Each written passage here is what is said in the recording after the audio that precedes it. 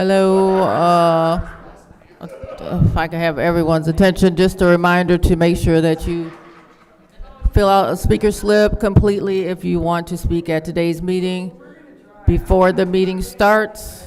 You have to have the slip in the box before the meeting starts.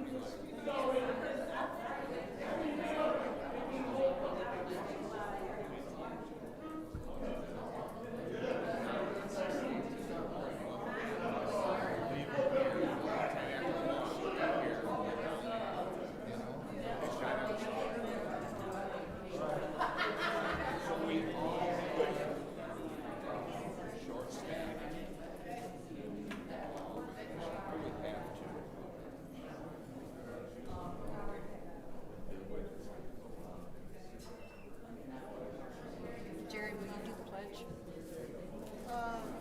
Okay, thank you.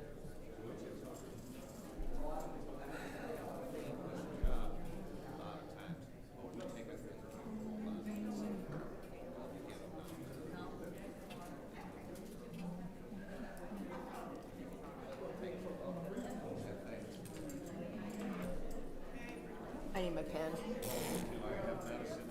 At least I remember my glasses. I always have one in my purse. I keep. I have five. I have five.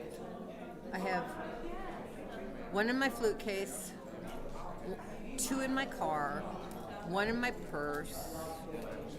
Because I only have four. I want five. Oh, I don't have. I guess I don't have. I got to get the.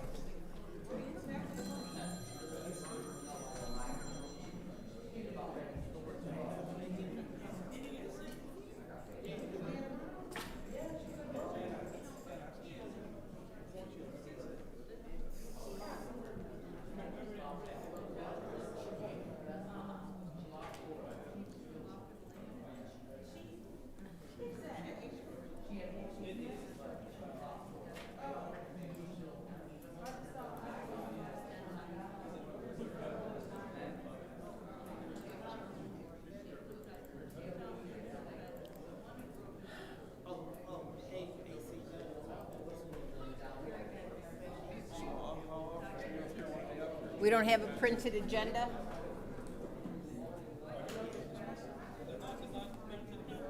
Yeah, I don't have one. I just need the agenda. I don't need the whole thing. Oh, never mind. I put my computer on it and then slid it.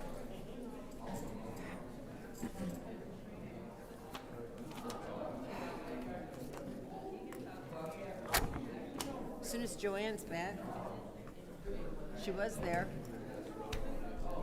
She's the one who's pushing us to start on time, and then she's not in her seat.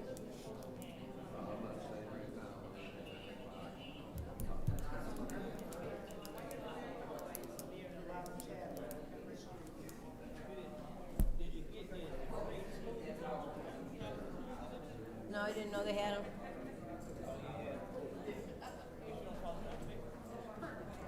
I do, but I have hardly looked at Facebook today.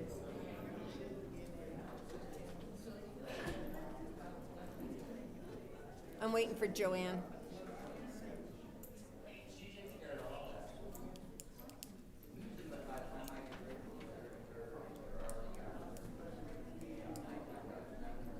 Liddell, will you do the prayer? Will you do the prayer? I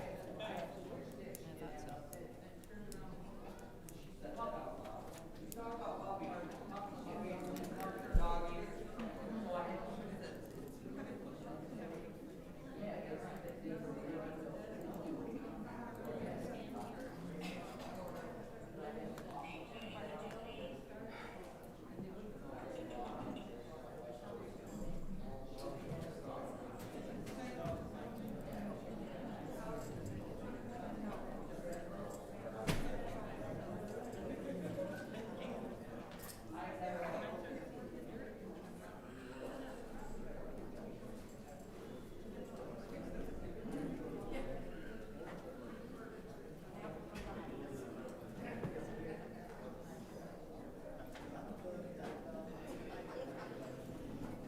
Come on, Joanne. Oh, here she comes.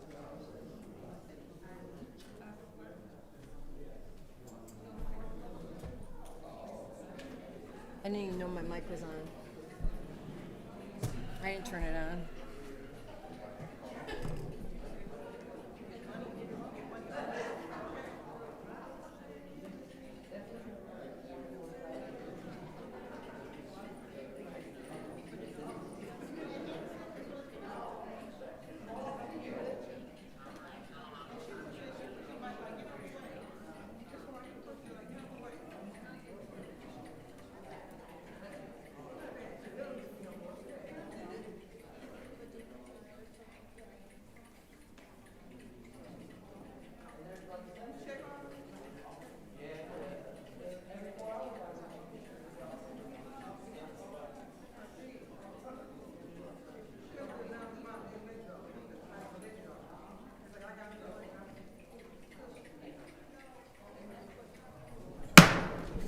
The time is now 5:40, and I hereby call this special council meeting to order. Roll call, Madam Clerk.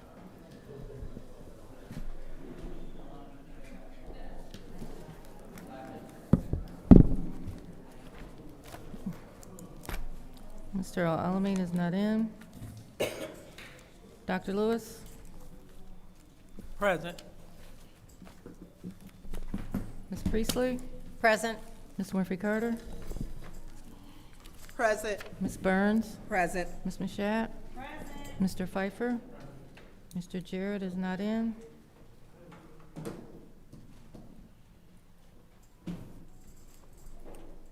You have 6 members present. There are 6 members present. Dr. Lewis, will you please, oh, excuse me, Ms. Winfrey Carter, will you lead us in the Pledge of Allegiance?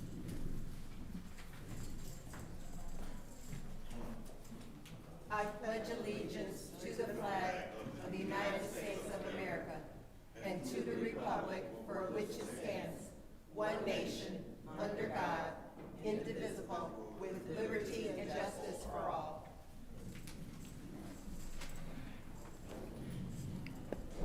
Dr. Lewis, will you please lead us in the prayer of blessing? Dr. Lewis, what's the matter with you? It's not in the agenda. Okay. All right, I've been asked to acknowledge anyone who would like to acknowledge anybody who transitioned. Is there anyone? Seeing none, Dr. Lewis, please lead us in the prayer of blessing. Sure. All hearts and minds are clear. Dear gracious Creator, we thank you for allowing us to gather again to do your business today. We thank you for this time of unity, and we pray that we will be effective as we lead your people. Bless our minds and our decisions, that we will do what's right for the people, and that we will glorify you in all that we do. In your name we pray. Amen. Amen. Okay, reading of disorderly persons, city code subsection.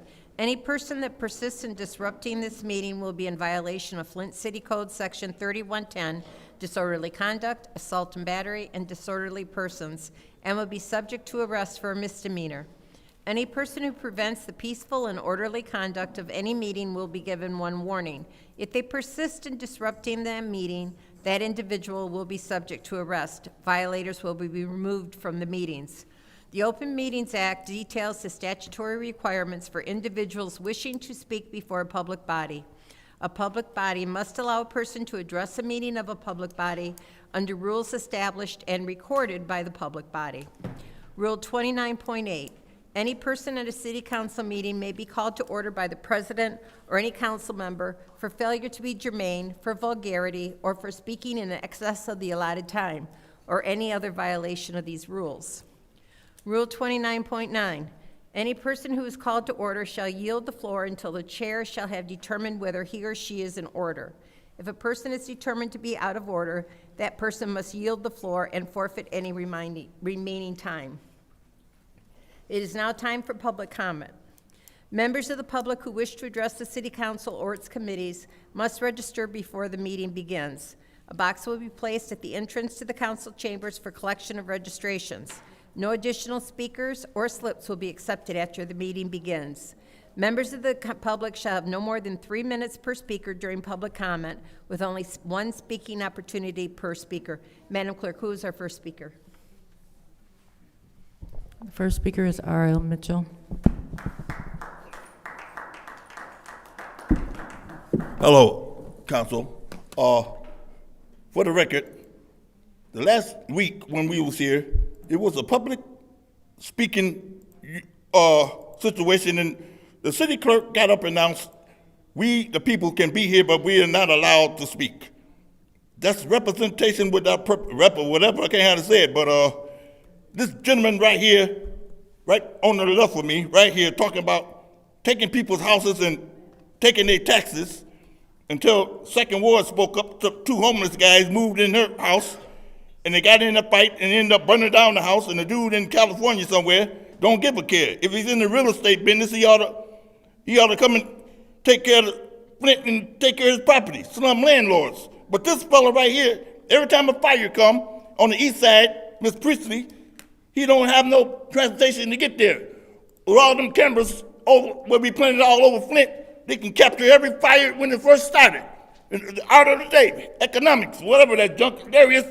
This guy right here, taking and putting people and threatening to kick the door in, and he's trying to figure out how to arrest everybody and make people homeless in Flint. This guy right here, and this other ball, there he is right there, look at him. That's why the Indians call these kind of guys pale-faced. They look like they want to harm a flea. Yeah, cut your head. That's why they scalp them. I mean, anyway, enough talking about this guy, talk with forked tongues. And the people across the street, the county, taking all that dope money, but they got them boys over on St. John got, and this guy, he got the property, talking about, and they give him the right of way to be like a Boss Hall, and feeling like them go down south people smoking cigars with $100 bills, Boss Halls with white suits on and stuff. This is what Boss Hall look like. All that, and look at little dude, and just cause Miss Tarzan wasn't here, and Snakebite Burns and all that, and you people thought you can run Flint any kind of way. You want to, we the people, but we ain't allowing that stuff no more, Miss Priestley.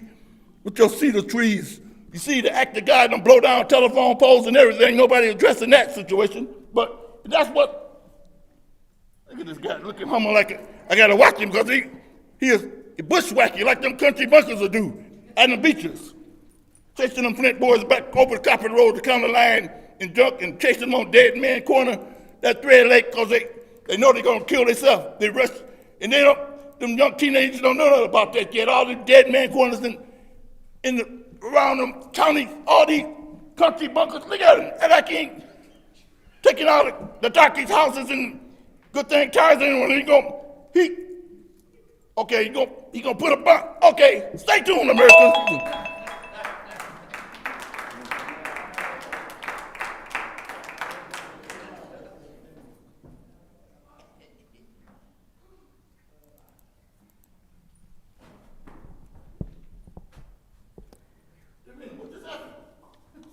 Madam Clerk, our next public speaker. The next speaker is Melissa Zaremski.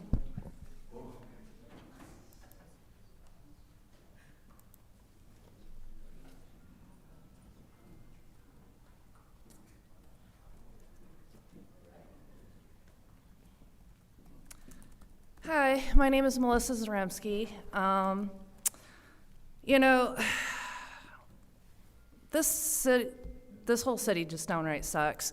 And I am the white person who is going to end up moving out of this city. I'd rather live in a safer community, safe water, you know, all that great stuff. Because last week I had a gentleman, because he felt kind of a certain way when the situation was handled last summer, to come to my home and threaten my son and possibly to unlive my son, okay? And Flint police didn't want to do nothing. Actually, I even also have the recording of the officer where he didn't want to watch any of my Ring camera videos because he don't got time for it. But, you know, last time I checked, I own my home, I pay property taxes, but he don't want to do his job. But that's okay, because his liaison is through the sheriff's department, who is going to look at the recordings, and he's going to make the determination if he needs to go after this man. Everything down here is chaos, literally. Last night, watching everyone get thrown out, you know, Seamus sitting there talking about paying for a babysitter. Dude, that's what you got this job for. Do your job. Don't complain that you got to pay for a babysitter. Hell, a lot of people got to pay for a babysitter for their kid. And, you know, y'all come in here, you don't never know nothing, can't answer questions. You know, of course people are going to make fun of the CFO. He can't answer any questions. I mean, it's just plain and simple. You know, and Neely, I mean, I really hope by 26 he gonna be out of that seat. And come August, when we have our 5th vote, things are gonna be changing. And I can't wait, because that means 3 of y'all are gonna be losing your titles, right? And I can't wait for that one, because we got really 2 double ones. I mean, I really don't want to put you as the devil, Judy, but we really got Liddell and Candace that are such the devils. And nothing's never going to change. But now when we get our 5th vote, because of Beverly Biggs Levy and A.C. Dumas, and not LaShawn Johnson, because God obviously did not want that. So God is coming, you know, and he's going to make sure the residents are done right. So thank y'all. I want to remind all people inside of the council chambers to please silence your phones. I'm hearing notifications going off. Thank you. Next public speaker, Madam Clerk. Next speaker is James Moore.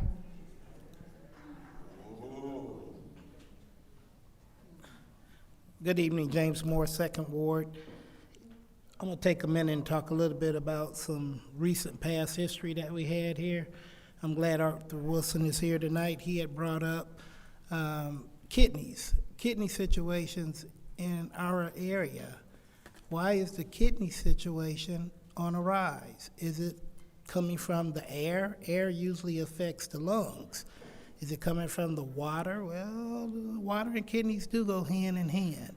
But we got a problem, and I'm glad that he brought it up. He had facts, he had research, and he pointed it out. I wish some of these doctors that is getting these rising cases in kidneys would come forth and say that we got an issue. Everybody always says it's somebody else's fault, they drunk too much pop. but you never know who has a kidney issue going on. It could be the person that you're talking to, standing next to, someone in your family. Only thing I know is that it's on the rise, and I don't know where this is coming from. So I think I might better get with Art and find out about some of that research that he been pointing out, because man, I got a nephew. He had me to feel his side. It felt like a football was inside of it.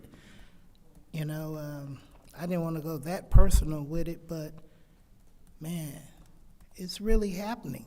I mean, they're doing research on the water. They say they build schools on research for the next 50 years. Hell, we just barely over the anniversary, and we got a kidney issue going on. I don't know if it's just here in Flint or if it's in the whole state of Michigan or it's an American problem or whatever. But man, it's rough. It's rough. So, you know, we got to shine some light on it. We got to talk more about it. We got to get Art back up here and let him be able to speak without going to jail on talking about, we got a kidney issue going on. This is a real, live, living thing that we live in. I'm tired of people calling me from across the nation, and before they say, hi, are you there, they're saying, is y'all still got that water problem? We're learning that we got more than just a water problem. It's affecting us all, and I'm gonna see y'all. Y'all have a good night.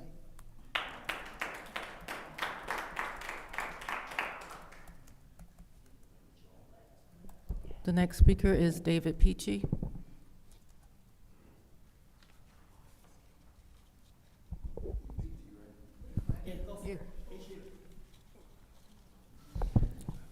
David Pichet, 4th Ward. I just want to make some comments. I watched this on TV last night about all this spending they're doing, like trucks. 3 pickup trucks, 1 truck is $65,000. A pickup, diesel. Has anybody ever heard of a diesel pickup? $65,000. And the guy you asked him about it, why he couldn't find something else, but he couldn't find it. But all this, the taxes are going up on all of us again. That was a promise of that mayor, whatever you want to call him. He wasn't going to do that. But this is just, it's out of hand. There's no accountability at all for what you guys spend. The 2nd Ward person here, she even tried to defend that $65,000 truck, saying it would cost more if you put it off. You know, diesel fuel costs more than gas. I mean, it's just on and on every time you watch something going on. Then you go through certain neighborhoods, and boy, they're doing real well. 6th Ward's doing real well. 5th Ward's doing good. Even 8th Ward's getting new streets over there. We was running down there yesterday and noticed that. Oh, yes, they are. Right off Corona Road. Anyway, we see it. We see it this morning. 6th Ward does real well. Orchard Lane, they got more speed bumps than we got over on the east side. In one street. Would be 100 yards from a dead-end street. They got a nice speed bump. I mean, plus they got a new street. You know, yeah, that's pretty nice. You know where I'm talking about. You got 3 speed bumps. We don't have any within 100 yards, or a quarter, something like that. And there's nobody speeding. Are these signs mandatory by the government, all these signs you put up by the bumps? They are. There's four signs for every speed bump. There was 3 speed bumps, got 12 signs. Now that's got to be expensive. It goes on and on. When I see some people getting so much and the rest of us are getting screwed, and it never ends. It never ends. Thank you.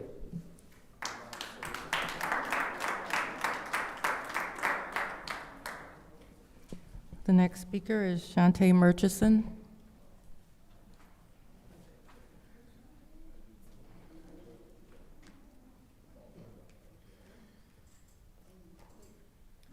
Good evening. Good evening to all the Flint residents that keep showing up, brave people. Good evening to Ms. Tanya, Mr. Pfeiffer, Ms. Davina. Usually I just sit back and watch, observe, support the people. But One of the things that I recognize is a big problem is the disrespect from council members Ms. Machette and Liddell and Ms. Judy, which is crazy because Ms. Candace, you more specifically, are really big on checking people and correcting others on decorum, politeness, etiquette, which is something you don't give back. I'm not here to talk about it. I don't want to really say anything about the finances because the people are grilling on y'all on that enough. What really first got my attention is last week when Ms. Liddell snapped her neck and rolled her eyes at Davina for doing her job. And then Ms. Candace did the same thing to Ms. Tanya. And y'all, this is a habit that really shouldn't even be something that is happening at all because you're supposed to be here to handle the people's business. Whatever personal issues y'all have with each other should stay outside of the city council building. And it definitely shouldn't be directed towards the people. You have a job to do. Do your job. It's funny because you said something about how, I think it was Liddell or Tanya, I don't even know who you were talking to, Candace, about how they shouldn't be arguing back with the residents, and yet you do the same thing. If you have a job where you have to deal with people, it would be in your best interest to know how to deal with people. Or maybe this ain't for you. You are very disrespectful, and I do mean very. And I'm not okay with it. And the people aren't either. The way you came for Miss Tanya yesterday, baby. But I just wanted to come up here for somebody who speaks and says a whole lot about decorum and being polite. You might want to find out exactly what that is, because clearly you do not know. But that's all I want to say. Ms. Davina, I told you last week, and I'm going to tell you again in front of Liddell, Judy, and Candace, I apologize for their behavior towards you, because that is not okay, and it is not acceptable. You are doing your job. And she and nobody else at any point should be bullied for doing their job. Neither should the residents. It is your job to take care of the people. Do that.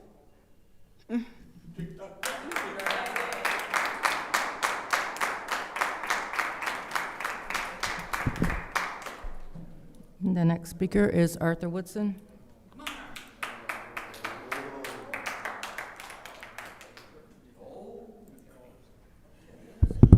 Good evening.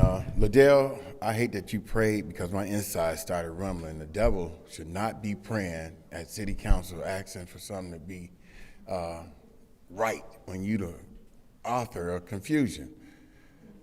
Let me start with the master fee schedule. Since they don't like to do anything for the people, that's what the budget is for, given to the people. So let's start with the master fee schedule. The service fee and for the sewer and water, cut that in half. That'll give a relief to the people of the city of Flint.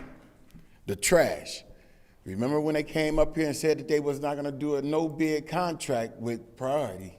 They gave them that 5-year. They said they locking in prices so that our rates will not go up. Y'all taking it from 202 to 210. No, vote no on that. Vote no on that, because they said that they voted for it. Let them own it. Y'all keep it where it's supposed to be. At 202, that's what they said. So you go for it, just like the ACO. They voted for it blindly, so they own it. The mayor's office, $1.5 million. He was asking for 1.6, but he cut it down to 1.5. Mayor Weaver's budget was $344,000. What is it that he's doing that Mayor Weaver did different? Nothing. Matter of fact, it's worse. That's where he uses his campaign. He pays the people in his office, and they out here campaigning and passing out literature more than they passing out anything to the people, like keep us updated on what's going on in the city. City administrator's office, Mayor Weaver's was $362. They asked him for $536. What difference are they doing now? All these are amendments that y'all should make and make them vote no against it. Give the media something to talk about. We all know how Sheldon worked. Sheldon, y'all gonna vote no on the budget. Y'all not gonna give a real reason because it's so much. But if y'all stick to two things, Make him argue about why he's getting so much money in his office and that y'all tried to shut it down. Y'all tried to put it back. $64 million is what we take in. $68 million is what they want to spend. That's $2 million right there. So that takes it down to 66. I know y'all can find some more money somewhere else to cut. Judy, you chairing this meeting. You the finance person. Why? And you're a Republican. Why are you letting them spend like this? You are not a conservative Republican. You are not. I have a lot of conservative Republican friends, and first thing they say, my grandchildren shouldn't have to pay for this. Why are you making ours pay? Thank you.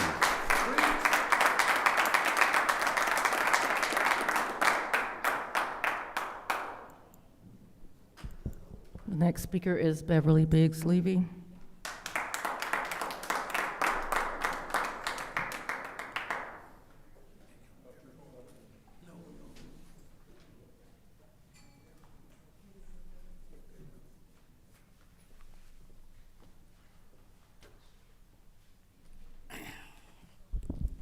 My name is Beverly Biggs Levy.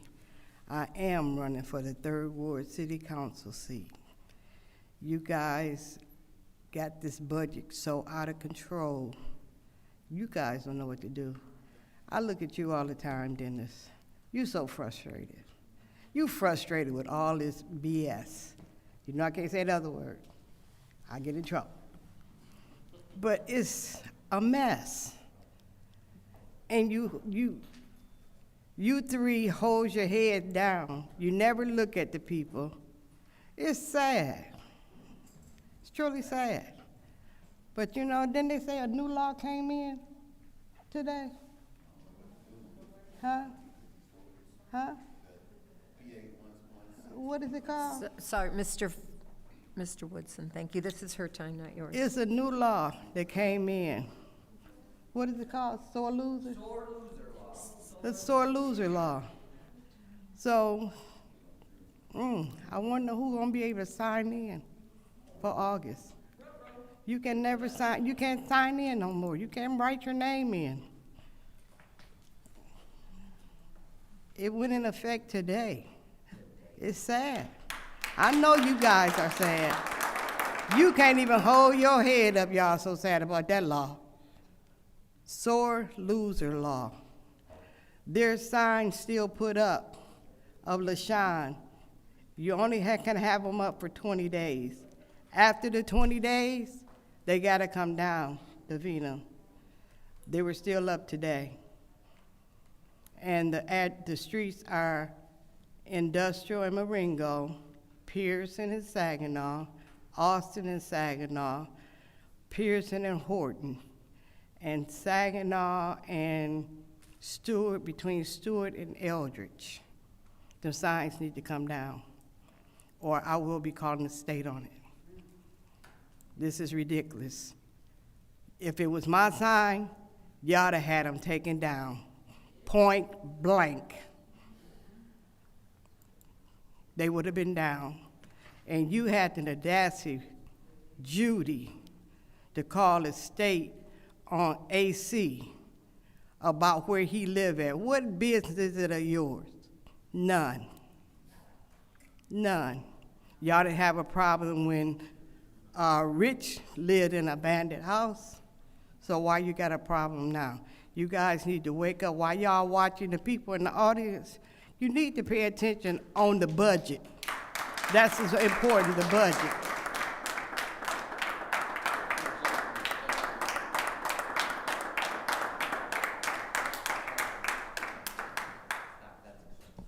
The next speaker is Wayne Johnston.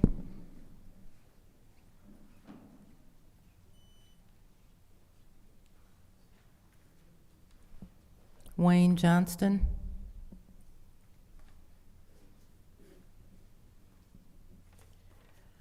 The final speaker for this meeting is Tanya Jones.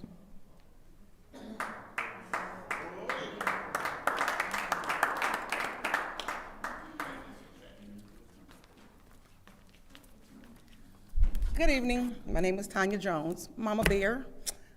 I'm here. The last time I was here, Miss Judy, you gave me a warning. I really felt like I was in elementary the warning for being here at council. You know, that really shocked me. And I want to give you guys a testimony, okay? God is good. I want to support Jada Brown. And while I was there, I got a call from my son. And I want to thank the council here, like family. My son is here with me again.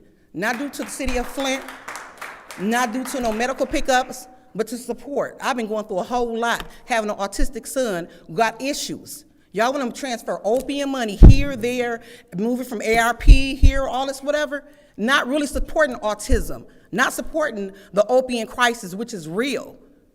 And as for Miss Liddell, she fights so hard for the summer program. If you fought that hard for what's really going on, the summer program only lasts for a couple of weeks. But the issue still going to remain. It's a fentanyl crisis out here that's affecting the community. Go ride around on the east side. Everybody not going to be advocating how I am for my son. But I want to help other people. It brought awareness. So while you're not looking at me, you need to really be concerned about these people, the people of Flint, because it's really sad. And it's going to change, a change is going to come. And understand this, I just want to, it's so good how good God is. Miss Candace, God is good. Because my baby is sitting out here out in the crowd. Many a days I be feeling like I'm so sad. I don't know what to do. But looking at the council meeting, you know what I'm saying? You look at certain people, they give you hope. Miss Tanya Brown, Tanya Burns, right here in front of me. I don't know your name, Dennis, Art, Miss Biggs. It's 810. They give you hope. The news ain't even telling the truth. It's people overdosing every day. Look at keeping community informed. They are out here overdosing every day, y'all. It's real. They don't even talk about it. People's lives are dying. Like people are dying from this fentanyl crisis. It's real. But you want to talk about a summer program, and the police is here. Right. If you call right now 911, I got a medical pickup. They not coming. But guess what you got? How many back there? Right back there. They ain't coming out. I gotta come from Flint Township, from Davidson, go to Flint. They're not coming for the people. They'll come, a CSI, whatever the van, they come pick you up when you're dead. Y'all need to think about the people. But God is good through it all. I just want to get up here and tell y'all, God is good. So don't give up and keep the faith, because guess what? In the end, God sees everything. God's timing is everything. And I'm too blessed to be stressed.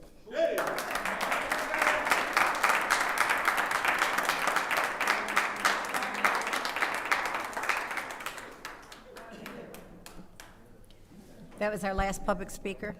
That's correct. Okay, it's now time for council response. Council members may respond once to all public speakers, only after all public speakers have spoken.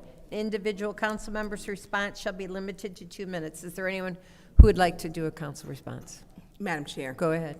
I want to thank everyone who is here. We are in a budget time. Mr. Peachy, my ward does have streets paved, speed humps, sidewalks. I work hard for my ward. I took my commitment seriously. You have to talk to your council person about that. I know the work I do. And so I do have those things. And matter of fact, they're paving Frank Street today as I rode through, because this is what I committed to my residents when I ran, and I follow through. That is the work that I'm doing, working with my community.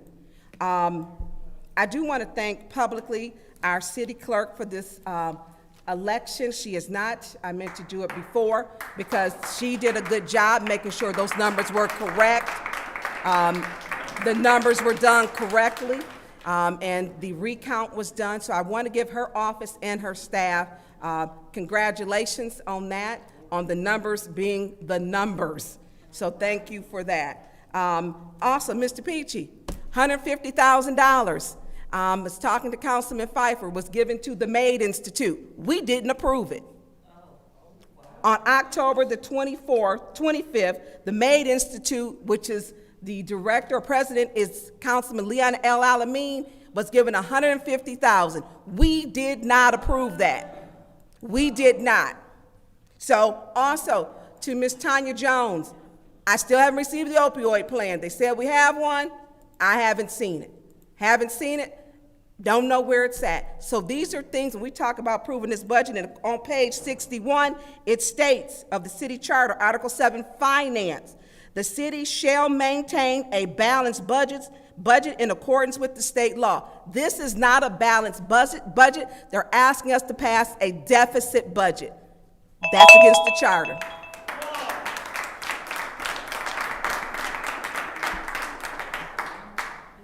Is there anyone else? Go ahead, Dr. Lewis. Thank you so much. So I just want to highlight a couple of things that are going on in the community. So this weekend is the kickoff of the big fishing program for the youth. We want to make sure that the youth are aware as we are making sure that they have something positive to do for their out of school time.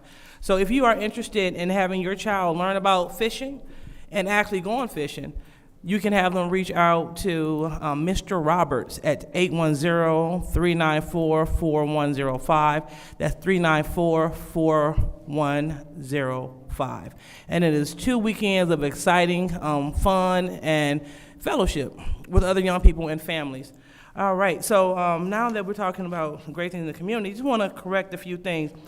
It is sad to hear a third ward candidate come to the lectern and say it is not our business where a candidate lives. It is definitely our business where a candidate lives, period. It's according to the city's charter that you must reside in the ward where you stay. And so if you do not reside, if you, Ms. Priestley, could you get a little order, please? Please be respectful while someone's speaking. Thank you. So if you are to think anything else outside of the fact that if you're in the third ward, you live in the third ward, I don't think that legislation is for you. It is sad to hear a third ward candidate not know the charter nor respect the charter. And to the lady who spoke about the autistic child, I definitely have an understanding on that. But remember, members of this body voted down programs for autistic children. So that is a jumpstart to helping our autistic residents. So members of this board voted no for programs to support that effort, to help them with their development. So let's make sure that we're focused, and let's have a discussion with the members that voted no, so maybe other autistic children could get helped in the community. Thank you, Madam Chair. Thank you. Anyone else? Yes, Madam Chair. Go ahead. First, I would like to thank all of the residents for coming out. Some of you were here last evening. Thank you again for being engaged in the process. I find it mighty funny for the councilwoman in the second ward to talk about residency, because I questioned her residency. According to the charter, you should be a resident of the ward for 1 year. She wasn't a resident of the second ward for 1 year. And she signed the form saying that she was. So I find that mighty funny that she would sit up here and talk about residency. Actually, I find it funny that your colleague, your running mate, your running buddy in the first ward, do he really stay in the first ward? Or do he stay in Mount Morris? Right, do he stay in Mount Morris Township?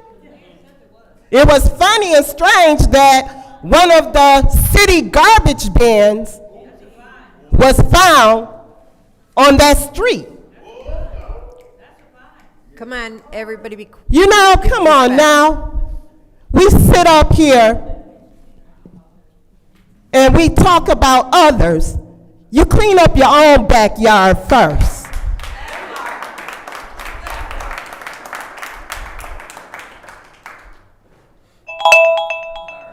Thank you. Anyone else? Anyone else? Seeing none, I'll now entertain a motion for the consent agenda.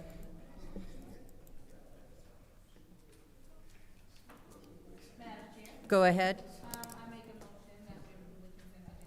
There's been a motion from the councilwoman in the 7th Ward to approve the consent agenda. Is there support? Support. It's been supported by the councilwoman in the 2nd Ward. Is there any separations?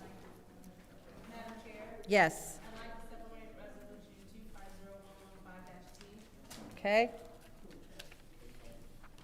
Are there any others?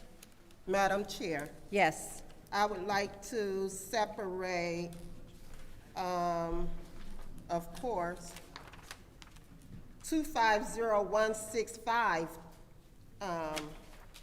No, I take that back. 250160T. Adoption Okay. fiscal year 2026 City of Flint budget. Okay. And also 250157.1, user fee, municipal solid waste costs, fiscal year of 2026.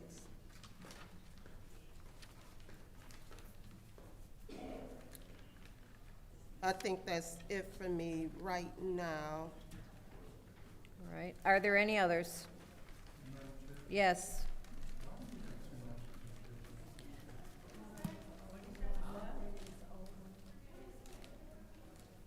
One was revised. The 250172 is a revision, so we need to drop 250155.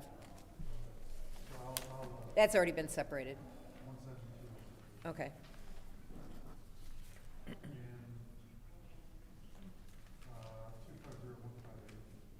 Okay. Anything else? Anything else? Okay, the consent agenda will consist of 2 resolutions, 250156.1 and 250165. Madam Clerk, roll call, please.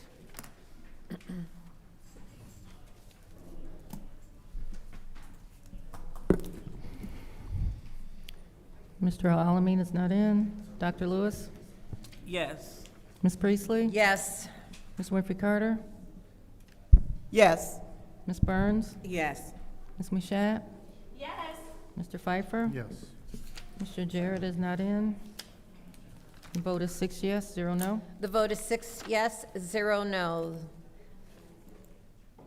Our first separation is 250155. Madam Chair, Yes. I'd like to make a motion that we postpone this indefinitely. It's been moved by the councilwoman in the 7th Ward to postpone indefinitely. Is there support? Support. It's been supported by the councilwoman in the 2nd Ward. This is the roll call vote to postpone 250155-T indefinitely. And a reminder to council members to please speak into your microphones. Dr. Lewis? Yes. Ms. Priestley? Yes. Ms. Winfrey Carter? Yes. Ms. Burns? Yes. Ms. Mashat? Yes. Mr. Pfeiffer? Yes. Mr. Jarrett is not in. Mr. Alamin is not in. The vote is 6 yes, 0 no. The vote is 6 yes, 0 no. That is postponed indefinitely. The next resolution is, get it, my pages back in order. 250172, adoption 2526, master fee schedule. I will entertain a motion. Madam Chair, Yes. I make a motion that we approve. There's a motion on the floor from the councilwoman in the 7th Ward to approve. Is there support? Support. It's been supported by the councilwoman in the 2nd Ward. Is there any discussion? Madam Chair, Go ahead, Mr. Pfeiffer. is there anybody here from the DDA to speak on this? Master fee schedule, Oh, I'm sorry. 250172.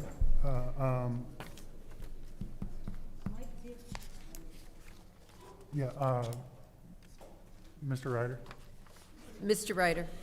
through you, Madam Chair, to Mr. Ryder. Mr. Ryder, can you tell me what services are provided with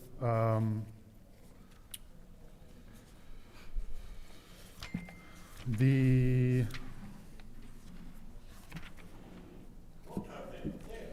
RL, The please. rental license and registration fee, what service is provided with that? I know the inspections is totally separate, but what service is provided with that registration? For just the registration? The rental license and registration fee, Yeah, it's a registration fee. so there's no service provided? I mean, that just allows you to have a rental property in the city. So the inspection, the actual physical inspection is, So that does not is include- not gonna not included in that. happen with just a registration fee. Right. Do you know how many rental licenses your office has issued? Roundabout number. How many? In the last, since this ordinance was adopted in Yes, sir. 20, Yeah, sure. you know, about 2,500, About 2,500. yes. Okay. You realize it's probably a fraction of the rentals that are in the city? It's, I mean, we have it's very hard to, over 10 to 12,000 rental homes. it's possible. I mean, that number changes daily. And What about so- the vacant property registration? Has anyone signed up for that? Oh, yeah. Yeah, the vacant property registration is completely separate. Yeah. In that ordinance there, I think specifically speaks of bank foreclosed properties. So that's, only banks pay that? pardon? Only banks really pay that fee? Correct, because that's how the ordinance reads, so it doesn't address, it's not a blanket vacant property ordinance, it's just specific to bank foreclosures. So if a house burns down, they're not applicable to that? If it was a foreclosed, a bank foreclosed, yeah. Okay. So that's continuing. So the only is because banks have to pay that. That's the only reason for foreclosure, right? For that particular ordinance, yes. Okay.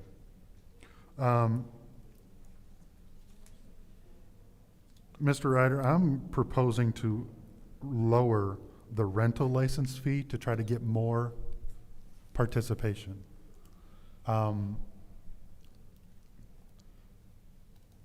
Because I think that a lower rate would get more participation. If we have 12,000 plus rental homes and you only have 2,500 signed up, that's less than 25%. So,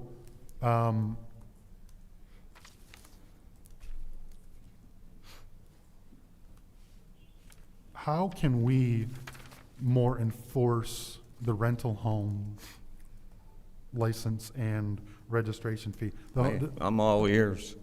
Okay. I mean, nobody comes forward with, And that, hey, I have a nobody's rental checking- property. Yeah, nobody's checking if the. I mean, so, you know, what we have done is, so how do you locate, how do you put a number on the rental properties in the city of Flint? So we started in assessments, and we can go from there with who hasn't registered, who hasn't signed up for a tax exemption or homestead. So according to that, we go off of that list right there. We start there. And what do you have to do? You have to send out letters to everybody. Thank you. Any other discussion in the first round? Madam Chair. Go ahead. Hey, Mike, how are you this evening? Not bad. Good. So, how do you don't have anyone to enforce this, right? To enforce what? To enforce if it's a rental property. Well, yes, we are inspectors. If we get, we do the enforcement also. Right, so I'm saying like to actively look, not like me sending an email to you like I did last week. with the complaint, other than me handing it to you. Correct. I mean, there's a lot of different ways we gather our information. So, but what I'm saying is, do you have someone who, like community meetings, developing relationships with the members of these, the neighborhood associations, because they know which homes are that are rentals. Also, the police tend to know. Hate to throw, they generally know, because those are generally problems in our communities. They're generally not the homeowners where they're having the drugs, the loud parties. They just aren't. A big problem is, one of them is Gabrielle. Big problem in my ward. And I just don't, I don't even know the effectiveness when I listen to what Councilman Pfeiffer is saying. Because even like the enforcement with some of them, it just takes, they don't care. That the people don't care. Yeah, What and does your it takes more enforcement look people like? in our, it would take more people in our office to, that's you could have 2 people working 40 hours a week just identifying rental properties.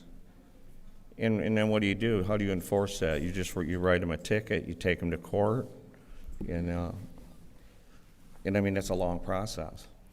And so in the meantime, you got to pay those people also. So you don't have someone who is just in your office, that literally is a full-time job. Sure. And because I know that in my ward, that is usually the houses that are drugs, the ones that are problems, they're renters. They don't care about the laws. They'll party all night long. Literally, one lady been 32 for 32 times, and I have went over to her house and she parties, and she's like, it's my birthday. I'm like, you've been 32 times. So I think that when we look at these homes, and it seems like your office acts really on tips, not a person that is focused that you're enforcing. And I think that's what Councilman Pfeiffer was looking at. What is it your office is really doing? What is the service? What is tangible that we can see? Because we have a rental house problem. Yeah. So every rental home that does comply with the ordinance is a service to this community. So there's your service right there. We do have a person that sends letters out based off the list from assessments that we have. It's a methodical, meticulous, effort to go through a list of 7,000 addresses, verify ownership, get a letter out to the right person. Is it 7,000? Well, I mean, what is it? I don't know. That's your job. You get paid more than we do. Well, So I mean, I just approximately how heard there's 13,000. So all we can go on, so nobody has that number.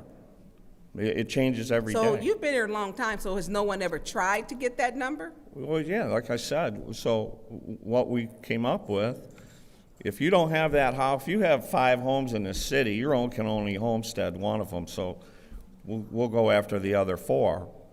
Maybe those are rentals. So that's how you do it, by duplicate names that are in the That's how system? we've started our Okay. process to identify rental properties. So is this someone who goes after those, though? Well, we have a person that will send out letters first. It's a Okay. courtesy letter. That is because we've been asked to do that. Or you're just going to get a late fee, which is going to be even more money if you have it. I mean, I don't know how many years a rental ordinance has to be in place before somebody's going to comply with it. Right. So how many courtesy letters do we send out? So after the first courtesy letter, what's your next step? We don't send another one. You're going to go to court. You go to court, that's your next. I mean, what else? What's the time You're just lapse? wasting your time sending out letters if nobody's going to respond. So if you send a letter, do you give 30 days, 90 days, 6 months? It's a 30-day letter. Okay. All right, thank you. Thank you. Is there anyone else? Is there anyone else? Yes, Madam Go Chair. ahead. Madam Chair, through you to Mike. Yep. Mike, I think I missed it. I don't know. So I know that it must be a lot of rental homes not registered. I would agree. What are we doing about that? We do the best we And- can. We do the best we can. It Like I seems- said, nobody's going to volunteer to come in and say, hey, I got a rental home, I want to register it. Some people do. Yeah, but it has to be a way that we can mandate that people register their rental properties. Now, and I'm just wondering, yeah, but I would agree with Councilman Pfeiffer as far as bringing down that fee. You think that's going to bring everybody to the table? I think so. I would think so. It would get more, more people, would come You know- in and register. Okay. That fee is kind of steep. You know that's a lifetime $250. fee. You pay that fee one time for as long as you own that home. Then you have the 3 years, That's, 275. and it's, Yeah, I'm sure, because there is a fee associated with the rental when they come and do the inspection. inspection. Yes. So, That's every 3 years. yeah, I would think so. I agree with Councilman Pfeiffer as far as bringing that fee down. But I don't know. We're gonna have to do something about getting people to come in and say, hey, I got a rental property, I need to register. Sure. Yeah. Like I said, I'm all ears. Any help would be welcome. Yeah. I'll yield my time for now. Okay, thank you. Madam Chair. Is there anyone else who'd like to discuss this? Madam Chair. Go ahead. Thank you. All right, so what I see that we have right now is you pay a one-time forever fee of $250. To register To a register, yeah. property that you're going to use as a rental, yes. Okay.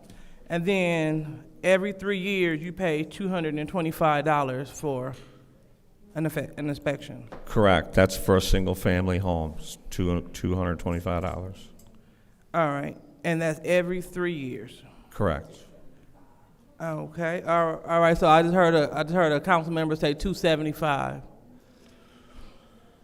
No, there is a fee schedule. So I know a single-family home's $225 for the inspection cost. And it gets, if it's an apartment complex, it's going to be more than $225. Okay. So there's a So what you're saying is right. graduated So it's fee. $225. That's for a single-family home. Okay. Thank you. So I'll disregard what I heard. Okay. All right. Excuse me. All right, so we have, so this is where I'm at with this. As I look at other municipalities, and as I speak with property owners in the city, we have, again, some of that $250 for the life of that property is low. It's low. So 10 years later, my $250 still stands firm with the registration in his pocket of this property. 20 years later, $250 that covered me 20 years ago still stands firm with the registration of this property, right? That's correct. Okay, so I'll make sure I'm right on that. So that's a low buy-in cost forever. Because I see other municipalities, they do you have to register your property every other year. So, yes, okay. So Some are every year. Some are every year, you're right. Again, this is definitely on the low end. So if we were to, I'm not for making it a $100 flat fee forever. When we have other municipalities, like I say, it's every year. So if they wanted to break this up, I'll be open to that. Or make it $100 a year, if that'll make it better. But, it'd be only fair, because we'd be playing ourselves if we were to drop it. Now, I do have a question when we're talking about like say people that own multiple homes. So say, for example, if you own 10 plus properties, what can we put in place for you? Like, would your registration fee go down because you are a good landlord? Go ahead. Well, I'll tell you. If you could take one landlord or one property, it doesn't matter if it's one landlord, but yeah, you take one landlord, one house, and if it's complied, because it's a 3-year cycle. If you pass your inspection, it's good for 3 years. Yeah. If you have one of them that passes 2 cycles, say it's good for 6 years, you've passed twice. That means your property is passed, you've had 6 years of compliance. Maybe we could talk about maybe having one for free then. Put an incentive like that out there. That's certainly not going to be an arbitrary, rule made by myself. All these things are in an ordinance, and that's just what we follow. The registration fee, or when you register it, and when you pay for your inspections, it'd be great if we dropped a fee and everybody jammed into our office and had compliance. I mean, I don't see it happening, but I would certainly embrace it. Okay, so but that is a thought though on what you said. That's why I ask for anybody's input and help to help our housing in this city. Okay. I mean, that sounds like a good idea because, again, our job is to be innovative. And I don't think that lowering the fee, the forever fee, by $150 is going to make people come in. Either they have, I'm going to pay my bills in mind, or they do not, period. And I noticed that a lot of landlords, they don't respect the property in the city of Flint. Now, we do have some that do. I'm not talking about them. I'm talking about those that don't. And so I don't think that's going to change anything. So, yeah, thank you so much for that suggestion. You're welcome. Thank you. Anyone else? Ms. Mashat, I think you're the only one who hasn't spoke, besides myself. No, I'm in complete agreement with what you're saying of the fee should just stay the same. They, obviously, the staff and the enforcement is a part of the issue and them having time to do it. But I don't think if you drop the fee, they're still not gonna come in and volunteer to do anything. If you look at other cities, this is near about or comparable. And I just think that it is something that is necessary. The city of Flint is full of vacant properties. And this is a way for us to, one, know what properties are vacant. Two, it's a way for us to know who the actual owner is. Obviously, we have the property portal and all of that other stuff, but sometimes that takes time, or sometimes it's not updated. I know we have another system that we have to look at now outside of the property portal, but this helps us know about vacant properties, helps us, one, I think it also encourages those owners to try and rent out the properties rather than just sit on the properties. I think, when we look at all of the factors that go into why this registry was created, I'm more than fine with the fee that we have in place. I agree with you when you say that lowering the fee will not, they're still not going to come and do it. If they were going to do it, they would do it. Whether it's $100 or $250, they're not registering properties because it is hard to keep up with the amount of vacant properties that we have. I think that this is the best option that we have to do the residents who live around those vacant properties a favor and keep their homes in as best condition as possible. So I don't have a problem with the fee. I think the fee is fine. I won't support changing the fee. Thank you. I'm going to take my time. So am I correct in assuming that this is like a license to do business within the city of Flint for that property? You can certainly look at it like that, yes. Okay, so if I'm looking at the licensing fees under the city clerk, Madam Clerk, are these fees that are listed under licensing, are they annual fees or one-time fees? I'm looking at page, let's say, bottom is page 6, mainly on page 7 of the master fee schedule. It depends. Some of them are like event related, but the ones that are for ongoing would be annual. So like, for example, I'm just looking at, dance hall or something like that. That would be, more often than not, it's for an event or something like that. They're not really used, but yes, they Yeah, are annual Madam fees. Clerk, you need to speak up. Yeah, they are annual fees. They are annual fees, okay. So we've got annual fees for a convenience store, $400. I think it's hard to tell on the line, but it looks like $400 annually. A dance hall is $305 annually. There was a peddler for daily, $191. So, I mean, I'm not in favor of lowering this fee for rental houses to a minimal fee. I don't think it's going to affect, it's only going to lower what we bring in, which is, I also don't think that many people are paying it, and they're not going to pay it regardless, because they don't want people to come in and inspect their property. They don't want to take the chance that your department will come in and say, this is unfit for human habitation. I just don't think. But every other fee that is licensing a business in the city is an annual fee. We're talking about a lifetime fee for a rental house, which, so I am not in favor of dropping it to a minimal amount. I'm in favor, if we're gonna drop it to a minimal amount based on Saginaw, $125 a year. I know we have a landlord here who wouldn't be happy with that, $125 a year. $250 for a lifetime is minimal compared to being a business within the city. A peddler for 6 months is the same as a peddler for 1 day.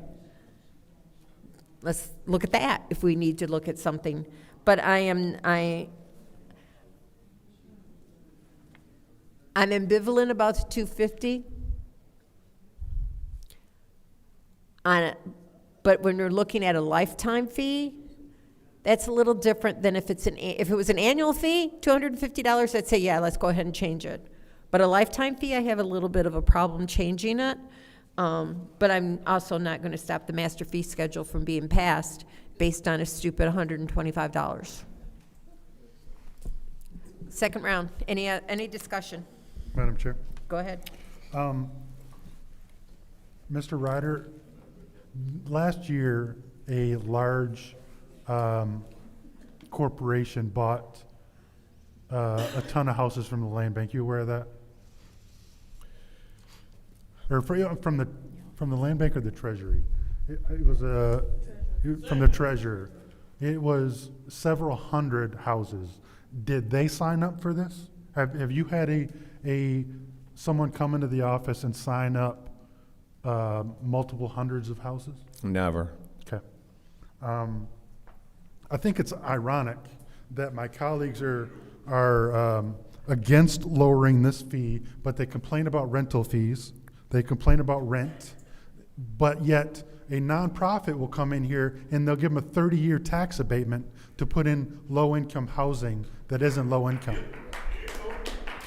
But someone who does a 1 or 2 houses or 10 houses or whatever that is, they want to tax them because why not?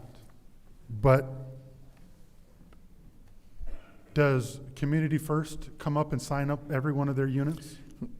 Rarely does anybody voluntarily walk in and take care of their business. We Are have to push on Are them. nonprofits exempt from this fee? No. So how many, Communities First owns how many units in the city of Flint? And they don't sign up for this. Well, they have. I'm just saying, rare does the person voluntarily come in and take care of their business without a little push. Yeah. Sometimes it's a shove.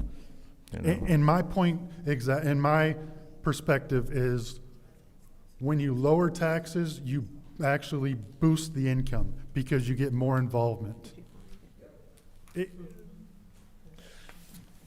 To me, that's a proven fact.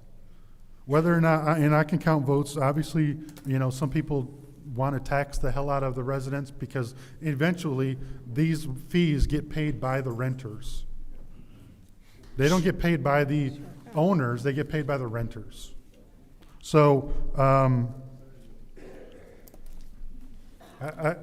gonna make it anyways, I'm gonna make them vote it down. So I make a motion to, change the rental license and registration fee from $250 to $100, and I so move. There's a motion on the floor to change the registration fee for license, for rentals from $250 to what is it, $125? $100. Is there support? Support. It's been moved and properly seconded, moved by Councilwoman in the 8th Ward, supported by the Councilwoman in the 6th Ward. Is there any discussion? Madam Chair. Yes. Nice try. Fun fact. Just because we lower a fee for them doesn't mean they won't raise the rent for the resident anyway, that they won't raise it the next year and the next year and the next year. All I heard was, please give this person who's doing business relief over a resident, because that doesn't mean they're going to offer that relief to the resident. Every year rent goes up and incomes do not. So this fee that they're not paying already, they'll continue to not pay even though you've lowered it and continue to raise the rent on residents anyway. So no, won't be voting to lower a fee for them, especially when the residents are going to pay more rent to them anyway. Thank you. Thank you. Any other discussion? Madam Chair. Go ahead. I will absolutely be supporting this because I don't know slumlords. And so most of the people, when they're renting these homes, they roll those fees into this.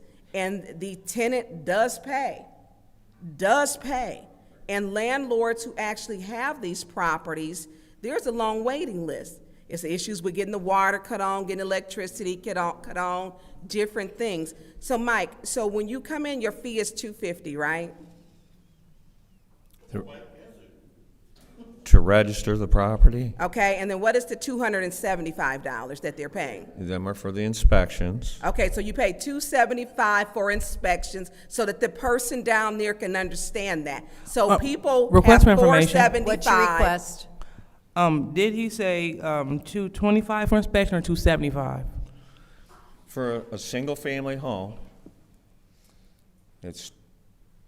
now you guys, $225 for the single-family homes, because it's $250 to register it, and $225 for a single-family home. Thank you. Thank you. We want to clear that up. Okay, go Thank ahead. you. So Go ahead, she Ms. needs to Burns. clear up some other stuff. So, what is Sunset Village? Because I'm really concerned, 100 and something units. How do they come in to do this? So when you have a multiple, so it's And that's a big anything one. 3 units and above is considered a multiple. There's a breakdown, so you pay, if there's multiple buildings, There's multiple you get buildings, one 169 building, units. yeah, so you pay a $105 fee immediately because it's a multiple. So the fees Then you're vary. gonna pay, yes, they all vary. Then you're Thank gonna you. pay per building, and then you're gonna pay per unit. Thank you. So with these, the cost is baked into their deposit. Well, I mean, Yeah, not your fault, because I you're don't not a know. landlord. I mean, well, I don't know if you are, you might be, but I'm saying for the ones that I know, that they carry that cost over to who's ever renting the property. And renting homes is, you look at the apartments are high. They're 1,400 per month. When the homes are still rented about 7 to about 1,100 per month is about the average. And so the homes are still cheaper. I have dealt with, and clearly understand, people with multiple properties. My aunt has multiple properties. She's got a waiting list on her properties. Are they all registered? Absolutely.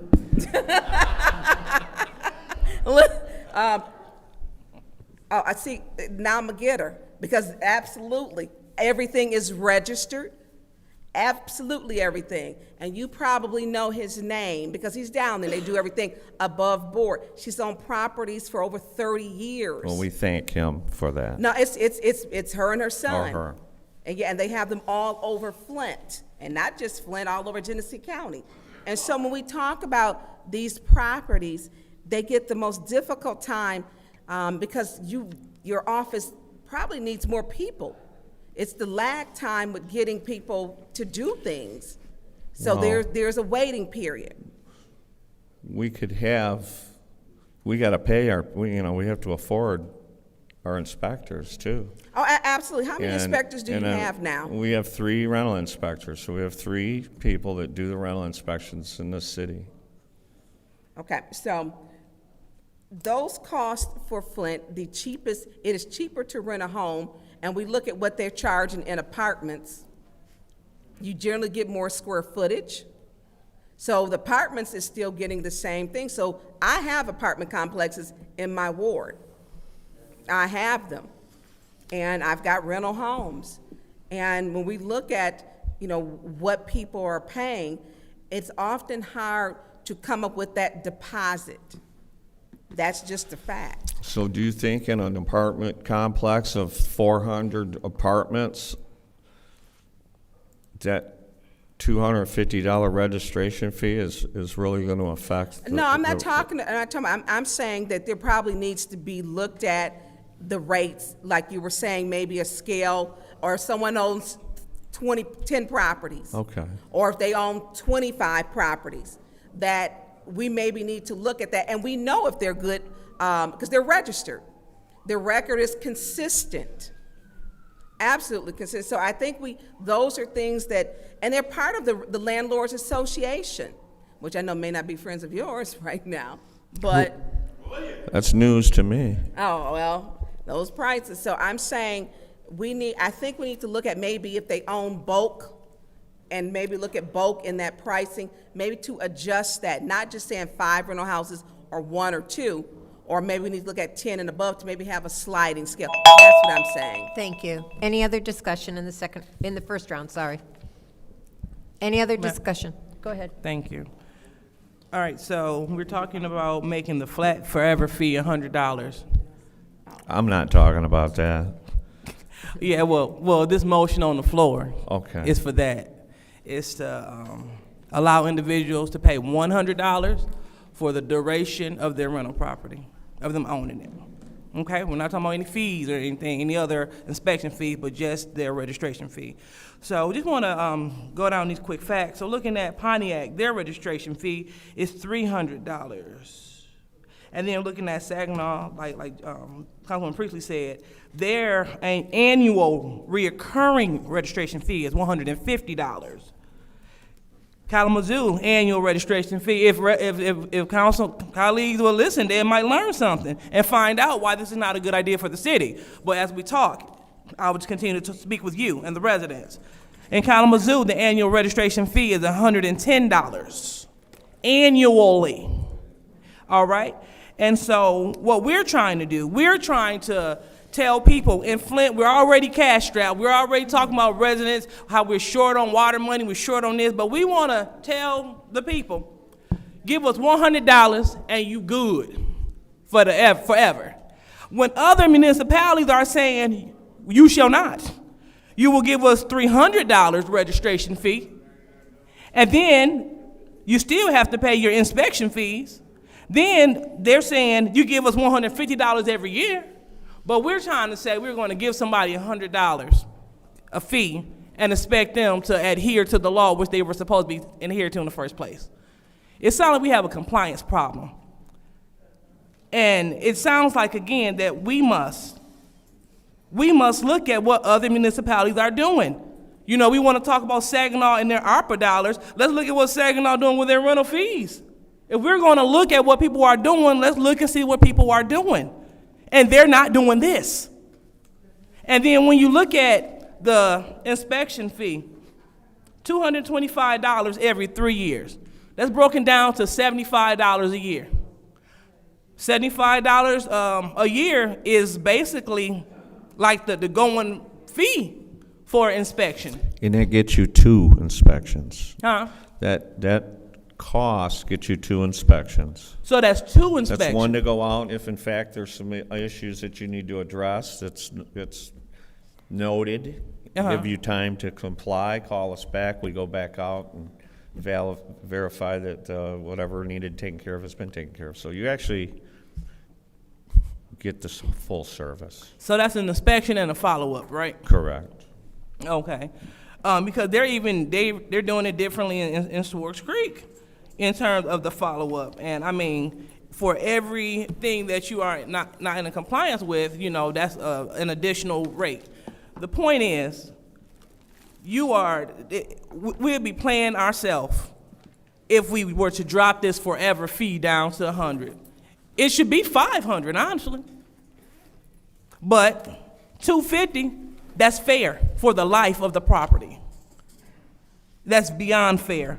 According to what other municipalities are doing, it is beyond fair. And so I'm tired of Flint taking losses and then us coming back talking about how we're short and things are not, how we don't have any money, because we don't. You were talking about a lot of rental property. I mean, all those things combined speaks to, the lack of people paying their property taxes, the lack of people paying utilities. All those things hurt our coffers. So we're about to voluntarily give people a break that are not paying anyway. Now, when we begin to talk about lowering the fee for people that own a lot of properties. So say if you own 20 properties, okay, maybe what if your forever fee becomes $150 or $200? I'll entertain that. But overall, $250 for the life of the property is pretty good. And as far as the inspection, like you say, $225, that means one inspection and one follow-up, and you're good for 3 years. That's beyond generous compared to what other people are doing. So since we are in control of the purse strings of the city, that'll be that'd be irresponsible for us to do that. So that's why I'm not going to support this resolution. Well, excuse me, this motion. Thank you. Thank you. Is there any other discussion in the first round? Any other discussion in the first round? I'll just take a minute and say this is not a hill I'm willing to die on. Is there any discussion on in the second round? Any discussion in the second round? Go ahead. Yes. So I'm just going to reiterate that I will be voting no. Everything that you have just laid out, mixed with my colleagues' arguments. So one, $250 for the lifetime of them owning that property is going to get them 2 inspections that they won't have to get again for 3 years, right? For the additional inspection fee, that you pay the one-time fee, then you pay the inspection fee also. Correct. So again, let's walk through this. We had a colleague talking about all of the fees and stuff that they have to pay and everything that goes into an inspection, right? And even though she might know people who are on the up and up, we can agree there are a whole lot of landlords who are not on the up and up, who do not take care of their properties, who do not provide the correct living conditions, who are not responsive, yet every last one of them, whether they're responsible or not responsible, what do they do every year? Raise rent, correct? Every single year, no matter what. And one thing we know, when they're raising their rent, we know a lot of people's incomes are not being raised with that rent, but people have to keep trying to figure out how to scrap and pay that. So telling them, for the lifetime of you having that property, all you have to do is give us this $250 fee for something that we know you're going to raise the rent on anyway, most of them not even paying this fee and are still raising the rent every year. This is not unreasonable. This makes complete sense. And again, we're going to ask for relief for people who are not giving relief to residents. They're raising the rent every year because they can. And all we're saying is $250 for the lifetime. We're not even raising the fee every year. And we could. And then you're standing here as someone who does this work every day. You've done this work for the city for decades. Not going to say how long. And so you know how many people come in and actually pay that fee. They're not coming in to pay the $250 because they're not being forced to, or when they are, it's some people do come in and pay it voluntarily. I want to be clear. Some people do come in and pay it voluntarily. But for the most part, a lot of people have to be poked and prodded. If you think that taking $150 off and only putting it down to $100 is going to have them running in here, it's not. If you think that's going to stop them from still raising rent, it won't. They'll pay that $100 if they decide to come in, take your two inspections, your inspection and your follow-up, and still raise rent. They'll come here and they'll do what? We're talking about all the fees that go into deposits and everything else. They'll still make people pay all those deposits, all those fees and everything else. We've lowered it to $100 and they still will not pay that $100. So we can say this is baked into fees for residents. They're gonna make the residents pay this whether they pay this fee or not. Thank you. Any other discussion in the, this was the second round, wasn't that? Yep, Madam. Okay, go ahead. Thank you. So I'm willing to entertain the dropping of the fee and getting rid of the forever piece and just make it a $100 annual fee. Are you making a motion? So, no, I'm not gonna make the motion. I'm going to, cause I'm fine with what they got going. But if my colleagues choose to do so, I will definitely support. If we make it a $100 annual fee, because I don't want, again, the city shouldn't be losing. I mean, this is already very generous. So, and this is Request for information. What's your request?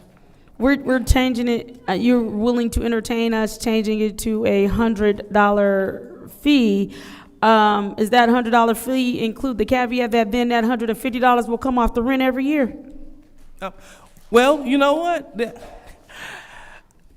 Highly unlikely that will happen once they say, hey, I no longer have to pay the $250 that I'm not paying, so let me go ahead and deduct $150 off the rent. That's not going to happen. But you know, it'll prove the hypothesis, so we can come back in here and say, it didn't work. So I mean, I'm cool either way. So they can make the motion. What's so your point? You said it'll prove what? It'll prove that I'm going to continue to speak. And $100 annually, if we go with the $100 annually, and we see how it rides the first year, we're going to see the influx of people run into your office to pay this fee. So I'm definitely down with making it $100 annually. So no more forever fees. So if you own that property for 20 years, we about to get how much off of you? Yeah. So So let's make it $100, and we'll see if Mr. Pfeiffer's hypothesis is correct. So I'll entertain a motion. Thank you. That's my time. Thank you. Any other discussion in the second round? Any other discussion in the second? Go ahead. Yeah, I feel stupider for hearing that. We can't collect water bills, and we're going to collect $100 a year from renters? That makes zero sense. Our collection efforts in the city are horrible. What my whole point is nobody's rushing in to pay $250. Maybe they might come in and pay $100. That's my whole point. I could give two cares whether or not this passes or not. I'm trying to get more involvement, which means more inspection fees, better living conditions, because nobody's rushing in to pay $250. But keep it at $250 and see the 5 people that come in. I don't care. Whatever you want to do. Good for you. Any other discussion in the second round? RL. Any other discussion in the second round? I'm going to take a few minutes. Mr. Ryder, did you find out were you able to get the numbers of how many rentals we have in the city that are licensed? That are licensed, that have complied, that's registered and complied with a little over 800. 800 Are in full compliance. In yes. full compliance. Current inspections? That is since this ordinance went into place in 2021. 2020. Okay, and do we know how many have paid the initial licensing fee and are not in compliance? About 2,500 have paid all their fees, but they just haven't ever passed the inspection. So out of the 2,500, you got 850 that have passed, have complied. So there's a good chance, well, we already know that there are a lot of rental housing in Flint that are substandard or could be lacking in one area or not. And I know that there are many homes in the Fourth Ward that fit that bill. And like I said, this is not a hill I'm willing to die on. I'm in favor of keeping the $250. I'm ambivalent about $100. I don't think it's going to change anything, but if that's what it takes to get this budget passed, I'm going to agree with it. There are certain things that's not worth a fight, and to me, this is not one of them. This is the vote to change the rental licensing fee from $250 to $100. Ms. Priestley? Yes. Ms. Winfrey Carter? Yes. Ms. Burns? Yes. Ms. Mashat? No. Mr. Pfeiffer? Yes. Mr. Jarrett is absent. Mr. Alamin is absent. Dr. Lewis? No. And the vote is 4 yes, 2 no. The vote is 4 yes, 2 no, that fails. Is there any other discussion? Just a second, I got the wrong number here. Is there any other discussion on the adoption of the master fee schedule? We're in the second round. Madam Chair, I used my times, Yes. so I can't make any more amendments. Not at this time unless we extend discussion on this resolution. I would. Madam Chair? Go ahead. I would like to make a motion that we extend discussion for this resolution by another three rounds. Another 3 rounds. There's a motion on the floor to extend the discussion, to extend this resolution for another 3 rounds. For how long? A round? 5 minutes For 5 minutes. per round. Is there support? Support. There is a motion on the floor. This is the vote to, it was made by Councilwoman in the 5th Ward and supported by the Councilwoman in the 6th Ward to have 3 additional rounds of 5 minutes. This is the vote. There's no discussion on this motion. Ms. Winfrey Carter? Yes. Ms. Burns? Yes. Ms. Mashat? No. Mr. Pfeiffer? Yes. Dr. Lewis? No. Ms. Priestley? Yes. The vote is 4 yes, 2 no. The vote is 4 yes, 2 down, 2 no's. That motion fails. So we're on the second round of discussion on the master fee schedule. Is there any other discussion? People who have spoken are just Mr. Pfeiffer. Any other discussion?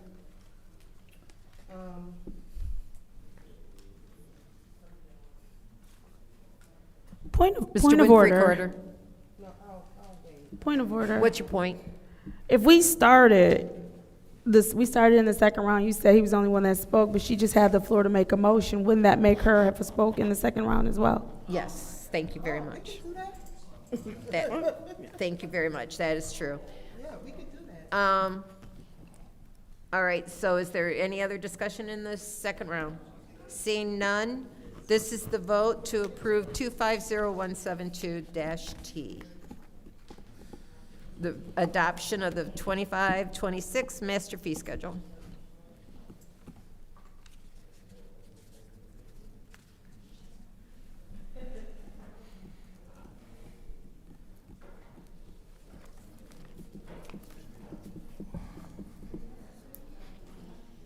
Madam Chair, Yes, ma'am. procedurally, I have a question before the vote, I'm sorry. Yeah, I'm sorry, I cannot hear what's being said. I have a question procedurally before Okay. the vote. The motion. RL.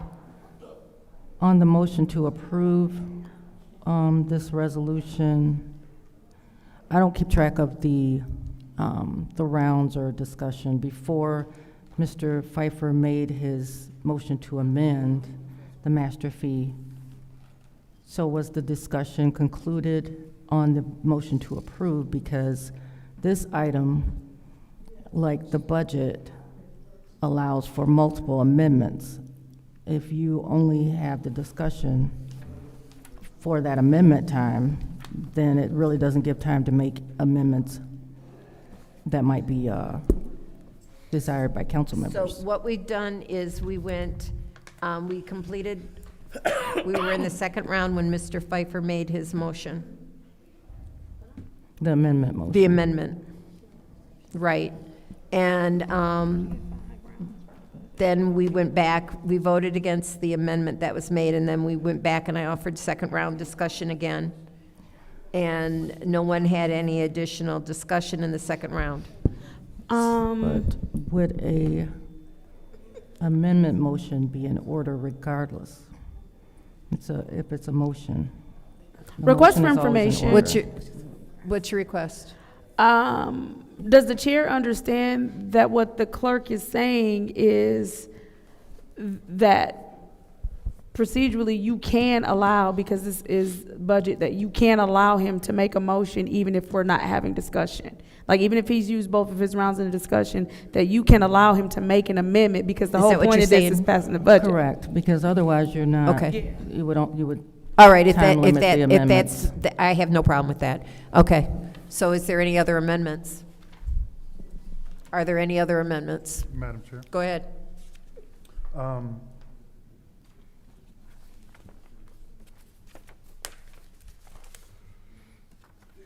I make a motion to amend line 377, the alcoholic liquor sales from 1,000 to 1,500, and I so move.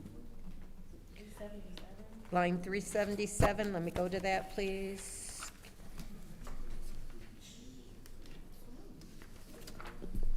I was right on that page.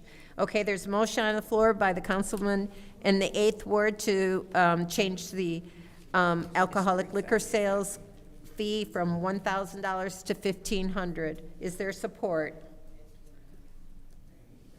Madam Chair, I'll support that motion. Okay, it's been moved and supported by the, it's been supported by the councilwoman in the 5th ward. Is there, and do we do discussion then, Madam Chair, or Madam Clerk? We've been allowing discussion on. Okay, all right, I just want to make sure that procedurally I'm following the correct procedure. All right, is there any discussion? Yes. Go ahead. When we drive down every street in the city of Flint, there is liquor stores. And we want to talk about cleaning up our neighborhood. We want to talk about raising more revenue. Instead of taking it from the people, because I would say 90% of everyone that owns a liquor store is an owner from out of city.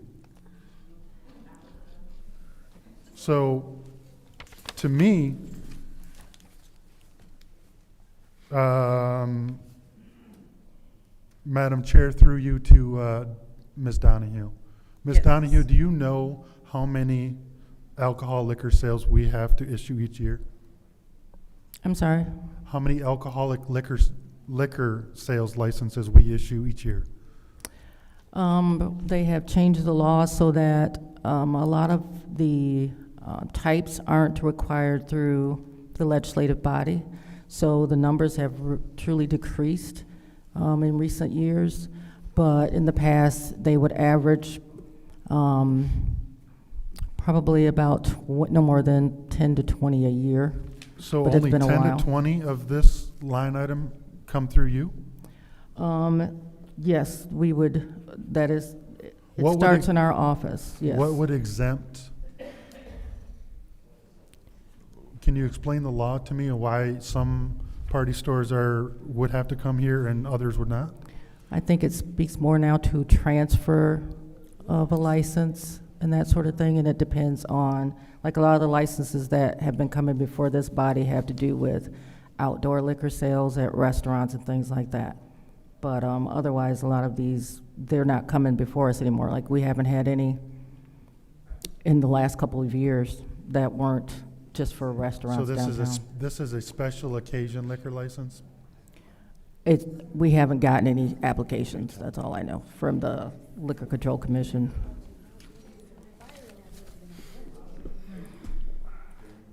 I don't know. Excuse me, Mr. Woodson. Okay, I'll yield. Hold on.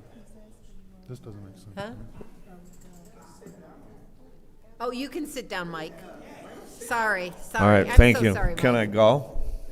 Or, Just a I second. mean, am I done? Please pause this time, make sure we don't use up Mr. Pfeiffer's time. Will anybody have any other questions for Mike, or can we dismiss him? Go home and enjoy your evening, Mr. Pfeiffer. Thank you. Thanks. Thank you, Art. Thank you, Art. I didn't notice he was still sitting there.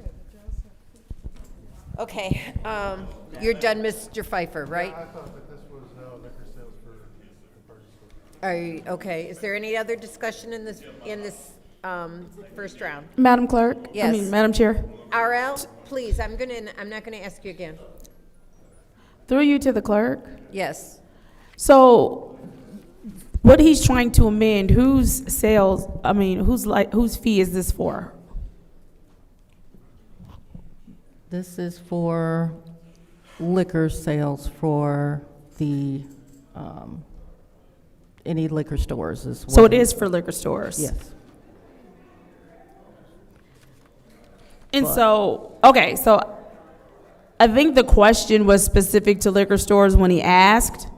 And so you're only getting 20 or 30 licenses from liquor stores around here?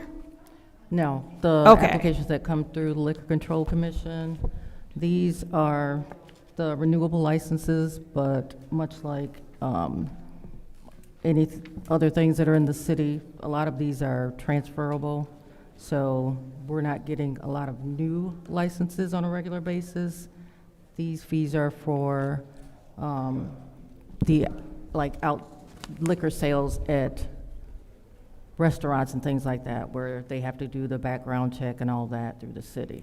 So, but you're saying as far as the liquor stores, they're not renewing their licensing? Yes, they are. They are? Yes. I'm trying to understand. So you're saying we're not getting a lot of renewals? Not through this body, no. So No, okay, but that's not the question that I guess he's asking. You're saying only about 20 to 30 entities are covered, or only 20 to 30 entities apply for a renewal? that are new, pretty much, yes, annually, yes. A lot of them are established stores and things like that. Right, so the 20 to 30 entities that you're discussing are coming from the liquor stores, and they're renewing, and this fee is their renewal. This is an annual fee for those stores, yes. We have a lot of stores and liquor stores in Flint, so only 20 to 30 Are new, on average. are new. So these are not for renewal, this is just simply for a new. So the reason I ask, wait. Doesn't make any sense. Oh, I know we don't have 20 to 30 new liquor stores popping up every year. Not lately, no. This is just the annual, I'm not sure exactly the number that we would have annually for just liquor sales. So But- is this for new sales, new stores, or renewal of old stores, or is this a combination of both? Renewal. It's a combination, but this is mostly renewals at this point. Mostly renewals of the liquor stores that we see around town. Yes. But I don't know how they're not renewing, because I know we have more than 20 to 30 liquor stores around here. that's So the revenue that we've been getting is roughly less than 30,000 Should be 30K, from all of yeah. our licenses, so. All right. Thank you.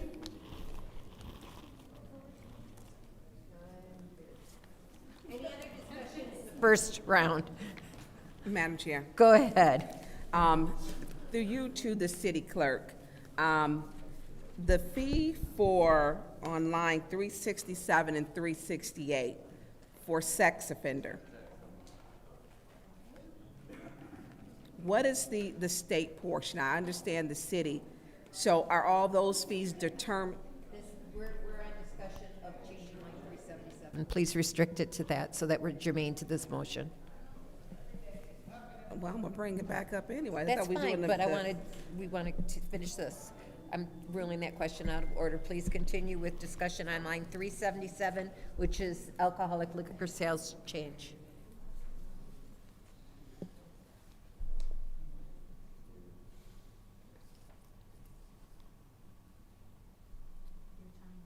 Oh, she can take it, because that ain't even my question. She just took it. She just ruled it out. She just You ruled still it- have time. You still, that's not my question, so you just ruled it out. So, I mean. Okay, so you're Yeah, no, I yielding wanna- your time? Well, you took it. I didn't yield it. You took it for my question. Any other discussion? Go ahead, Dr. Lewis. All right, thank you. All right, so what I believe I heard is that this $1,000 go towards the new sales and I guess new permits and also renewals. And so my question is about enforcement. Are you speaking into your mic? Oh, yeah, I'm sorry. Yep. So my question is about enforcement. So since it's through the city clerk office, I don't believe I heard it, and I do apologize if I missed it. So through you, Madam Chair, to the Madam Clerk. So how do you go about, since these master fees are underneath your wheelhouse, how do you go about enforcing this? So right now, we do not have the capacity any longer to enforce, and that is why we've been in discussions with moving the functioning to the Business and Community Services Division for enforcement, because they would have the capacity to have dedicated staff just for licensing. Right now, our licensing staff are also election staff, and in the past, that division was staffed by people who solely did licensing and enforcement of those licenses. Okay, so you're trying to put it in another department, right? That's what I heard you say? Correct. We have been looking into that possibility. Okay, so have that conversation already started? It's been ongoing for about 1.5 years now. Okay, all right. So in the meantime, we have people getting by on alcohol, liquor sales, auto body shop, mechanic garages, bowling alleys, card rooms, halls for hire. So all these fees are Point of order. What's your point? She's not germane to this. I'm very germane. You stop. I'm not talking to the chair, not you. I couldn't talk about sex offenders, she can't talk about auto body sales. She's talking about the licensing fees rather than. I was too. That was a licensing fee. That is not, that's under the police department. This is under the city clerk. Go ahead. Yeah, whatever. Thank you. And so my question is, how can? Go ahead. So my question is, it's all about enforcement, because that's what everything boils down to with the city. How are we going to enforce what we have?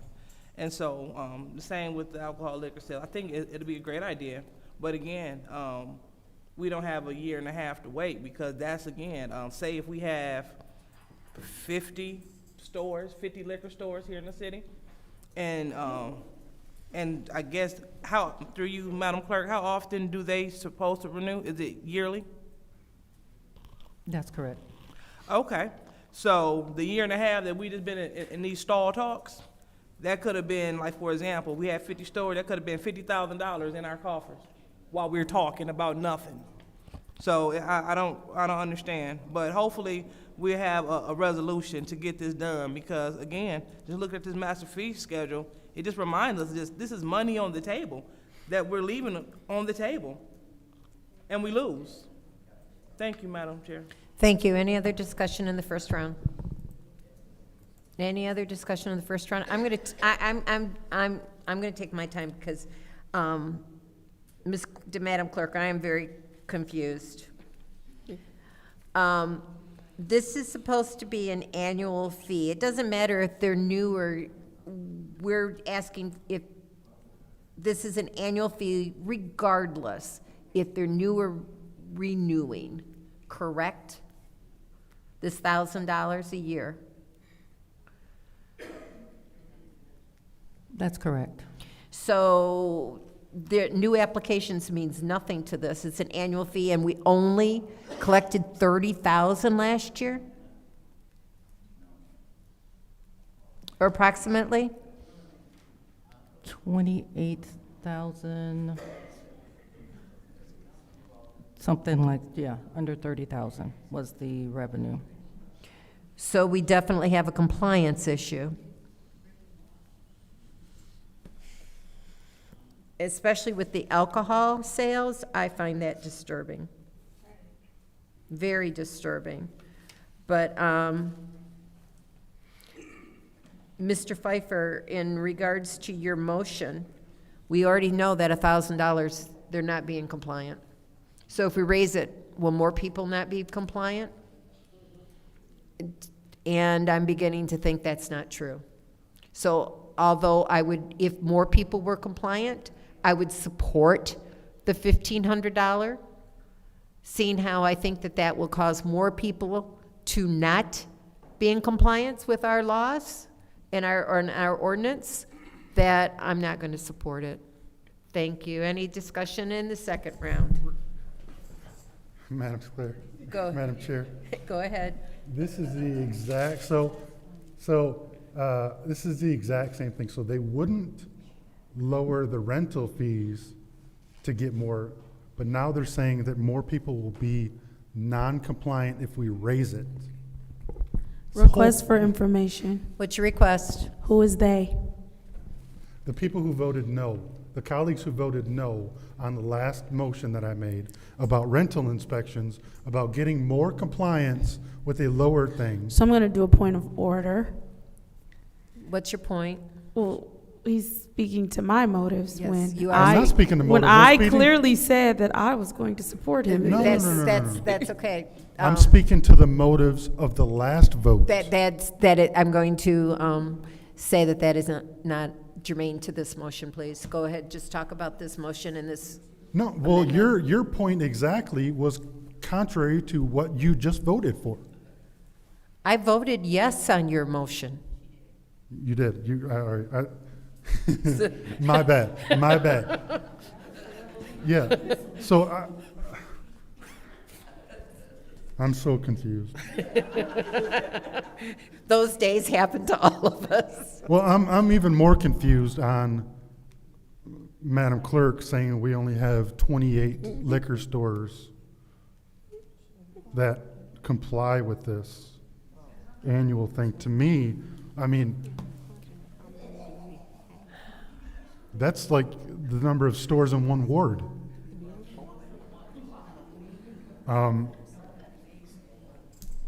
But I will be supporting it because, like I said, every owner, if not 90+% of them, are all out-of-city residents that come in and take from the city of Flint. And obviously, if they're not contributing, then maybe more of a fee would allow some better enforcement. Maybe that through, maybe that's something that we can team on. Ms. Donahue, who was the planning, or who are you talking about enforcement with? Which department? Go ahead, Ms. Donahue. Business and Community Services. So. Which would be Mike Ryder, right? No. Planning and Development, it'd be more under planning, and they have, as I said, the capacity to Before Ms. Dorr resigned, we were working on a project to Gotcha. to do that. And the fees that are placed for the, like I said, the permits are only, the state law changed, so it's only the original application. So we haven't had renewals since. Madam Clerk, I am so boggled. I'm sorry. You just said original So- application, but isn't that so- annual? You just said it was annual. So we have, since the law has changed, we haven't had the necessity to do that. So, so lately, that's why our budget hasn't gone. And I think that those fees, because it covers the background check and all that stuff, so I think a lot of it might not come always to our I think, Madam division. Clerk, I think why we don't have enforcement, we don't have people signing up because nobody can understand it. I mean, you're just saying it's only the original, but 2 minutes ago you said it was annual. So we've had annual fees for people that have done it before. For new applicants, they don't have to pay renewals because they changed the law. So, and the monies that come in aren't necessarily coming to the clerk's office because they pay for the background check and all that through police, fire, and inspections. Okay, So Mr. it's not necessarily, the Mr. Pfeiffer, your $1,000 time isn't has reflected in expired. our budget necessarily. Is there any discussion in the second round? Any other discussion in the second round? Any other discussion in the second round? Okay, this is the vote to change line 377 from $1,000 to $1,500.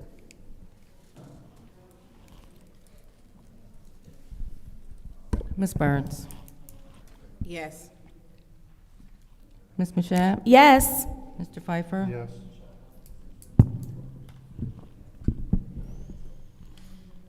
Mr. Jarrett is absent. Mr. Alameen is absent. Dr. Lewis? Yes. Ms. Priestley? No. Ms. Winfrey Carter? Yes. The vote is 5 yes, 1 no. The vote is 5 yes, 1 no. That is changed. Is there any other, are there any other amendments? Are there any other amendments? Madam Chair, Yes, Mr. Pfeiffer. give me 1 second to find the page.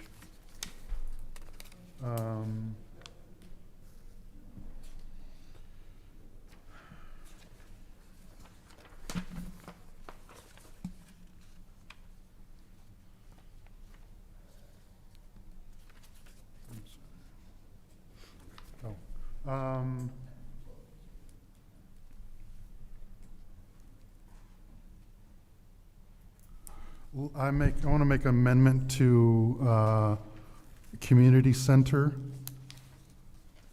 I want to make line 556, 557, and 558.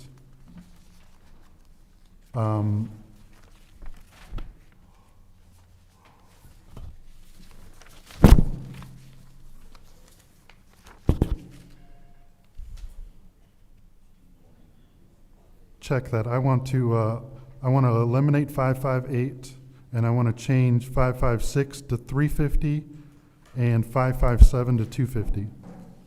Okay, let me make sure. Line 556, you want to make 350? Yep, 557, you want to make what, how much? 250, 250, and you want to strike the 558, event for a 100-year-old? 80 plus year Or old. 80, Yep. sorry, what did I say, 105? All right, so there's a motion on the floor by the councilman in the 8th Ward to change line 556, 4-hour rental of community center for non-residents to $350, and to change line 557, 4-hour rental for residents to $250, and to remove line 558, 4-hour rental for 80 years old. Is there support? Madam Chair, hold on a second. I want to clarify. I want to remove the $100, but I want to keep the line. Like, I want it to be free.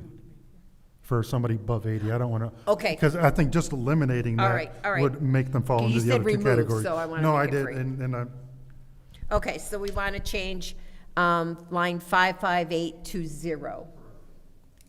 Is there support?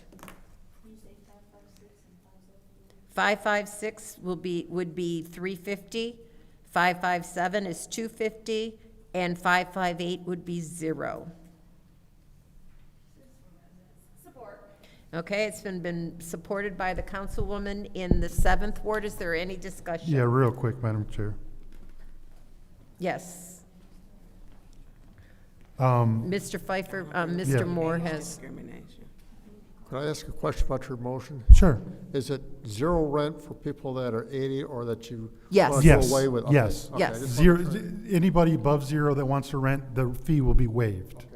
That's, above 80, that's my, so, here's my thought, on this. Non-residents is, I think it would be great for non-residents that want to come into the city and rent our facilities. To me, they shouldn't be penalized that much. In the same token, residents should be lower as well. Request for information. what's your request? Did we establish that member actually meant resident, or did it says just mean? residents on It says you were looking at the old, You're looking at the old one. Do I have? It's the net, you're looking at the we one. should have, you should have copy with blue on it. It says from last night. non-residents and residents now. Are you looking at the right master fee schedule? Are you on 172? Or are you on 155?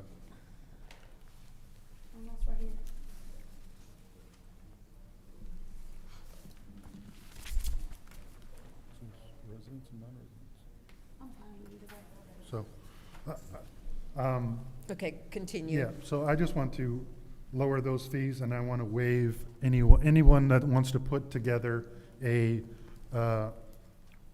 rental event that is above 80. To me, that is a benefit to the community, and we shouldn't be charging them. Okay. Is there any other discussion in the first round? They still, now, obviously, Oh, they you're still. still using your time? Well, I just want to be clear, like. Okay. The refundable deposit and additional would not be waived. Like, if anybody above 80 would still have to do the refundable deposit, they just wouldn't be charged for the initial 4. Anything above 4 would be still charged. Right. That doesn't change. Your motion did not change that. Yeah. Okay. Any other discussion in the first round? Madam Chair? Go ahead. All right, so this is my level of concern. We're talking about, at first, so we're talking about residents and non-residents, right? Correct.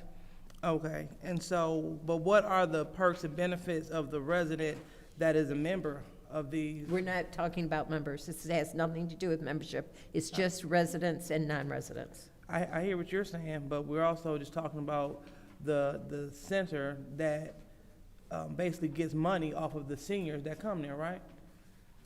No? This has nothing to do with that. We have nothing regarding membership in this. It's just residents and non-residents. Okay, well, I guess that's where I'm going. It looked like it should be a perk of being a member of the McKinley Center, being a member of the May Center, that you can get these reduced rates. You understand what I'm saying? So, yeah, so if you're a resident, you pay this much, but if you are a resident member that supports this with your membership, and then if they support this with their membership, don't the building, or don't they get money for seniors coming in? So no, you don't know, or no? Okay. No. All right, so I was just looking at it from the point of view of you should be able to get a benefit because you are a resident of the city as well as you are a member of this facility. That's what I was looking at. So, but just moving forward, I can't say that I support taking away the event for the 80+ years old, because if I want to have a party, I can say that my 80-year-old aunt is having it, and then I can have her do the paperwork, then I can show up and have my party for free. So we know people will take advantage. I mean, it sounds good, but we live where we live. And people, people don't pay. People will try to get out of paying. And so that's my concern. So if we knew that it was going to be used for what it was meant for, that'd be fine. But seeing that it says that a 4-hour rental block for an 80-year-old, that's not really solid. That's not solid at all. How are we going to prove, I guess, that the person, are we going to monitor the event? You understand what I'm saying? So after they bring in the 80-year-old to sign up, no, that's not even what it says. It says event for 80-year-old. So if I'm saying this is for my aunt, okay, I'm having this 80-year-old party for my aunt, who's going to double check to make sure that we're having a party for an 80-year-old? Through the chair. So, excuse me, was that a rhetorical question? It was a rhetorical question, but okay, I'll thank definitely, you. I'm going to ask the audience to please remain quiet. We are having extreme difficulty hearing people up here. Go ahead. Through the chair. Yes. Thank you. So that can be addressed in your policies and procedures. You wouldn't want to have those kinds of restrictions in your master fee schedule, because then we're going to increase the amount of verbiage that's in the master fee. So if you all want a policy that says 4-hour block, 2-hour block, whatever it is for an 80-year-old, then we can do that. But you really want to set the fee constraints in your master fee schedule. Okay, thank you for that. But again, having this special set aside, and making it totally free, this gives me pause. And so, looking at how much rental rates cost, the $450 and $350 and the $100, that's way below what they're charging around here for hall rental, and we have some pretty decent space.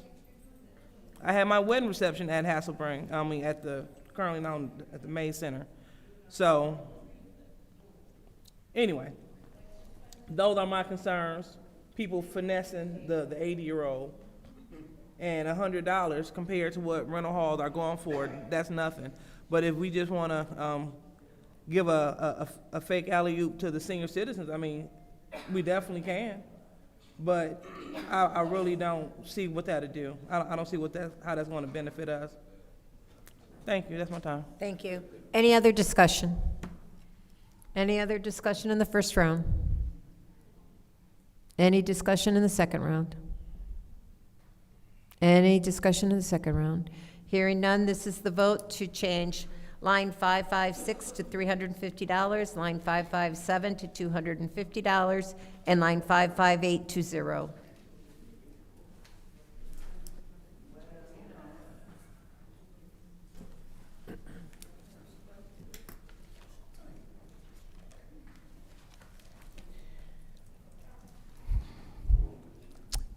Ms. Mashat? Yes. Mr. Pfeiffer? Yes.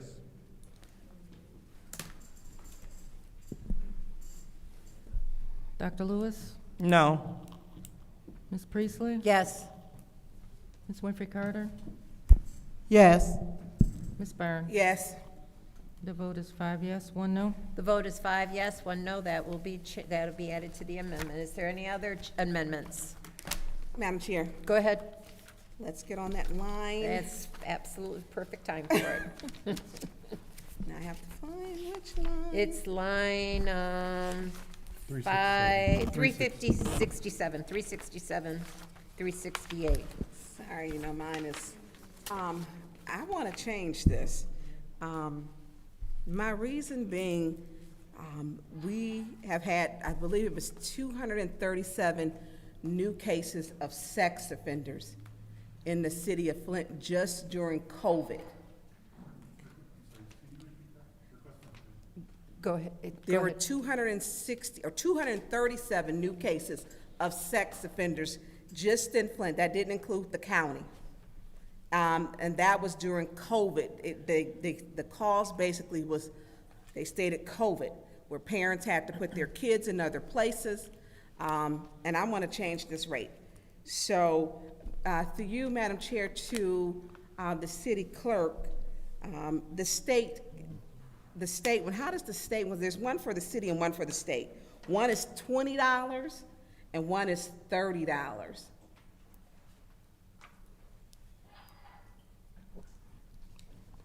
I would have no idea about that for the police department. Is there anyone from the administration who can approach?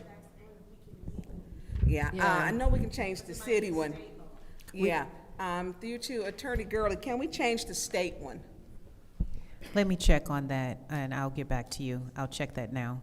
Okay, so I want to change the one, I'm not a friend to any sex offenders, not ever and never, ever will be, with how they traumatize children's lives and take advantage. This rate probably couldn't be high enough for me, especially when we know that 237 children were newly abused. I want to take this from line 367 up to $250. And I will wait for, we have to find for line 368. All right. Yeah. So just deal with 367 at this time.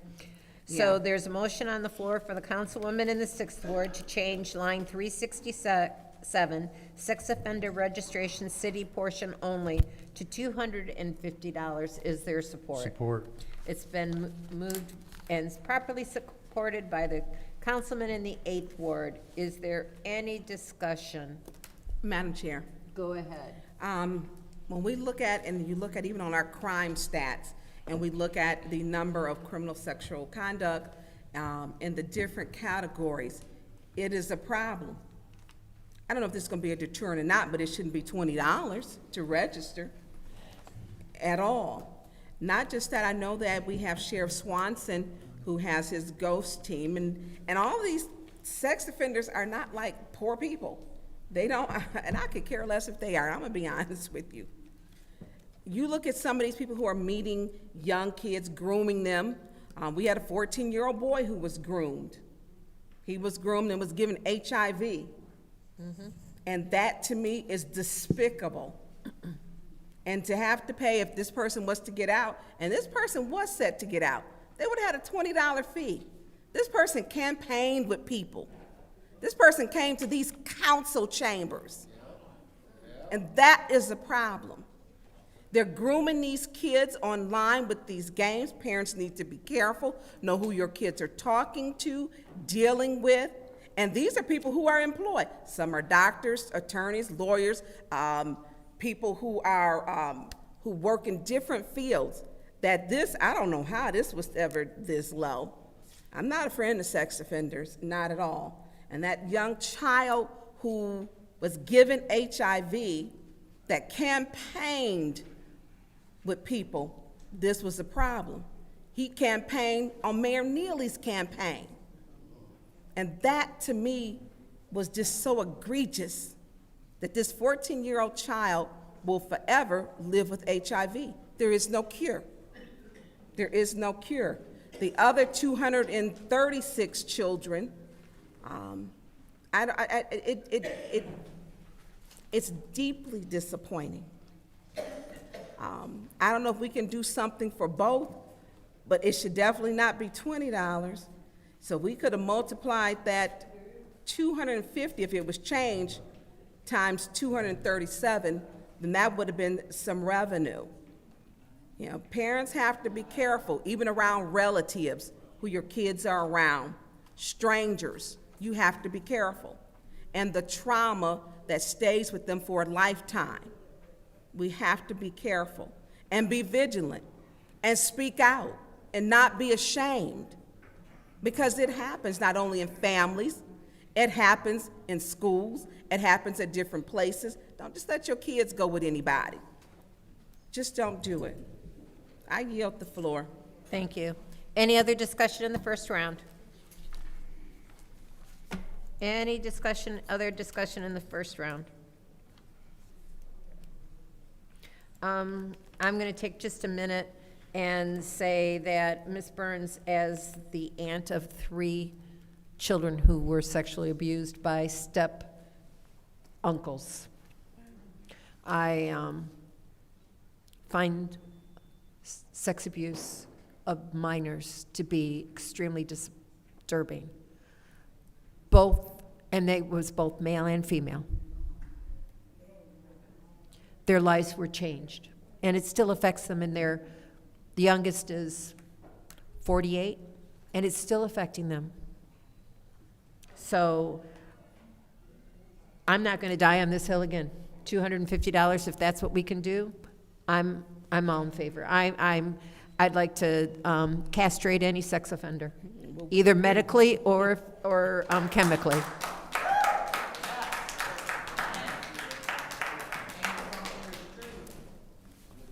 So, like I said, I have no problem with this. Any other discussion any discussion in the second round? Yeah. Go ahead. Madam Chair, through you to the city attorney. Does the city have its own independent registry for sex offenders? I'm going to have to defer to the police department on that, but I'm sure that they know who the registered sex offenders are in the city. Okay. I'm just wondering why we have 2, because I think like the state registry, I think you can look up online. Yeah. Like, I'm just wondering if we collect this fee, does it just go straight to the police department? It would be probably a line item for the police department. I don't believe that would go to the general fund, but I don't know if anyone Does it go to the fines and forfeitures? I'm not certain, but I'll get you the answer. Okay. And to Councilwoman Burns, through the chair, we cannot change the state fee. Okay, thank you. You're welcome. Okay.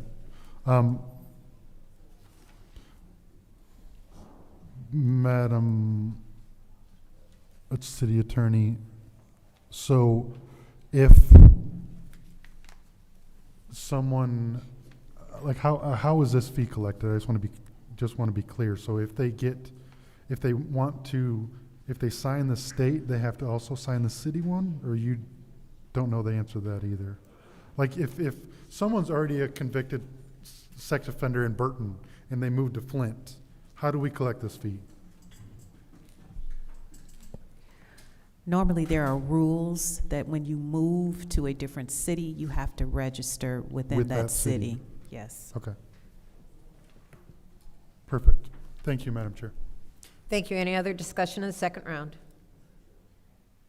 Any other discussion in the second round?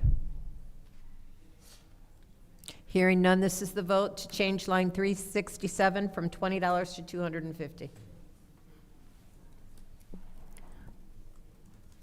Mr. Pfeiffer? Yes. Dr. Lewis? Not in. Not in. Ms. Priestley? Absolutely. Ms. Winfrey Carter? Yes. Ms. Burns? Yes. Ms. Mashat? Yes. Vote is 5 yes, 0 no. The vote is 5 yes, 0 no. That motion passes. Is there any other amendments? Are there any other amendments? Want me to Not read? necessarily amendment so much as a question. Go ahead, Ms. Mashat. What's your question? It's a question about line items 409 through 415. And it's just, these are annual. Yes, those were, I can't answer that. This, Madam Clerk, it's the licensing fees for parking lots. Are those annual fees as well? And that falls under your department. Which number line is it? Line 409 through 415, excuse me.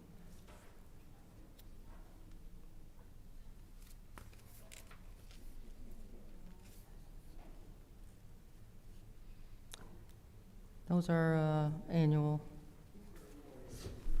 And do you know how much we get off of these? Like how many in each category, each line item? No, I'd have to research that because I don't think there are many set parking lots established, you know, that are outside of a business parking lot or something like that. This would be like just a parking lot like the downtown lot or something like that. Oh, okay, like the flat lot? Yes. So But it's the not- flat lot, they are It's owned paying, by DDA. But it's not. so they're not paying those fees? No, I just don't know how many. But that they we are have by paying those renewal. fees? Yes, the annual fee. So honestly, and downtown is the reason I'm asking. And the only reason I don't want to raise it is because it's already difficult to find parking downtown. I want to be clear, I do believe that that should be raised to discourage them from turning downtown into one huge parking lot. But then also, there's no doubt in my mind that that would be passed on to residents if we raise it for spots that they already can't find to park. I mean, parking lots that they already can't really park in. But even the ones that are, and we have a lot of them downtown that are restricted for certain use, that's included in here too, right? That's correct. But we don't know. Is there any way you could find out how much we get off of each one of those line items in the parking licensing section? Yeah, I can have a report prepared and distributed to council. All right, thank you. I yield. I have an amendment in regards to, I'm glad you showed this. I was looking at this earlier. So I want to make an emotion to combine lines 409, 410, 411, and 412 and change it to 11 to 150 spaces for the $147 rather than having it every 25 to 50 increments. And I so move.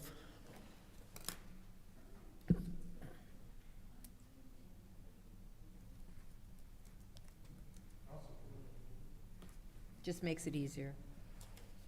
So it's been moved by councilwoman in this 4th ward, supported by the councilman in the 8th ward to combine lines 409 to 412. What? Oh. All right, we're at ease for just a second. Oh, here, she's back. Actually, as long as she's in the restroom, we still have enough people. Yeah, but we didn't have for the vote if you took it. We weren't voting yet. We were on discussion. Combine lines 409 to 412 and change the, switch lines on me. Change the wording from parking lot 11 to 150 spaces. That's just clarification of the motion. And that was supported by. So request for information. Yes, go ahead. In the future, though, if the fees are raised higher than $147, say if you have anywhere between the 150, the 101, and the 150, then you've just kind of lumped them all in together. Then, if you don't like it, are you taking time to discuss it? Is this your discussion? Yeah, I was Okay. talking to you since you made the amendment. Okay, so if you don't like that, that's fine, you can vote no, and I won't, it's still, it's just combining the lines, just making it easier and not as so many line items. Madam Chair, Yes, I think that might be more in line with the state licensing numbers. So I think they're broken down like that on purpose for. is that how the state licensing does? I believe so, but I would have to check into All that. right, But then I would. if Mr. Pfeiffer will withdraw his second, I'll withdraw my motion. So that motion's withdrawn. So any other amendments? Any other amendments? Okay, so this is the motion to amend the master fee schedule with all of the previously approved amendments and to make it a, .1. Is that correct? And I always have trouble with the amendments. I just want to make sure that I've got the right motion, or the right voting. That's correct. Okay, so this is the vote to change the master fee schedule with all the approved amendments to a .1. 250172.1. This is that motion, or that vote. I don't believe there was a second to amend it to the Oh, .1. all right. We need a motion to amend to a .1. It's been moved by the councilman in this 8th ward, supported by the councilwoman in the 7th vote. 7th ward, is there any discussion? Hearing none, this is the motion to amend to .1, taking into account all the previous approved amendments. Dr. Lewis is not in. Ms. Priestley? Yes? Ms. Winfrey Carter? Yes. Ms. Burns? Yes. Ms. Mashat? Yes. Mr. Pfeiffer? The vote is 5 yes, 0 no. The vote is 5 yes, 0 no. This is the, I'll entertain a motion to approve Resolution 250172.1. It's been moved by councilman in the 8th ward. Is there support? Supported by the councilwoman in the 7th ward to approve 250172.1. Any discussion? Hearing none, this is the vote. Ms. Priestley? Yes.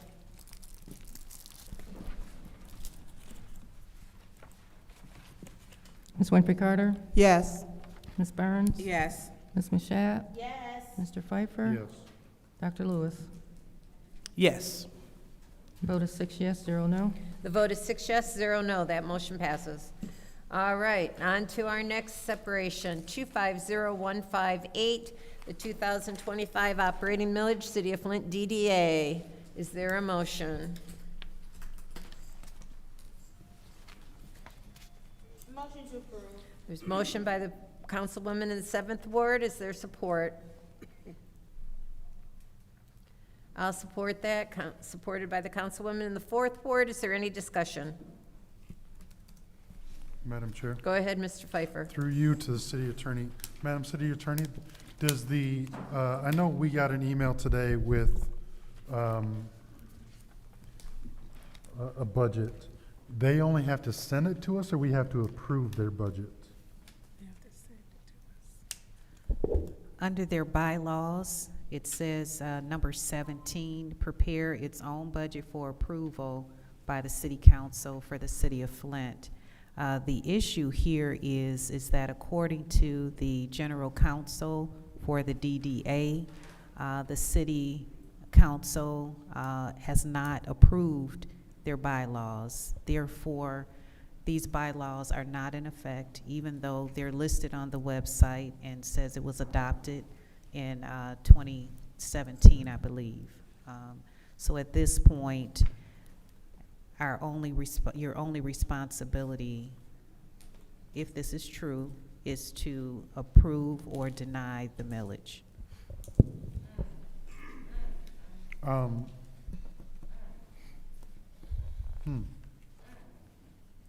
So are they gonna send us the bylaws to approve? Because they're invalid if they're not approved, right? Allegedly? At this juncture, they have submitted their operating procedures, and that's how they function. Okay. We got a budget today that I believe, I just quickly glanced at it, was 600,000 in the hole. I read it. Like their budget is and I don't know that it has, Madam Chair, through you, did it have a operating capital number? Like, do they got 600,000 in the bank? I have it open. No, we don't have their financial statements. Yeah, so, and given that we had to give them I don't know the exact amount, but it was a substantial amount. I'm going to guess that they don't have $600,000 in the bank to make it through the year. And somehow they just spent $300,000 on parking meters. So did they do that on credit? How did they do that? Madam Chair, through you to the city attorney, or not, I'm sorry, the city clerk. Do we have a copy of the contract, or how did they pay for the $300,000 in parking meters?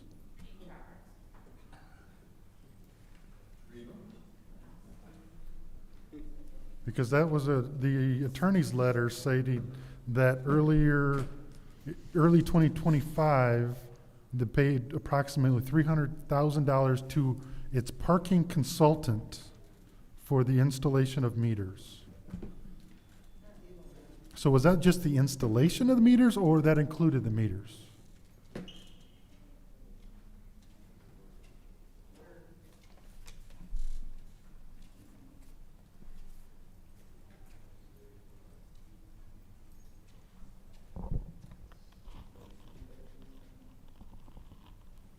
No, I was just looking at a response from the DDA. That's not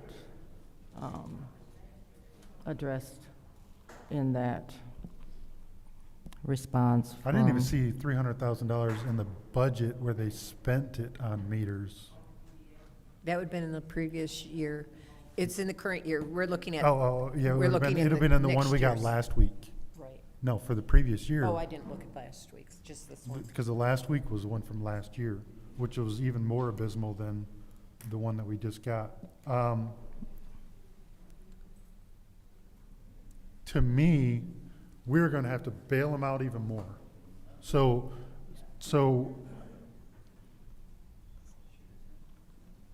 at this point, I wanna dissolve the DDA. It doesn't make sense to have it anymore.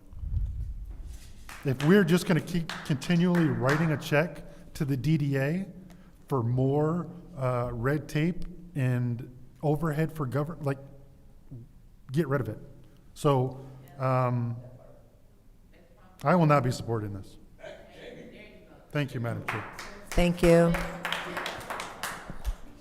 Is there any other discussion in the first round?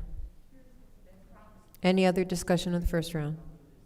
I'm going to take a couple of minutes. Number one, Mr. Pfeiffer, if we don't pass this millage, then we're going to have to bail them out even more. And number two, the DDA was created by the voters, and only the voters can dissolve it. Is that correct, Madam Attorney? In order to dissolve the DDA, there would have to be a process involved. They have a recodified Taxing Incremental Finance Act called the TIFA. So we would have to go through whatever process is stated in the state statute to dissolve. Does it have to be voted on by the voters in the city of Flint? I will check on that for you. Request for information. What's your request? So, in lieu of dissolving, it could be a department within the city and not its own separate entity. It is set up as a separate entity via statute. No, it's not. Is not a DDA a separate entity, Madam Clerk, or Madam Attorney? Is the DDA a separate entity from the city? It's part, but it's separate, like the EDC. Yeah, the DDA is a separate entity, and part of the rationale for the city only being able to approve the millage is so that the city would not be liable for the liabilities of the DDA. So if we don't approve this millage, then we'll be liable for the any debts.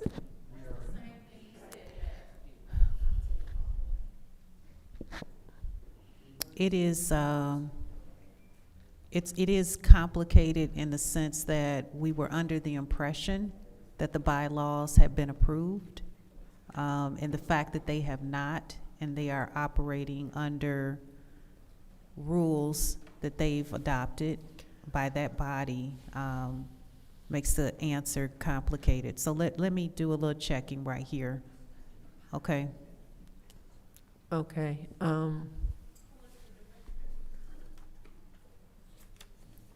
What I'm going to suggest as part of my discussion is that we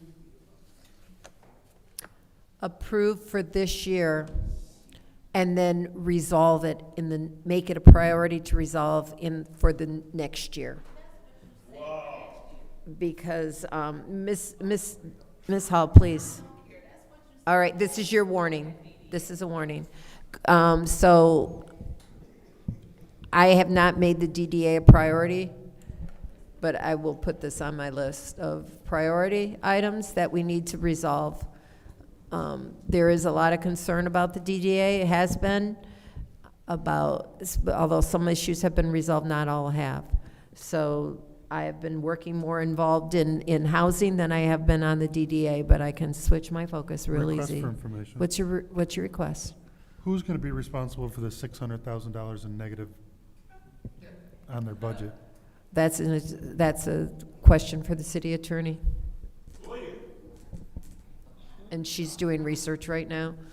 So, is there any other discussion in the in the first round? I did take my time, so we're on the second round. Any discussion in the second round? Yeah, Madam. Go ahead.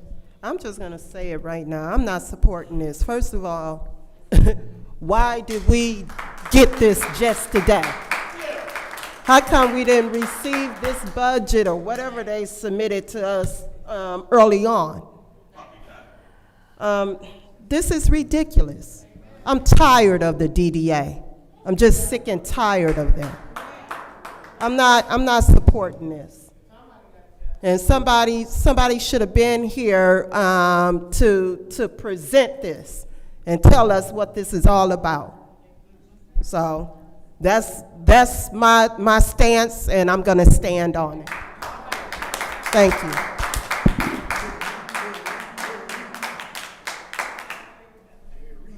Any other discussion in the second round?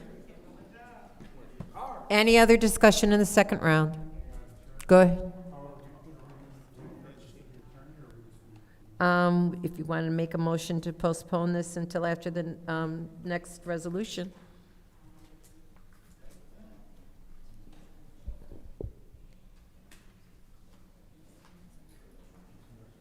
We have one other resolution besides the budget, and that is the user fee of municipal solid waste collect costs.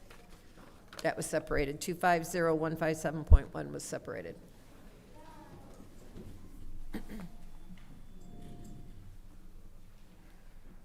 I'll make a motion to postpone discussion on 250158 until after discussion of 250157.1. Is there support?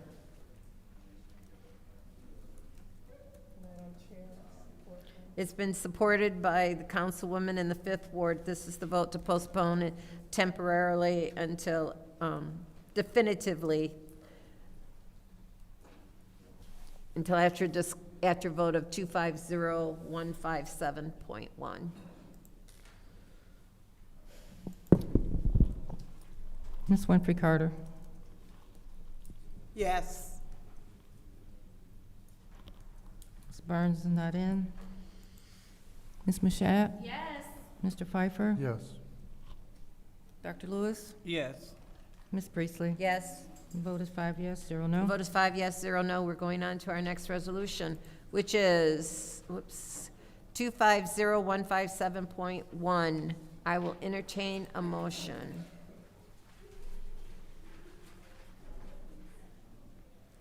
It's been moved by the councilman in the 8th Ward. Is there support to approve? Is there support?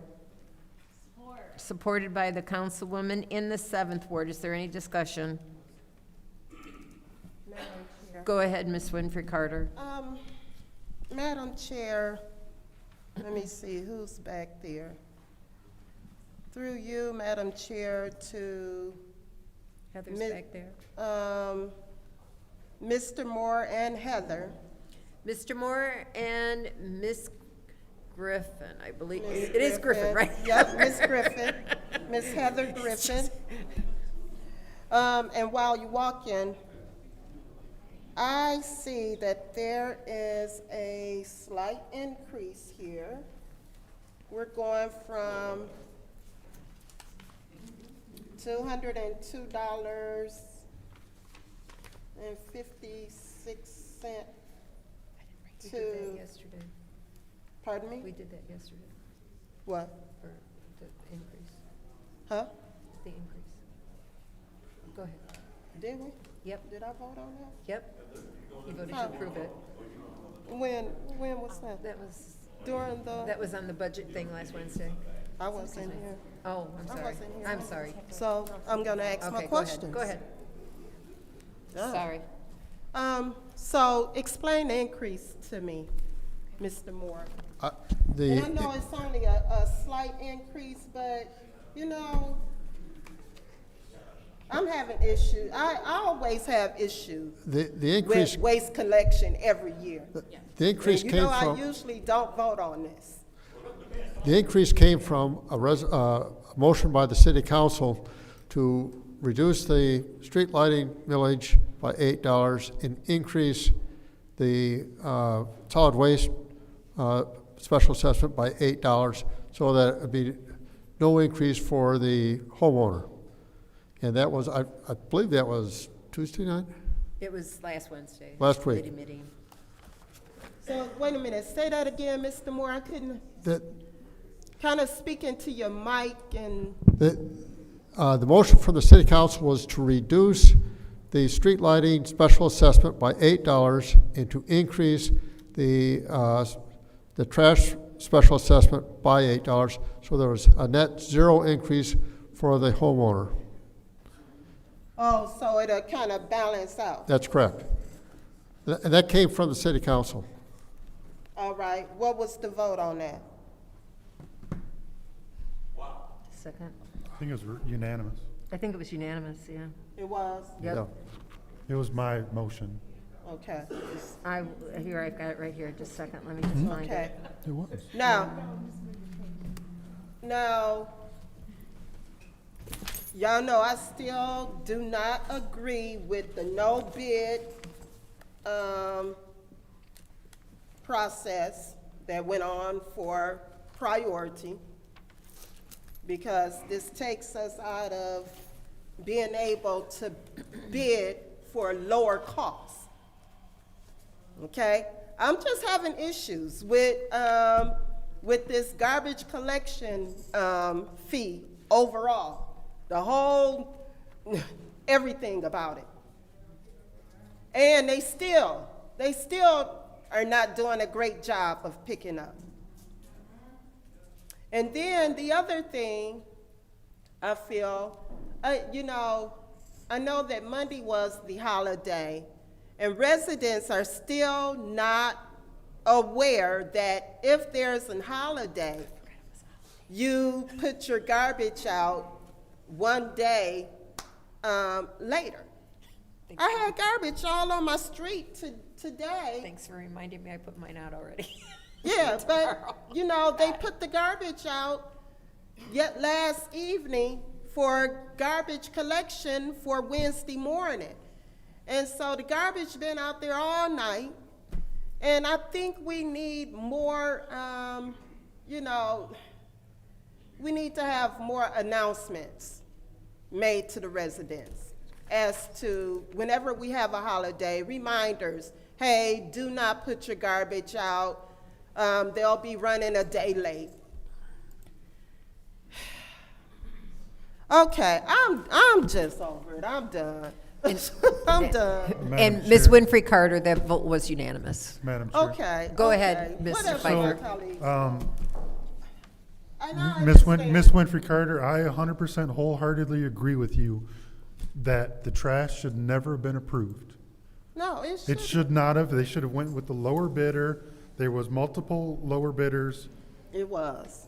but by us not trying to dampen the blow the residents are gonna feel it immensely next year. So that's why I made the motion, because there is such a surplus in the street lighting fund that the residents, So it kind of. it's a net zero for the residents. And even though it's gonna probably have to be raised again next year because of this nonsense contract, at least it helps a little bit, so. Okay. But I'm not married to it. You guys don't wanna approve it, don't approve it. I'm good with it. I'm good, Madam Chair. Any other discussion in the first round? Madam Chair. Go ahead. So, Councilman Pfeiffer, you want to offset it basically with one with the other? And that's what you want to do. I'm not a fan of the trash and the no bid contract and the process. And the fact with re-rig, re-rig, and we paid over $260,000 for even the trash carts, higher than the other bidder. I'm not married, let me take that back. I'm not happy with the fact the mayor has his name on the trash cans. And I get residents upset about that. That we did not approve trash cans to have his name on them. We didn't do that. We also didn't pay or approve for him to have clothing with his name on it for city workers. And on street signs that says Crime Watch. His name and I think it's his face on that one. I mean, he has branded himself free with taxpayers' dollars, and no one stopped him from doing this. So, What's your request? yes. What employees have clothing that say Mayor Sheldon Mayor's- Neely? I believe the Planning and Development Department and some other departments, they've got his name on it. So, Point of information. yeah, I believe that they pay for their own clothing. to put the mayor name on it? No. It's still coming out No, of the city. I mean, it's city. Yeah, I mean, we got Crime Stopper signs that are in red on poles with his name, the trash can. I mean, I'm gonna give it to him. He is very good at marketing himself for free. And campaigning. And so, so with the trash, I understand what you're saying, Councilman Pfeiffer, to offset it, not in agreement with it, but I do understand what he is saying. The no bid contract, we are in this contract to win, because it was a no bid extension of 5 years tied to them being our cart person, right? Heather, Mr. Moore? Yep, so when this was discussed, we were in our third year with the 2 one-year extensions. So they asked for the 2 one-year extensions plus an additional 3 with an offset of another 5 if we chose to go that far. So we are in until, September 30th of 28. I think I just looked at it today and then forgot, is that sound right? 28? To get through the arrangement. To 28. I believe it's September 30th to 28. Okay. Yep. So this Councilman Pfeiffer will offset it and taking one from another. So, all right, thank you. Any other discussion in this first round? Go back, make sure. Any other discussion in the first round? Any discussion in the second round? Madam Chair. Go ahead. Heather, Mr. Moore, I want to make this very clear. Come this time next year, if there's not an audit of the total number of parcels, I will not vote on anything related to this.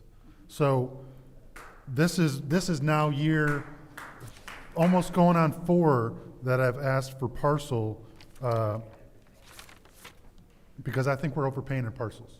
So if we don't do an audit, I promise you, I might be the only no vote, but I will be a no vote on this because to me, the parcel count is way off and we are overpaying our trash collection because there's no way we have that many parcels still in existence with our, Even though it said our population raised by 100 or whatever, there's no way that we continue to have that many parcels that they're collecting. So putting that on the record. Any other discussion in second round? Madam Chair. Yes, go ahead. Just a quick question about the bins that are still waiting to be picked up because there are extra bins out there. Have we already started collecting those bins? What's the process on people getting those bins picked up where they're not at a house or they got an extra bin? So the initial one was based on, obviously we had a number. We used what was with assessing and the water bills. Mhm. We cross-referenced that, and that's how we determined how many we were going to be distributing. No. When they were No, I'm just trying to figure out when the extra bins are getting picked up. So after we finished that original deployment, now we're going back through and doing the recoveries and things like that. Generally, people are calling them in, and when they are, then we do recover them. Okay. So they can just call and say, hey, it's at this address, and we will have somebody that will come get them now. Yep. Thank you. They can call me or Priority Waste. Yep. Thank you so much. I yield. Any other discussion in the second round? Yes, Madam Go Chair. ahead. I have a question. Speaking of the mayor's name on all of these bins, how much did that cost the city? So Phil and I had spoke about this as well, so I did call the contractor back just to confirm what I believed was the answer.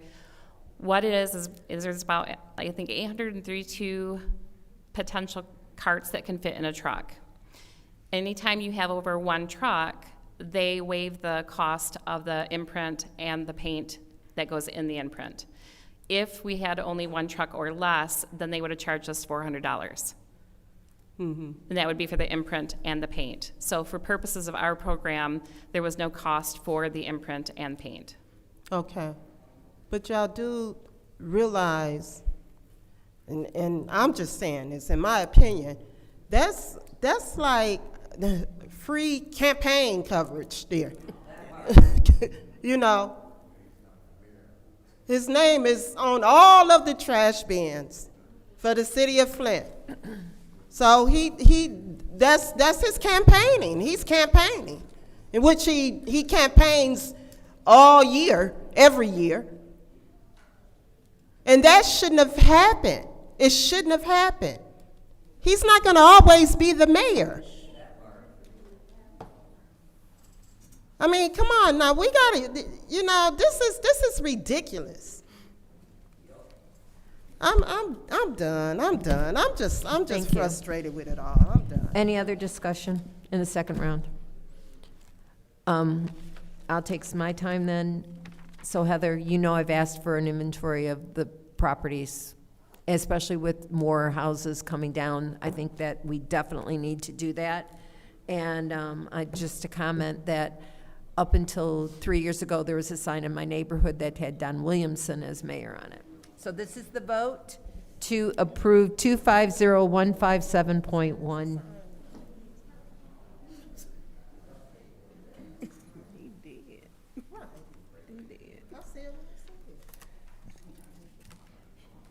Ms. Burns? Yes. Ms. Mashat? Yes. Mr. Pfeiffer? Dr. Lewis? Yes. Ms. Priestley? Yes. Ms. Winfrey Carter? Yes. Vote is 6 yes, 0 no. The vote is 6 yes, 0 no. That motion passes. We'll now go back to resolution, oops, come on. 250158.T.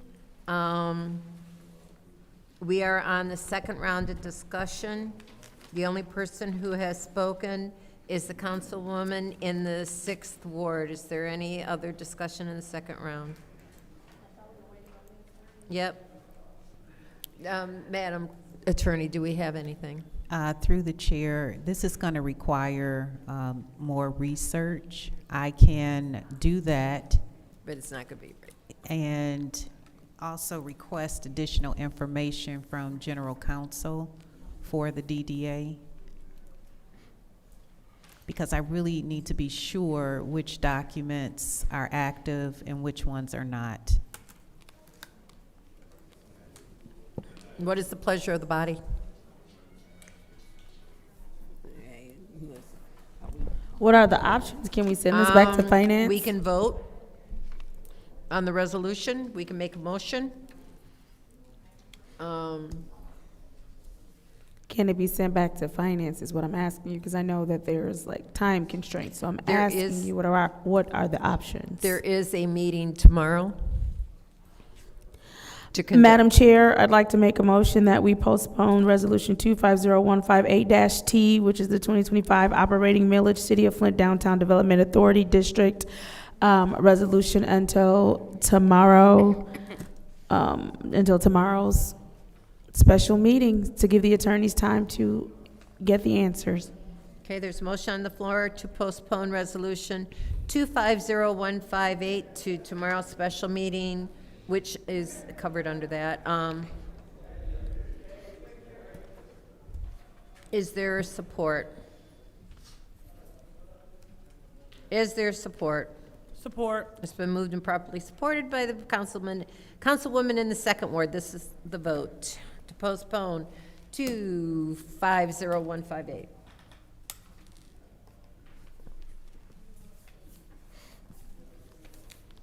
Ms. Mashat? Yes. Mr. Pfeiffer? Dr. Lewis? Yes. Ms. Priestley? Yes. Ms. Winfrey Carter?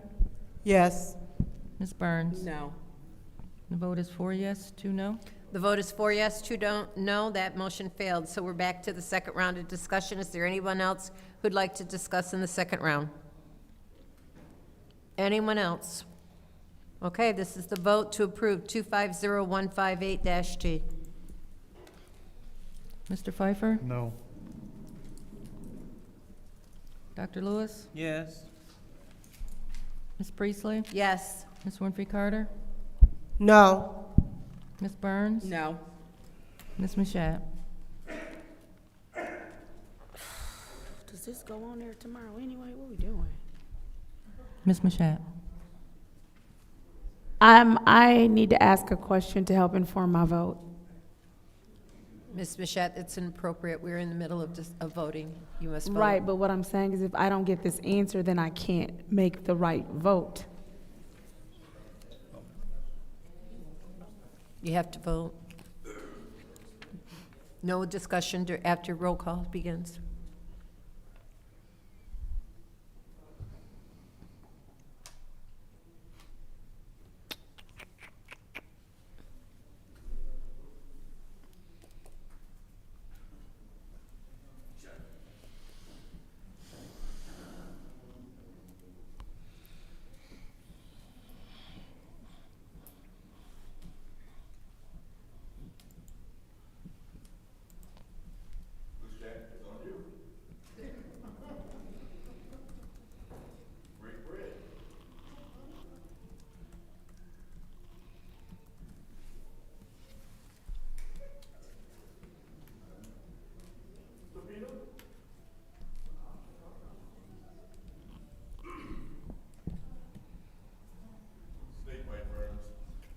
Mario, this is your first warning. I've admonished you several times. I'm giving you a warning now.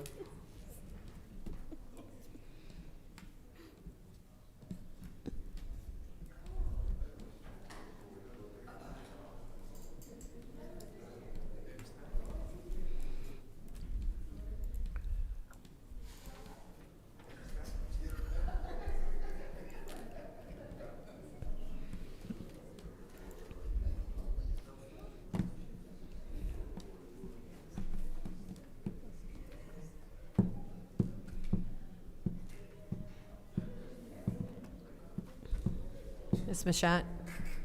Yes, Madam Chair. I'm waiting for your vote. I'm aware, but I also made you aware I don't have enough information to vote. I can't Mashat. abstain because I don't have a personal connection to it.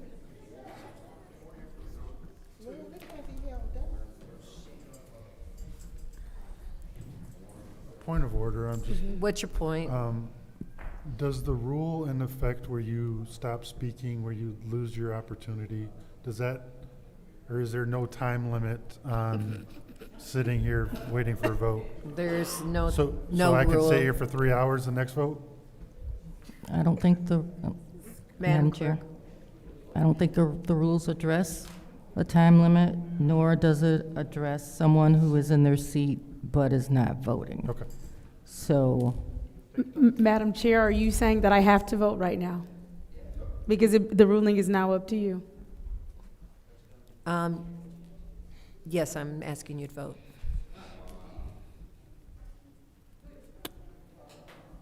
Yes. vote is 3 yes, 3 no. The vote is 3 yes, 3 no. That motion fails. Okay. Madam Chair, Yes. I have a request for, I need clarification Okay. with that last vote, since we were rushed into it. Go ahead. I asked 3 times for No, for additional no, but discussion. I also didn't know if us voting yes or no meant that this is still going to be on the agenda tomorrow, and I needed to know that in order to be able to vote. And I was forced to vote without that information. It would have to be reconsidered. I don't know that it would have, that it's on the agenda for tomorrow. Madam Clerk. The notice is for agenda items having to do with the adoption of the budget, so it could be put on for reconsideration if that's the council's pleasure. Okay, thank you very much. Thank you very much for that information. Okay, now we are going on to our final resolution of the night, and that is 250160-T, adoption of fiscal year 2026 City of Flint budget. I'll entertain a motion.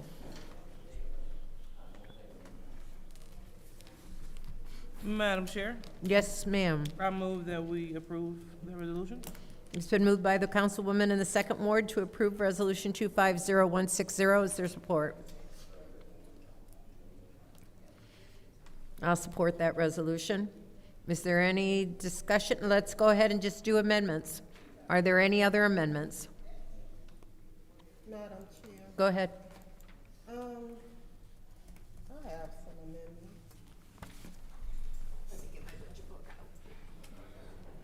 Okay. If we look at,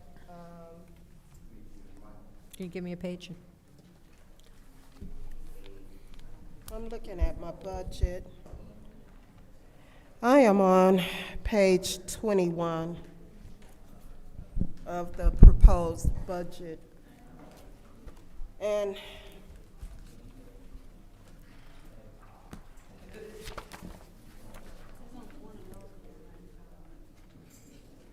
yes.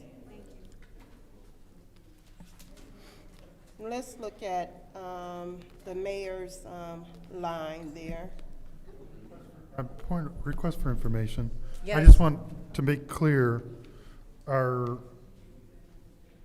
so that there's no ambiguity, are we making, We're making amendments. I know, making amendments to this or the documents that are in our agenda? Oh, Because this Okay. isn't in our agenda. I just, like, true. I know where Okay. you're going. I just want to make sure that I see the, what you're saying. I Because- see what you're saying. this budget that we presented isn't in the agenda. Let me go to the agenda. And why is it not in the agenda? So are, We're request making for it, information. it's what it is the items in this. What are you? Well, yeah, but yeah. I can still. You can still reference it, but we have to make changes To to what's this in our document. agenda, right? Right. Okay, okay. Yeah. I think I can still find it. If you just reference it, we can figure it out and make the correct stuff. I know that the mayor, I see the increase as far as under the executive department, there is a 1.5 million increase. Now, I do understand that the blight department is now housed under the executive department, in which I don't know how that happened. They didn't. Huh? I don't think I did. It was voted on? It was, you may not, but it was 20. I guess it was voted on to change the blight department, move the blight department to the mayor's department.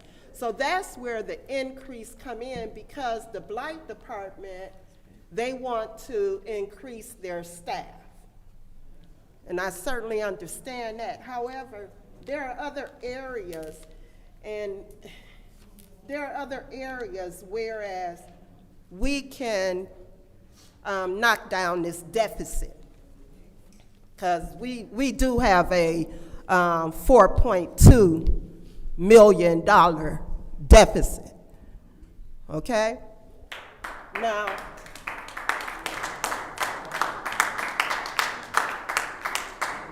the budget for the mayor, whereas his proposed is from fiscal year 2025, he had 1.2 million. And for the proposed budget of 2026, he wants to increase his to 1.6 million, which is roughly 444,000, a 444,000 increase. And that's, if you look at, I'm looking at the budget book. You see what I'm saying? I was looking at It's this. gonna, and so that would be roughly 500,000 of the 1.5 million increase. So I'm gonna propose, and I'm gonna make a motion. I'm gonna make a motion that we decrease the mayor's budget by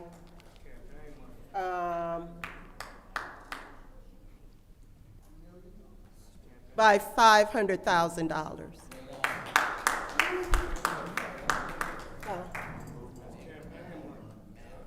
There's a motion on the floor to remove, Madam, for clarification, Ms. Winfrey Carter, did you have a specific line item? It needs to be going through one of those categories, wages or supplies and operating. You only have one option, I think, and that's wages. Wages, because the mayor asked for an increase of full-time staff. I don't know where he think he gonna, what, are they waiting on the grants to be approved? Is there support? There's a motion on the floor to decrease the the mayor's wage line item by $500,000. That would include his pension and OPEB. Is there support? Support. It's been supported by the councilwoman in the 6th ward. Is there any discussion? Madam Chair. Go ahead. Excuse me. I will not be supporting this. I showed up for this, and I specifically only showed up for this one, the budget hearing, and I had specific questions about the head count in the mayor's office. And I got, you know how many answers I got? Zero. So I applaud your effort, but I will not be voting on anything even remotely close to this amount. To me, we finally got the check register. And what I seen today in all of the professional service contracts, all of the dollars spent for film crew and entertainment,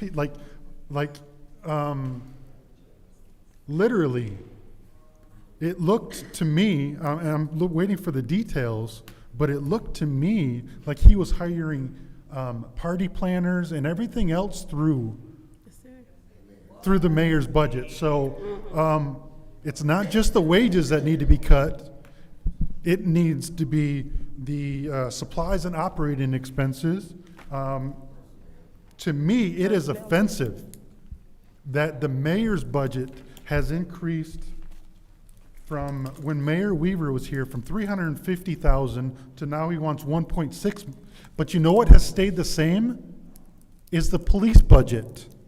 And I'm gonna say it again, why the hell do we have so many police here? And the police budget has stayed the same, crime has skyrocketed, but the mayor wants more people in his office and more cops in this room. So, I applaud your move, but unfortunately, it's not going to get my vote because it's not substantial enough. Thank you. Point of information. What's your point? Madam Chair, through you to Mr. Pfeiffer. Mr. Pfeiffer, would you, do you think it should be increased? And What? yeah. The deduction increase? Yes. Yes. So Yes. I'll make a substitute motion. yeah, go ahead. Or substitute 'Cause I hear amendment? you, I understand. Amendment? Amended. I'm going to make a substitute amendment to go back to fiscal year 21-22. The wages and fringes, I want to reduce to $256,011. Supplies and operating expenses, I want to go down to $99,358. Obviously, OPEB we don't know that amount, so that will have to be applicable to those wages. So where are you getting those numbers from, Mr. Pfeiffer, just so I can clarify it? Where I'm getting those numbers is from the fiscal year projected budget of those years that I have a copy of. Fiscal year 22? 21-22, so I'm guessing, yeah, that would be. So is that from this, or is it from the budget book? It's from the budget of that year. Oh, I don't have that Yeah. in front of me. Would you like to see mine? Sure. And I'm doing one above, because this says wages and fringes for that amount, and I'm giving him wages for that amount. OPEB will be what it is. But until whether or not this gets support or not, will depend on if the budget gets approved or not. Because if the mayor wants to come in before us and ask for a budget amendment and discuss it more than 1 minute that he gave us, then he needs to do that. Until then, his budget will not be approved.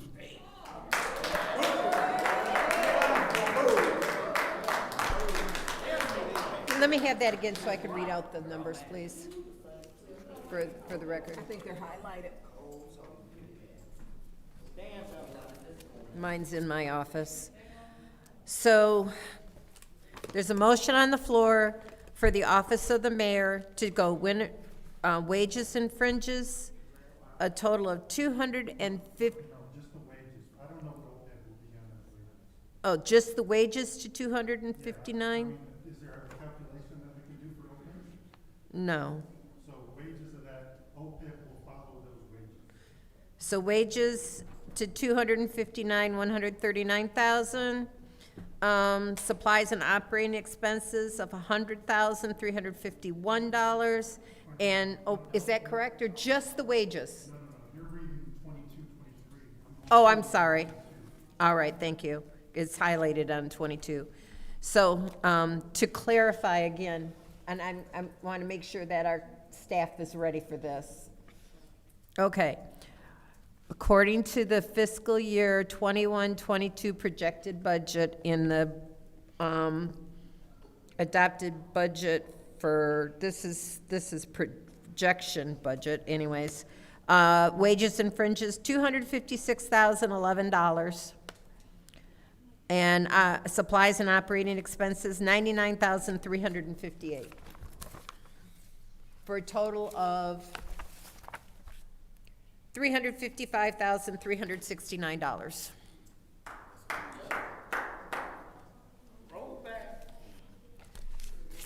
Is there support? Support. It's been moved and properly supported by the councilwoman in the 6th ward. Is there any discussion? Madam Chair? Go ahead. I'm just going to put this out there again. Until the administration wants to answer our questions, they want to come before us and tell us where the employees are going to be doing, what their wages are, and how it's going to benefit the city, and not literally give us zero respect and say, I'm going to give you 1 minute. This is where the budget is going to stay, or the budget will fail. I promise you. Thank you. Any other discussion? Madam Chair. Go ahead. I absolutely agree with my colleague in the 8th Ward, wholeheartedly. It was disrespectful to give us 1 minute with questions, and literally, it's 90 pages. Some of this stuff is ridiculous. Some of this stuff is ridiculous. And so we've got questions that require more than 1 minute. And I'm not approving this. Not at all. Not at all. This is something we've asked for personal service contracts. I'm still waiting on them. It took us, was it 10 months to get the check registered? I think 10 months. We just got it like a week ago, 2 weeks ago. And there's some serious concerns in here. Very, very serious. And I want to know where all this authority is coming from. I really do. And so with his office, you know, what is it that they do? You know, what is their job description? And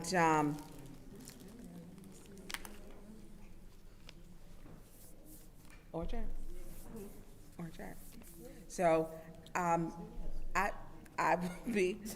will be supporting this, and hopefully the administration will want to come forward, because this is a deficit budget.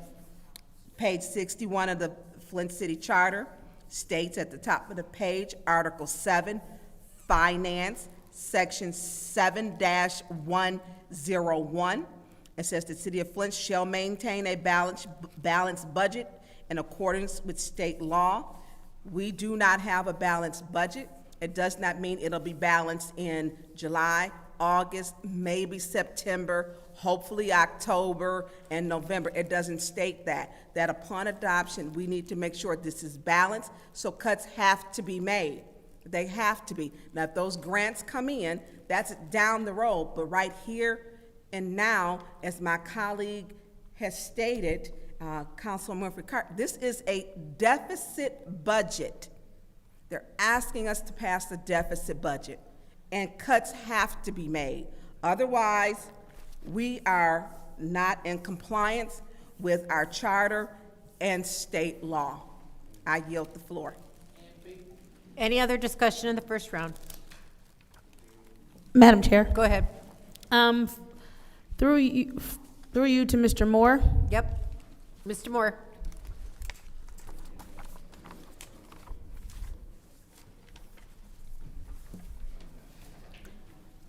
Mr. Moore, I'm assuming that you were listening intently to what is being proposed. So my question is, what is affected by the motion that is in place? We were just talking about that. It's going to have a big impact on the organization. I'm not exactly sure I can give you an answer tonight because we'll have to give some thought as to how we're going to do it. The big difference between the salaries between last year and this year actually has to do with one grant that we fully anticipate receiving, but we just haven't received word on that. There is one additional position that was added to the mayor's budget over the prior year. The rest are all funded through other areas of the organization. So I'm not sure I can give an answer because I haven't had a chance to speak to the mayor as to how we would address that, but it'll have a serious impact on the whole organization. So when you say it'll have a serious impact, what can you, and this is not you being held to anything, but if you just had to make an educated guess based on you being the finance person, what would that affect? If that goes down to $300K, what does that now look like? We'd end up having to lay some people off if that goes into effect. Which people, until we have a chance to plan our strategy, I can't tell you which people, but there would be employees have to be laid off as a result of that. Right, and maybe I didn't hear them correctly when they were making this amendment, because I know blight is under here now as well, right? Pardon? Is blight under this office as well? No. Blight has a separate budget. Okay, I thought so, but there was a lot of explanation happening here, so I just wanted to make sure we were clear. And so what you're saying is that any decision we make tonight could abruptly change someone else's life. Yes, very much so. Right, and so that there are employees whom we don't know, their personal situations, what they have going on in their life, but we do know that most of the time when people have jobs that they work full-time, they are depending on said paychecks to make their way in life. They're very hard-working people. Correct, and so us making a decision tonight in haste without knowing the full impact, it would be deeply inconsiderate of people and their lives. Yes, it would be. Okay, thank you, Mr. Moore. I yield, Madam Chair. Any other discussion in the first round? Any other discussion in the first round? Any discussion in the second round? Madam Chair. Go ahead. Mr. Moore, we've been in emergency management. Do you know how many times? I believe at least twice. It's more than that, I believe. Okay. Yeah. And so where will we get the money from? Because we're required to have a balanced budget. Under the definitions of the Uniform Budget Act, we do have a balanced budget because they define. But do we have one if we vote on it today? Pardon? Do we have a balanced budget if we vote on it today? Absolutely.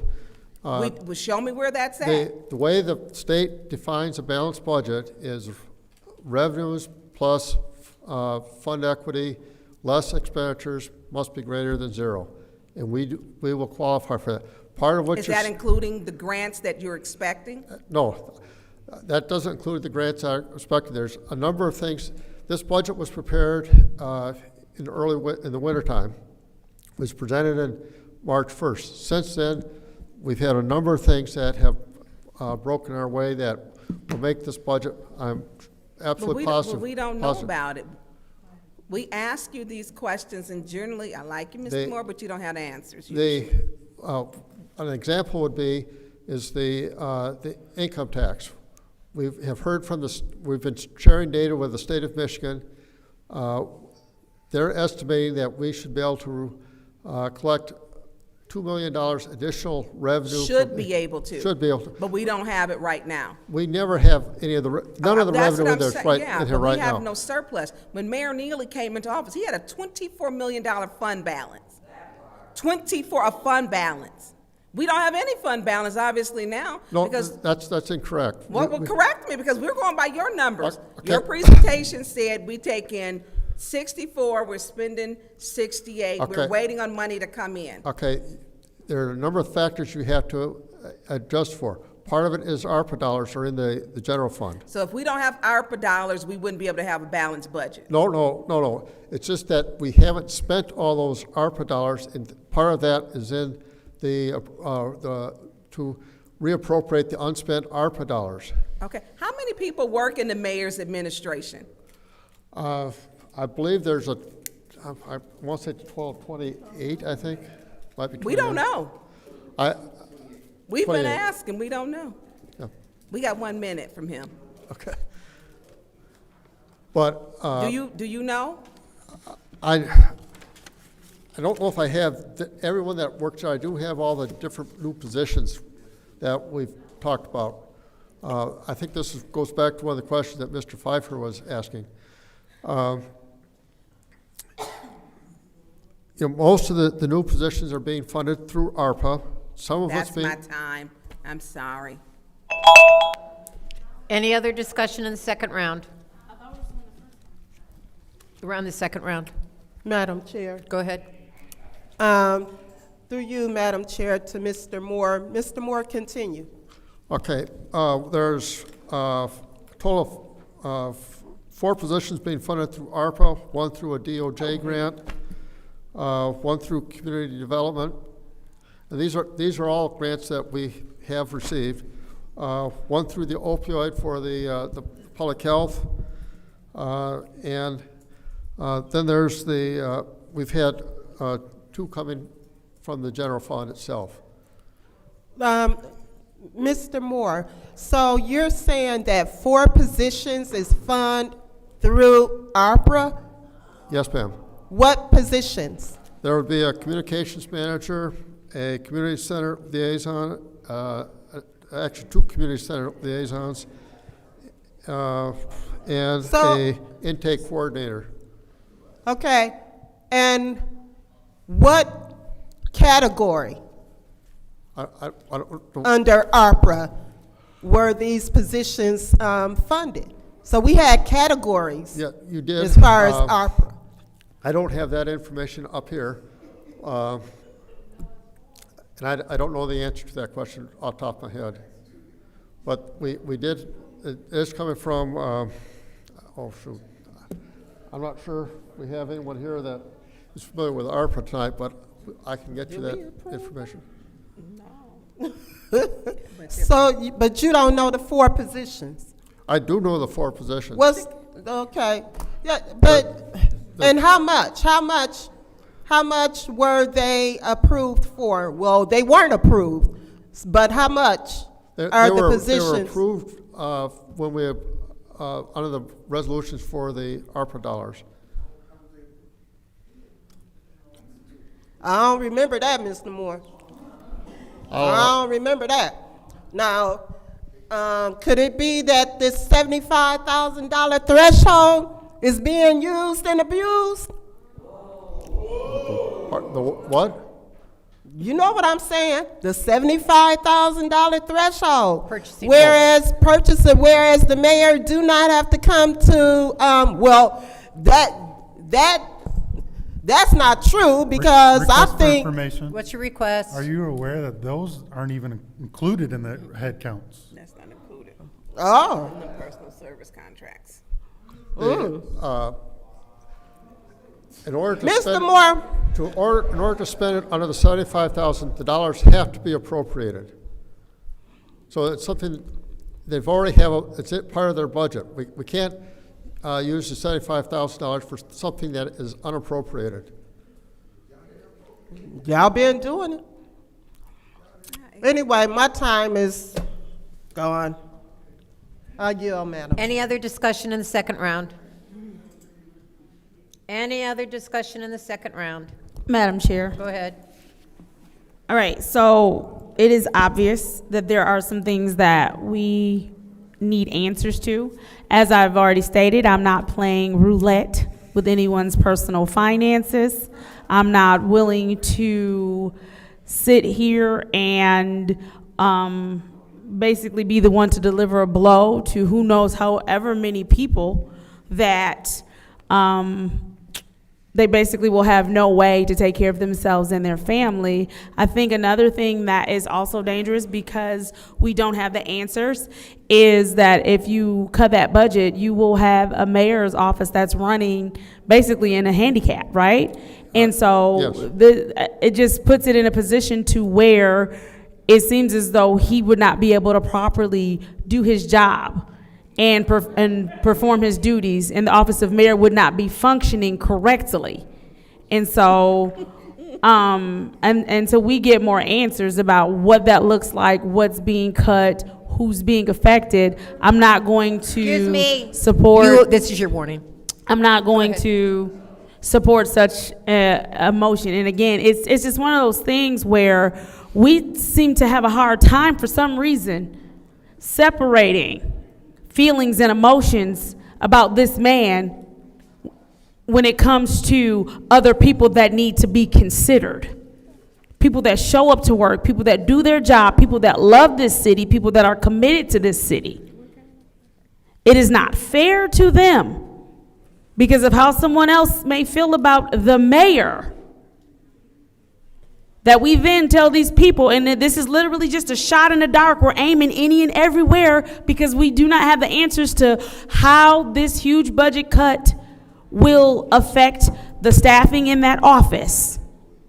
And I mean, I think they can certainly understand to sit here and put you on the spot and ask you to do something that has just been changed in a matter of moments, when we've seen time and time again, when we get papers and stuff, we'll say, well, we can't deal with that tonight, or we can't answer that now because we just got it, so we don't know the answer. So that's the same thing for you in this case of you just heard about these amendments. And so you are going to have to go back, look at a budget, crunch some numbers, figure out what's what and who's who. That's only fair. That is only fair that we give the people who work in that office a fair shake and an opportunity to understand how whatever budget cuts we may make will affect them. And so I am considering human beings with lives who have nothing to do with this political stuff, but have everything to do with the progress that we have seen in the city, that have everything to do with the work that does get done daily. Because the one thing you cannot say is that there are not people, regardless how you feel about the mayor, who are not actually working. So thank you. All right, so seeing that that is the last speaker. No, I didn't speak. Oh, you didn't speak? I didn't speak in the second round. Okay. Well, go ahead, Mr. Pfeiffer, if you like the floor. I think it's, I'm not going to play roulette. Okay, yeah. Huh? So. Okay. Okay, either way. People who, I grabbed the wrong keys, I gotta go to my office. This is the second round. Oh, sorry, I'm sorry, it was not Mr. Pfeiffer, I'm sorry. It was off the top of my head. Oh, okay, all right, go ahead, Ms. Pfeiffer. So, I think I get my colleague in the Seventh Ward's point of not wanting to play roulette with the 29 proposed mayor's office positions, but I'm not going to play roulette with the 80,000 residents, their financial dollars. And even on the form that we have, in fiscal year 2022, the mayor's office was able to deal with $468,000 total budget. But somehow in the magic of 4 years, they need to triple their budget. To me, in no way has the services or the services been improved threefold in the mayor's office. I don't think the mayor's office needs a deputy, what's Ed's position? Chief of Staff. Deputy Chief of Staff. You don't need a communications director. It's time to put our house in order.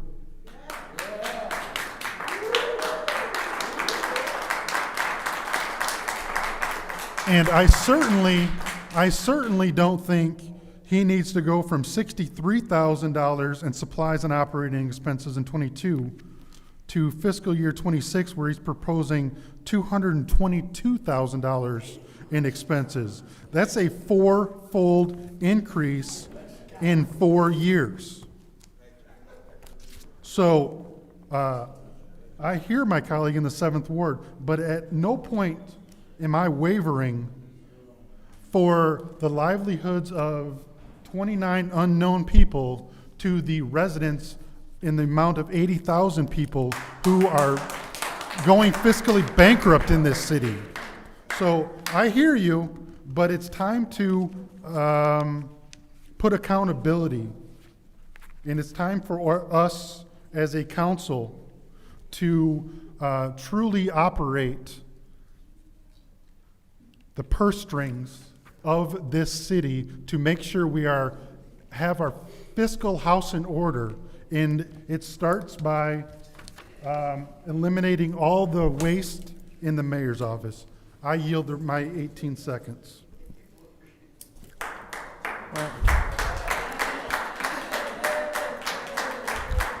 All right, Madam Chair.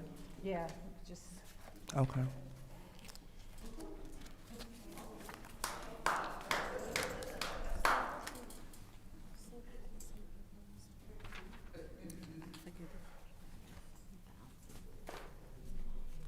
I'm looking up some data.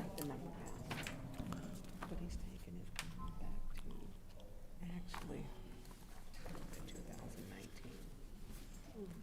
So while we were waiting, Okay. can I have my turn to speak? Yep, go ahead. All right, thank you.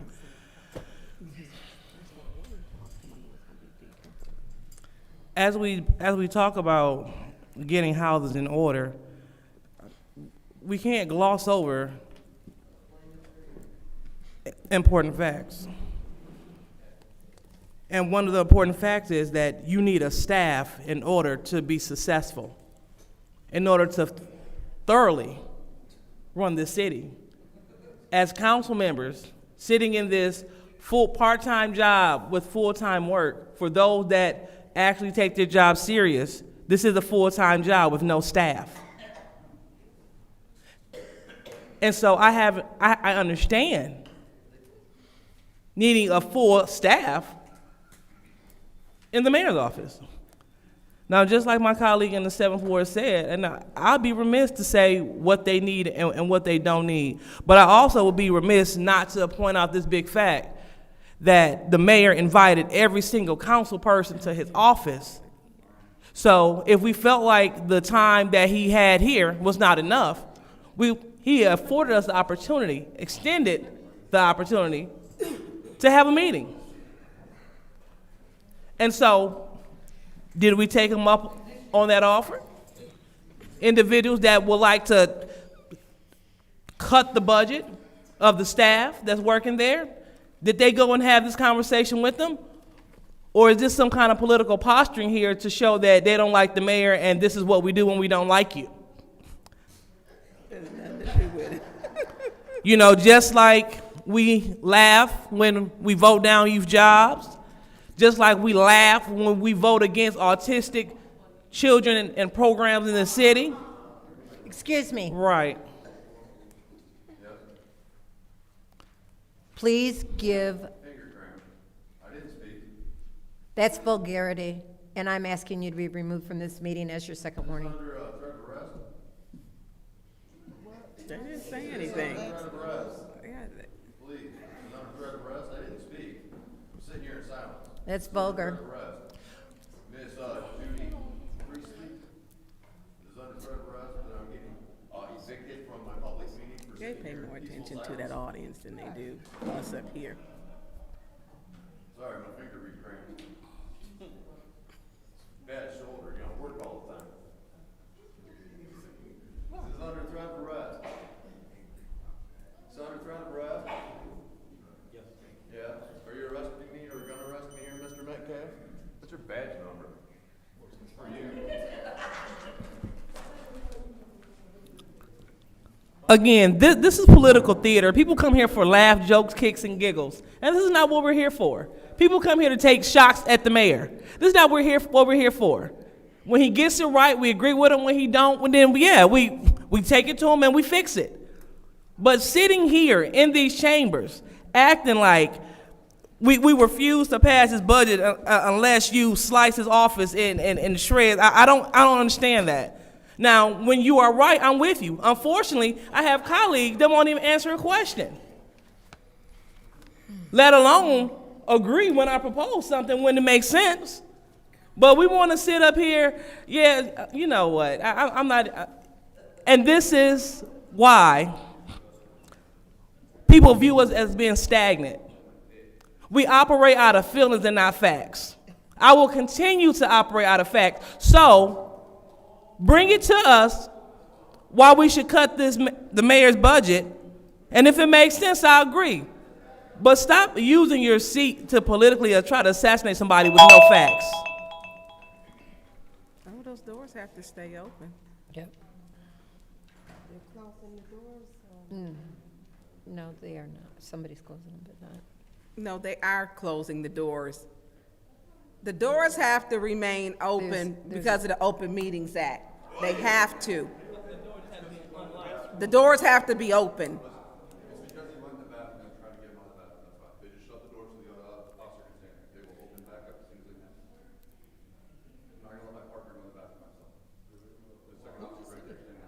Oh, yeah, they can always use these back here.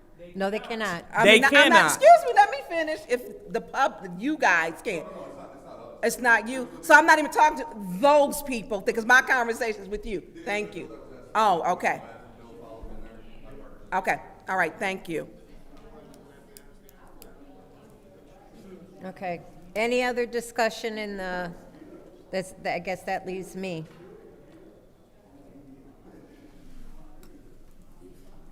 Okay, so I'm going to take a few minutes. I'm not going to approve going back this far for rollback. Are there positions that could be eliminated in the mayor's office? Possibly. But we haven't identified those. It hasn't been discussed. Where I had discussed the positions that could be eliminated in the ombudsman's as well as the cost. So I am not going to vote to agree to this amendment. So this is the vote to the substitute amendment to go back to the fiscal year 21-22 budget for the mayor's office. Dr. Lewis? No. Ms. Priestley? No.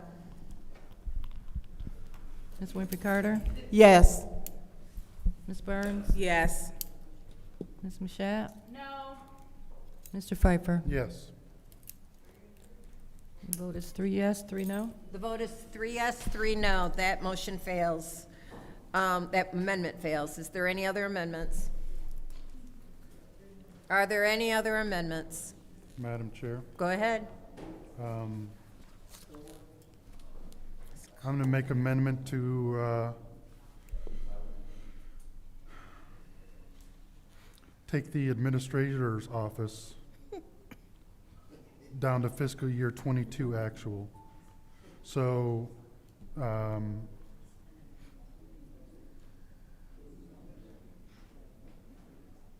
would like to make the personnel services from 384, 465 down to 225,500. What number are you quoting from? I'm fiscal year 22. Correct. I don't see that in the administration. Fiscal year Administrator. 22. I see personnel services, 225,000. Yep, I'm taking fiscal year 26 proposed all the way down to that line item. Okay, there's a motion on the floor to move the city administrator's line item from the proposed budget to the actual fiscal year 2022, which is personnel services, $225,500. Pension and OPEB, $85,876. Supplies and operating expenses, $18,510, for a total of $329,886. Is there support? Support. It's been moved by the councilman in the 8th ward, by the way, and it's supported by the councilwoman in the 6th ward. Is there any discussion? Madam Chair, Yes. to me, this seems like a no-brainer. We can easily go back a few years and deal with the budget that we lived on in that year. Just a simple 4 years ago, where we don't need to almost double, I'm going to say increase by 70% in a matter of 4 years. To me, the services haven't increased by 70%. So let's go back and if they want to propose how the services are going to increase by 70%, then we can have that discussion. But that's where I'm at. Thank you. Thank you. Any other discussion? Madam Chair. Yes, Ms. Mashat. So this is the second time that there have been some numbers proposed that I don't even have in front of me. And so just based off of, he's saying go back to a fiscal year. Is that on here? Yeah, it's in this. It's in our packet? It's in our packet. Okay. Which page is it on? On the printed, when you go into the budgets on page 1 of 3. I don't know. Because I was assuming that I had that budget. If you're looking at the PDF, I will get you that PDF. It's page 103? No, 1 of 3. Let me go to my PDF just a second, and I will be glad to give you that number. On the PDF, it is page 51, if you have your PDF. No, Judy, that's not there.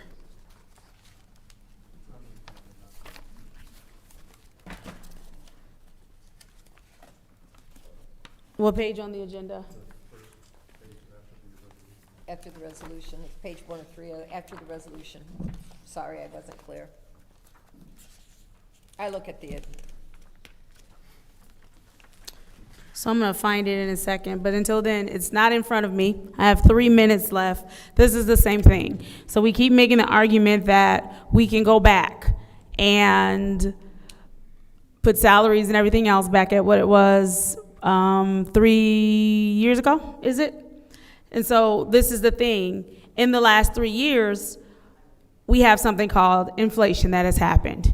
In the last 3 years, there has been something called the cost of living that has changed drastically. More importantly, once again, we're trying to make an amendment to an office without understanding the full weight of the decision. Who will be affected by it? How will they be affected by it? Not understanding the roles that they play in the office, not understanding the duties, not understanding that the fact that, honestly, the city administrator's office is probably not where we should be trying to cut right now anyway, because is he not also acting as the DPW director? He has all of these extra duties, but we want to cut staff from somebody who has to take on not only making sure he's aiding the mayor and helping that all the other departments run correctly, but now he also has to man a whole department himself as well, be in charge of something as huge in the city of Flint as our water, and making sure that that's good and the quality of that is safe. And so now it's, let's give this person more undue stress. Let's take away a staff. Let's remove positions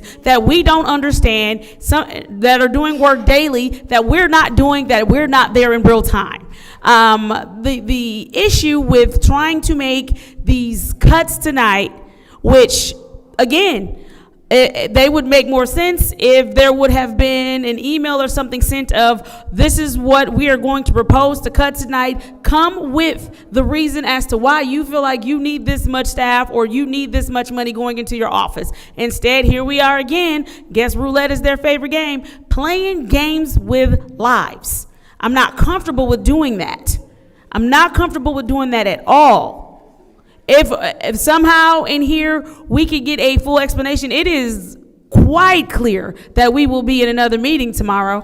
Quite clear. And maybe tomorrow, Mr. Moore will have the numbers. He will have had an opportunity to talk to the mayor's department. He will have had an opportunity to talk to the city administrator's department. That way some different numbers could be discussed. There could be some kind of conversation on how we make this budget make sense.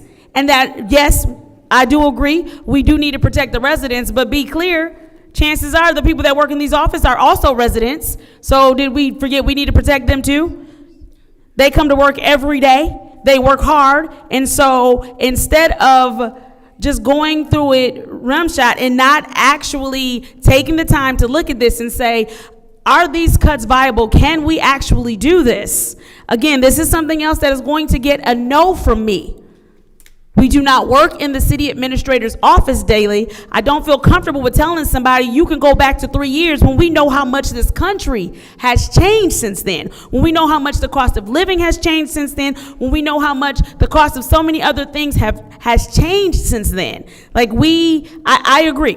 We have to be smart and responsible about the budget, but as part of being smart and responsible about the budget is not just making cuts willy-nilly, but also having conversations, talking to those departments and seeing what's what. I yield. Thank you. Any other discussion in the first round? Madam Chair. Yes, go ahead. To Clyde. Clyde, while you're down here, can you tell us how many people work in your office, and just a brief description of what they do? And I want to be very clear, meeting with the mayor is not anyone's favorite thing when he has called us obstructionists weekly. We have been asking for years how many people work in these positions, who's in there, what is their job title, how are they being paid. We have asked that. So I know coming in when Mayor Neely was elected, Clyde, you had one secretary, is what your budget allowed. The mayor had, was it 2 people? And so how many people, because they're saying to keep your funding, how many people do you have?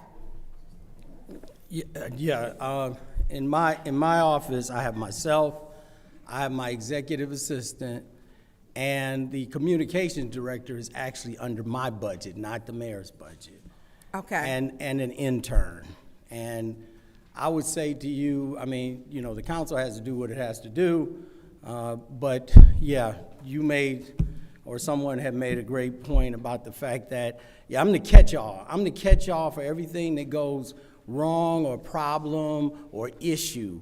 Every department, executive office that has to be manned, when we lose that person, I have to take over. I'm doing it, I should say, really still for the water department. And all of almost 22 months, I've had to head up that department, along with working with the business and planning office after we lost the director there, organizing that. Not to mention the lead replacement line activity. I've had to spearhead that along with my normal duties of operating the city. Okay, so look, how many lines, or can I get a copy of that list, that the lead lines that have not been replaced since you were spearheading that?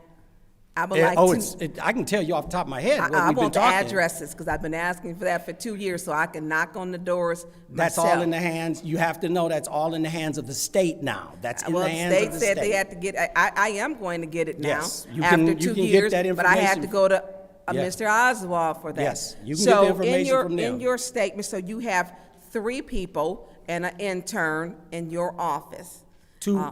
Yes, And three, you said three including yourself, myself. Yes, 3 yourself, including myself. your and an executive intern. assistant, Right. the communications director, and an intern. That's correct. Okay, and so those are the ones, and then you're telling us your duties, which we haven't been able to keep a DPW director, manager, whatever title you put on it.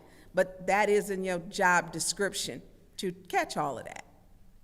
That just happens to be what you're talking. You are in second of command. I wish some people would come sit with me for a day, because I know I'm you're here on the busy. weekends too. I'm not here just during the I will week. attest to you Yes, are on the weekends. yes. Because when I used to be here on the weekends, you were here also. Absolutely. I will absolutely say Saturday that. and Sunday. I know, because I was there too. So I'm not talking to you yet. That was true. She down here talking. See, people like her don't help you out. They don't, when I'm asking you the question. So do you know how many people work in the mayor's office? I can give you A number? Yes, I can even describe who some of the people are at this point. There are 6 public health The personnel. navigators? Yeah, no, they're not all. They were funded for 7 total. The manager and 6 positions, 6 navigator positions. You just hired her a couple of weeks ago, right? That's correct. But I was Ms. doing that, I've been Stutter? doing that for the last several months, too. Shebra is her name. Shebra, that's correct, Ward, Shebra Ward. Blight Department has 13. We have 3 people, I believe, that handle resident responses or work with the residents. What's their title? That's something I'd have to get from personnel. And Okay. then you have the chief of staff, which you already mentioned. He has a person of governmental affairs, and my position. And then there's one vacant after that. What's the one vacant? It's one he gets to appoint that he has not appointed. He has 4 appointments that he gets to make. Okay. Besides, mine is the only one that has to come before council. That's my time, and so. Any other discussion in the first round? Go ahead. Madam, Dr. Lewis was reaching for her mic. Okay, go ahead. Madam Chair, through you, Madam Chair, to Mr. Edwards. Mr. Edwards, you can continue on. Oh, that was it. That was I was just saying that he has, the mayor has 4 appointments, and my position is the only one that actually has to come to council for consent. What is the mayor's 4 appointments? Name them again? Chief of staff, the government affairs person, and the others are Arnold Brown as the customers, I forgot what it was called, customer for the blight department. That's the 3 that have already been appointed, plus mine is 4, and then he has 1 vacant he has not appointed for.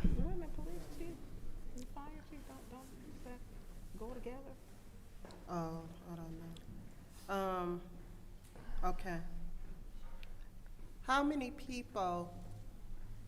There are several people that's working in the mayor's office, though. That's we've named all the ones that. That's 24. That's everybody that's working in the office. Okay. 28 people. Yes. That includes the blight department, right? Yes, Arnold has an office inside the suite. Oh, okay. Okay. All right. But the blight department's budget is not included. I'm looking at the blight department's budget right now. Okay.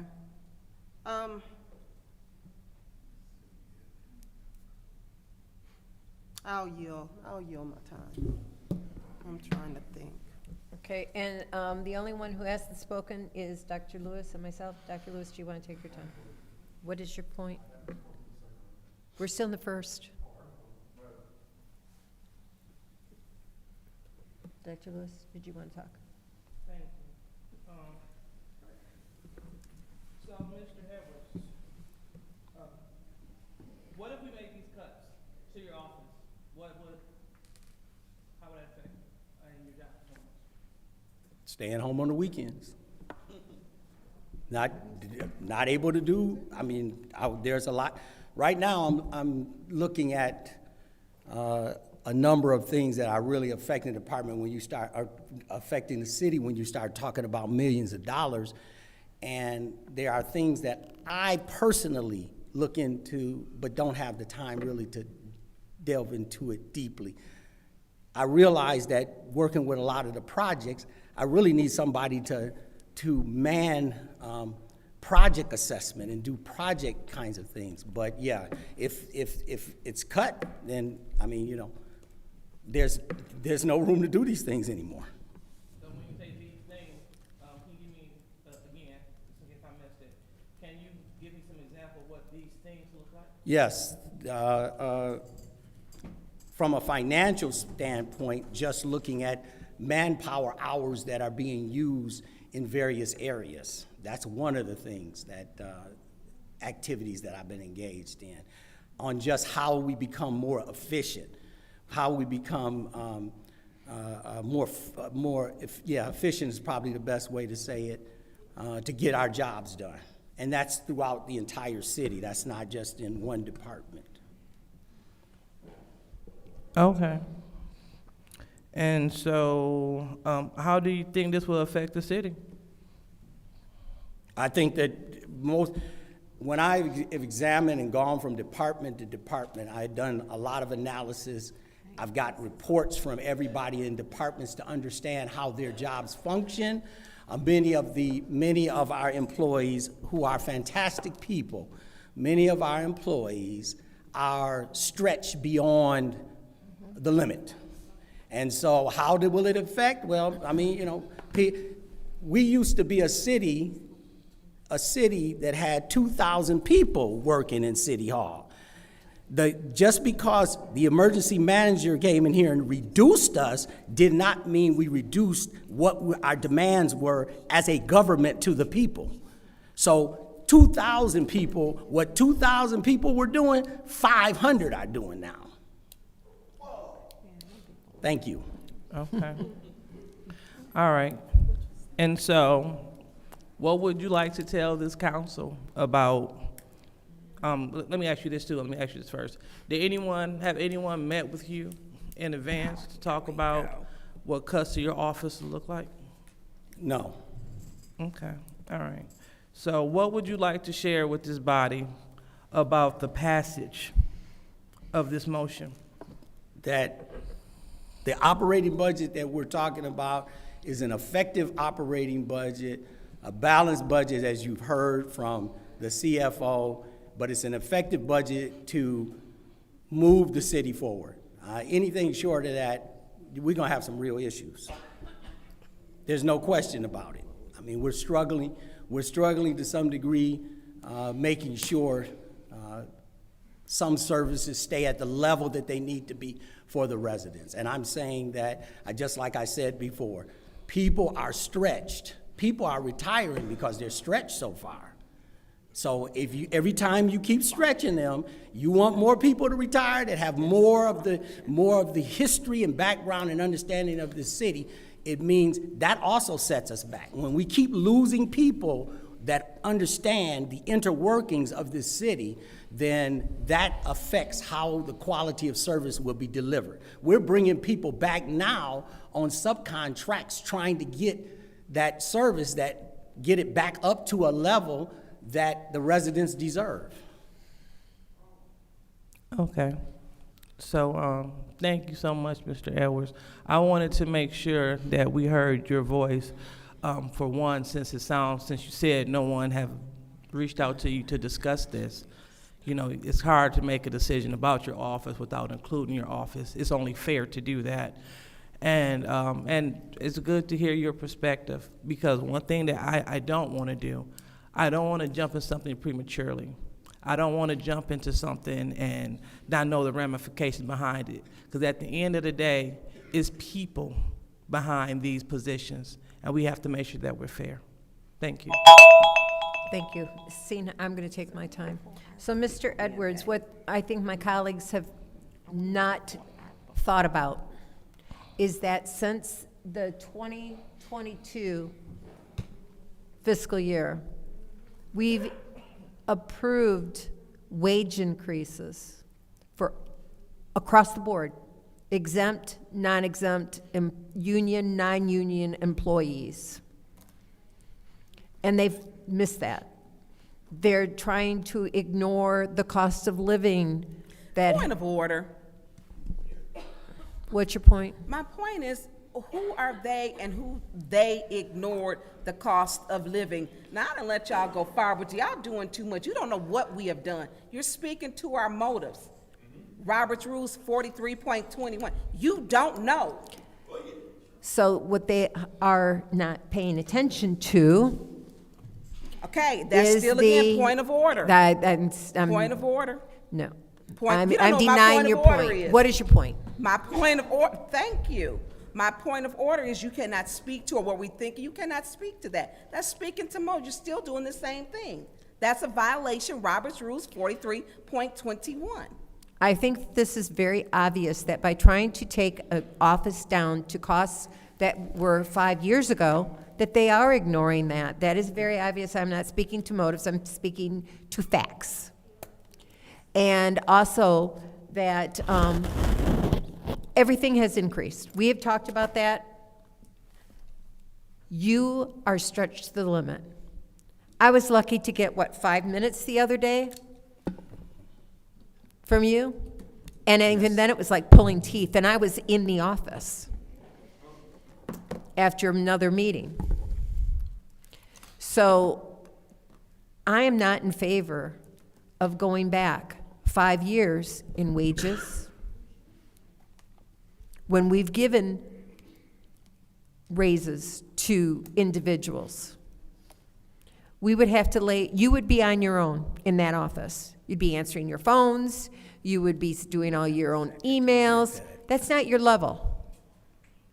You need someone to do those for you. What's your request?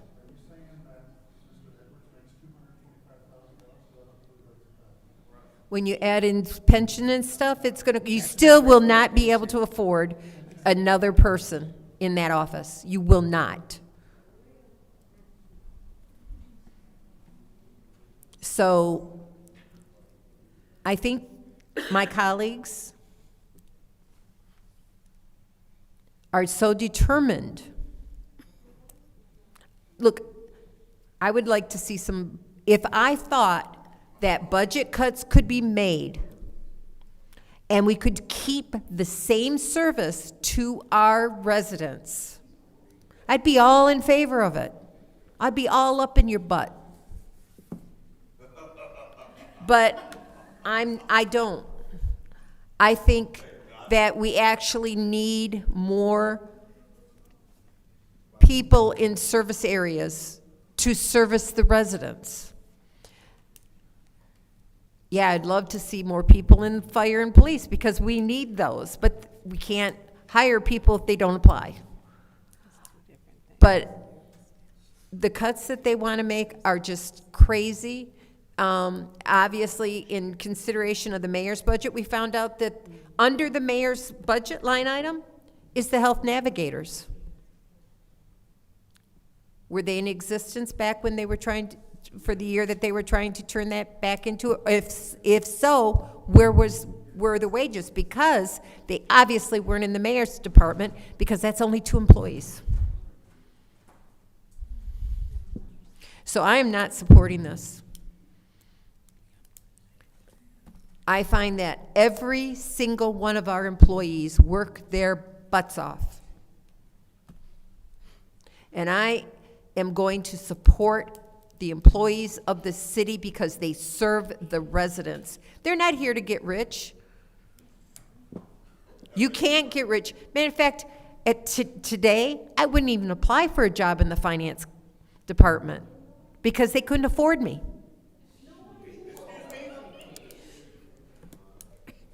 But that's the case across the city. The city does not have competitive wages, period. And they want to cut it even more. Second round. Anybody in the second? Madam Chair? Go ahead. I think it's laughable that they have no problem with approving contracts that are going to raise dollars and cut their personal budgets for the residents. Meaning they got no problem signing the trash contract that's going to take money out of the residents' pocket. Like the residents can, you gotta make cuts and you gotta deal with it, but everything that they approve, they refuse to make any cuts for our operating expenses. They expect residents to make cuts by the escalated contracts that have been approved.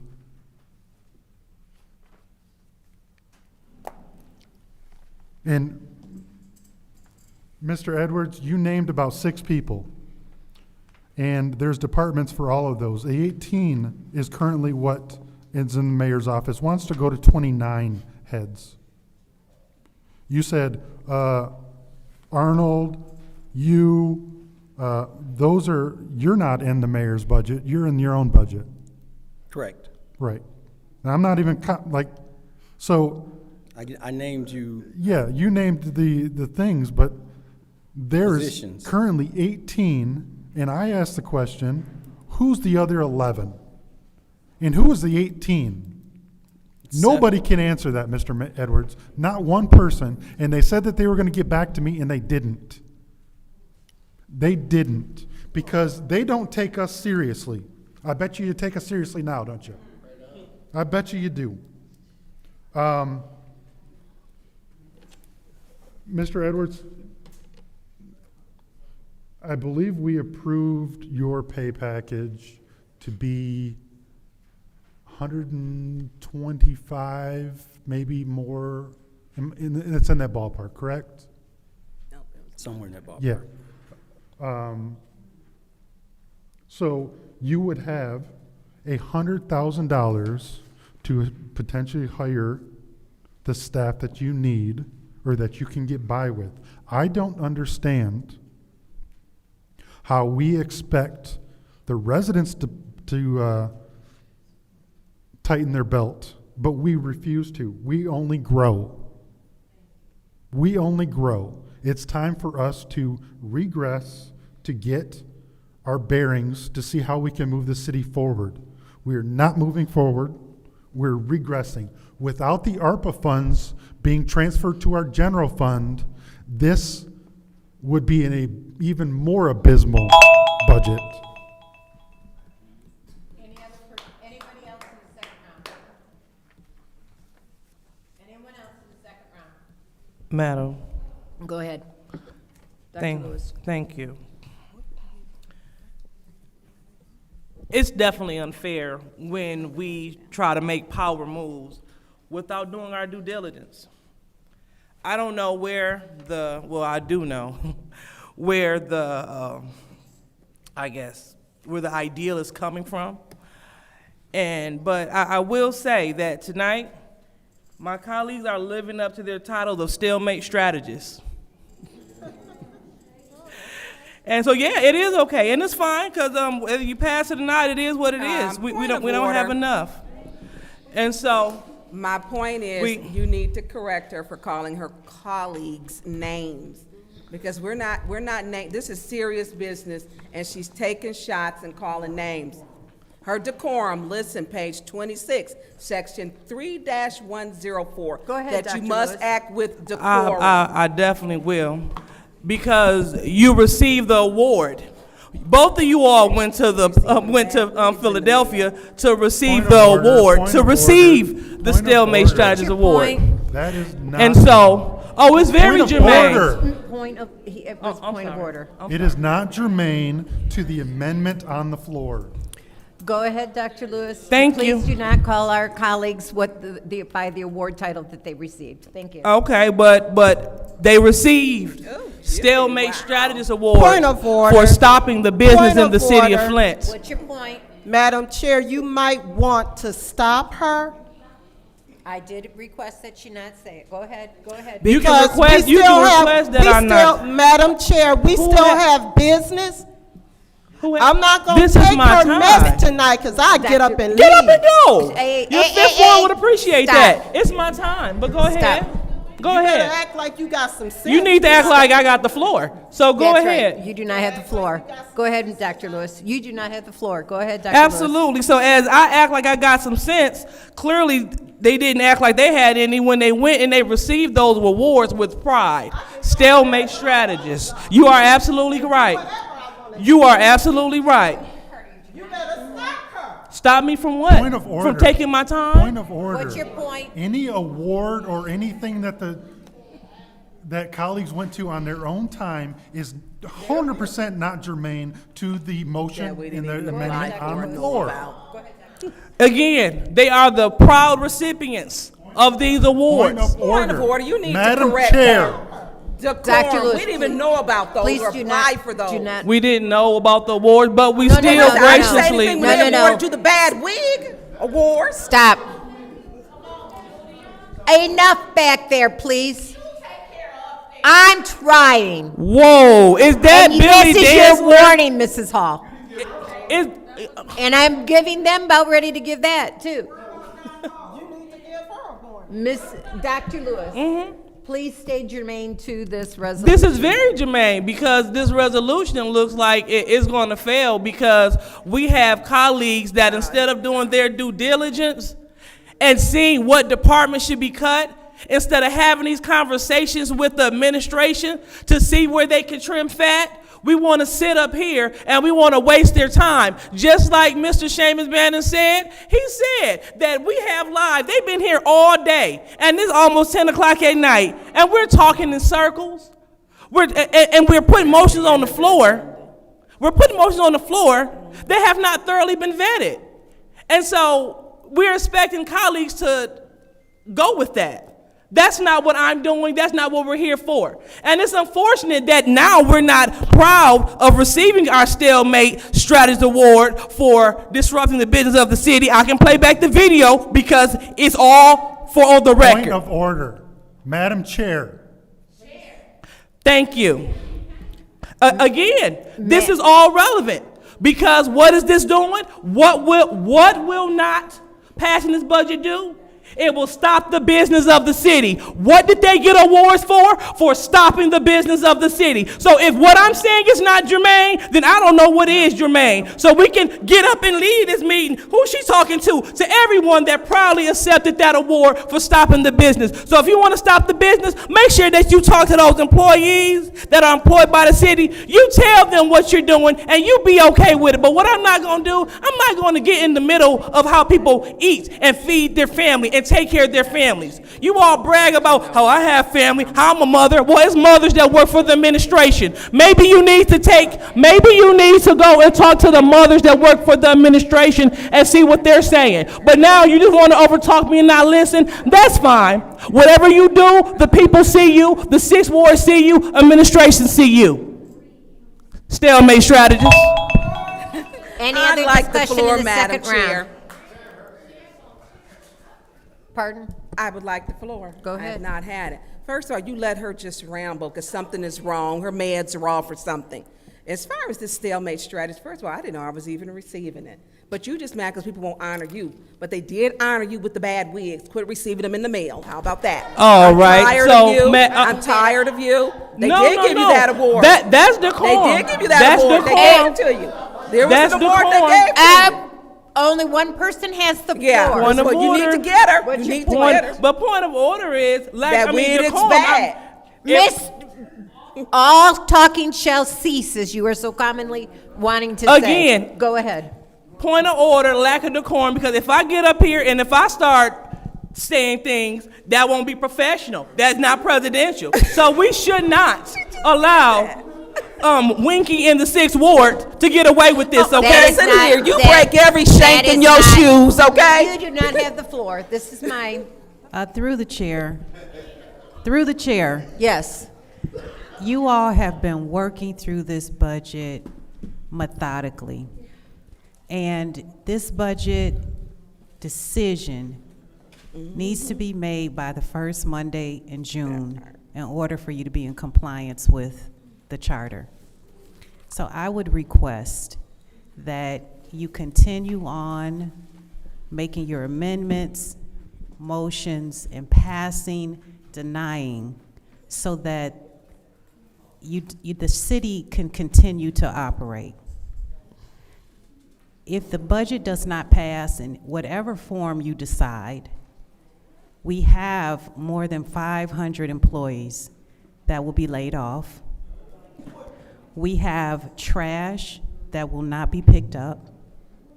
We have water services that will not continue until we can get money to pay for those services. So you all have been diligent working through, it's after 10 o'clock. Yes. No, almost 10 o'clock.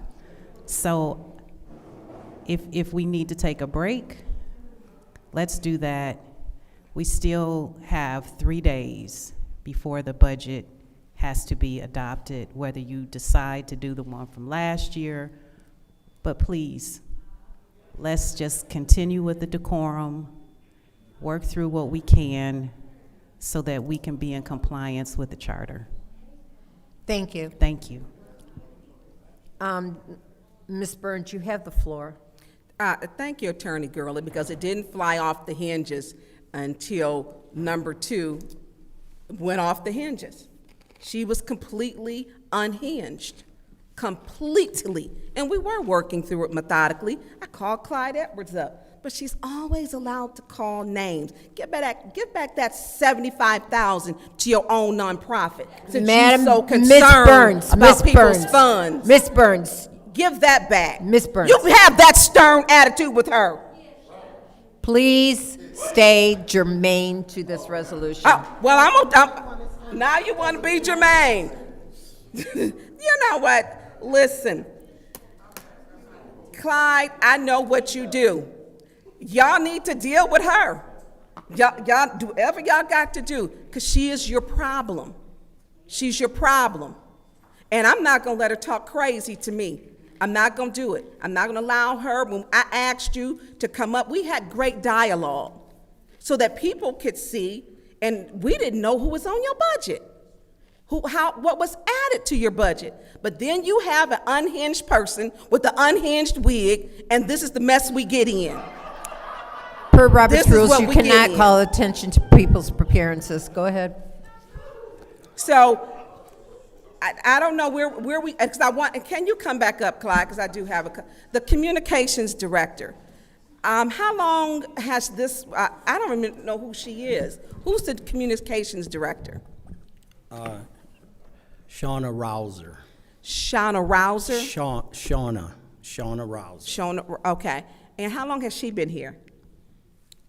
I believe it's 5 or 6 months. Okay, and how much does she make? I don't know off the top of my head. Can you, Yeah. Mr. Moore, do you know? Yeah, maybe Mr. Moore. Okay, so if we could get a breakdown, because we will obviously be here, of what your department and what each person makes, so that we can see. But I think the question is really, also with and then also we need it in the mayor's department. We could get who works, where and in what department, because I don't take it lightly. And I don't appreciate my colleagues speaking to what they do not know what my concerns are, nor my work ethic.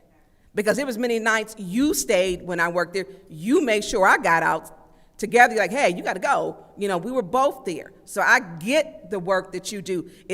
See, this is your problem over here. Wig Wombat won't keep her mouth shut. She won't keep her mouth shut. Anyway, that's my time.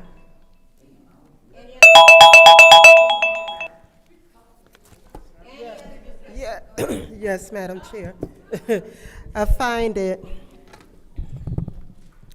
quite interesting that today the councilwoman in the 4th Ward talks about not cutting the mayor's budget, whereas back in fiscal year of 2022, she wanted to slash the mayor's budget. So I find that quite interesting. So today she has another story. She don't want to cut the budget. I wonder why. Madam Chair, through you to Mr. Moore. Mr. Moore, I was looking through the check registry. And, oh Lord, I'm gonna tell you what. See, this is, along with this budget, we have to be transparent. Now, I'm wondering why it took us so long to get this, but there are some things on this registry that I don't understand, but it's coming out of taxpayers' money. Your taxpayers. funds. I see a line item in here for $150,000, a check for the Maid Institute. Can you explain that? I believe that came out of opioid dollars. What? Excuse me. I was requested earlier today by Mr. Pfeiffer to look into that. I haven't had a chance to look into the details of it yet. Okay, but we, the council, we didn't approve that. Yes, How? you did. Yes, you did. There's a resolution that you approved For the Maid Institute? for that 150,000. Yes. Made out to the Maid Institute? Yes. Yes. Can we find the resolution? We'll find it. But see, this is Wasn't me. the, I vote for that. no, stop my time. I do believe that you will find that anything that was approved or voted on for the Maid Institute was prior to even Eric's death. Go ahead. But see, this is the kind of shadiness I'm talking about, okay? And I'm gonna say another thing. With the Blight Department being under the mayor's department, I feel like that's another way of sliding money. Any other discussion in the second round? The only one who hasn't, people who haven't spoken is myself and Ms. Mashat. Ms. Mashat, did you want to take your time? Mashat, absolutely. Mashat, so sorry. So, just to kind of stay in the same vein as Attorney Gurley, because I thought maybe we all understood, we're supposed to be talking about the administrator's office and if there are any possible cuts. He has had an opportunity to come up here and discuss the detriment that would cause. We are all clear that he works very hard and that the staff that he has is necessary staff. And just even from listening to him talk, he is pretty much bare bones around here as far as staff is concerned. Having worked in a mayor's office myself and understanding the importance of having a communications director, especially for a city and a city that continues to be in crisis, that is also a very necessary position. I think that we need to get back focused on the fact that right now the decision is, what are we going to do as far as funding this office and this budget? And so I am going to reiterate the fact that I will not be supporting any cuts because there is plenty of, you know what, I'm gonna call you to order. That's cool. In the black security shirt. My name is Debbie Clark. There you go. And I'm not speaking to you because you threatened. This is your warning. Go ahead. So as I was saying, as we're trying to handle city business, it would be a huge detriment to that office to make any cuts. Mr. Edwards, everybody knows that, you know, city administrators are the catch-all, and that is just the reality. And knowing that it's already just you and really working in your office, one other person, because you are funding another necessary city position. But I'm just not comfortable with the amount of work that you have to do, and then the amount of work that puts on your administrative assistant with saying that we will not value the staff that we have in that office, or we will undervalue what that office does by making slashes when there is probably somewhere else that a cut could possibly be made. So I will not, especially after hearing from you, support any cuts to your office. I yield. Request for information. What's your request? What's your request? Oh, sorry. Thank you. So, Sorry. so are you aware that the resolution pertaining to the Maid Institute that they were talking about, that it was passed in November of '23 before Mr. Elamine was on the council? And in terms of the voting, you know, Ms. Burns voted yes for it. So I just want to make sure that you knew that as we proceed to our next vote. Listen. That was an improper. So I would like to, I said point of order. I was ruling on their point of information. Madam Chair. Go ahead. I would like to answer that. Thank you. That is actually great details. Thank you for the clarity on Request for when the Maid information. Institute received What's your that money. request? Did we know they was just paid October 2024? So I'm answering Dr. Lewis's. I was in the middle of responding to Dr. Lewis. So thank you again for highlighting that, because regardless of when it was paid, it was voted on before he was on council. So I do think we need to be fair. Since we're speaking on it, we need to be fair and talk about when it was done, because I just don't want there to be any insinuations about him and money that, because he's been working in the community for quite some time now, well over a decade, to build and help people as they're coming home. And so we want to make sure that we honor that work and not make it seem like something shady happened. Thank you. Okay. Excuse me. This is your warning. Please sit down.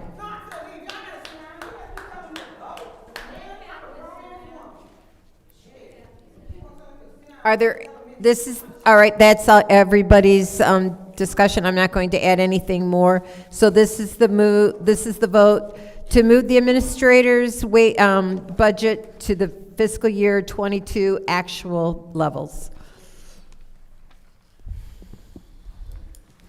Ms. Priestley? No. Ms. Winfrey Carter? Yes. Ms. Burns? Yes. Ms. Mashat? No. Mr. Pfeiffer? Yes. Dr. Lewis? No. The vote is 3 yes, 3 no. The vote is 3 yes, 3 no. That motion fails. Are there any more amendments? Yes. Go ahead. I got to ask a question before I make amendment, though. So, through you to Mr. Moore. Mr. Moore. Page 25. Mr. Moore, how is the $72,000 paid to Flint Golf? And through which line item? The what? Yeah, 'cause I don't see it.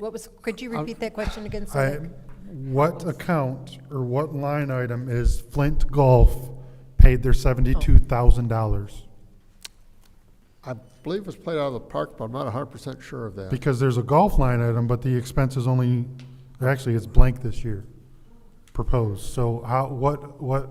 I believe it was paid out of Parks and Rec, and I had to double check that. I believe the Parks numbers and Rec. that you see on the budget. What line item is Parks and Rec, sir?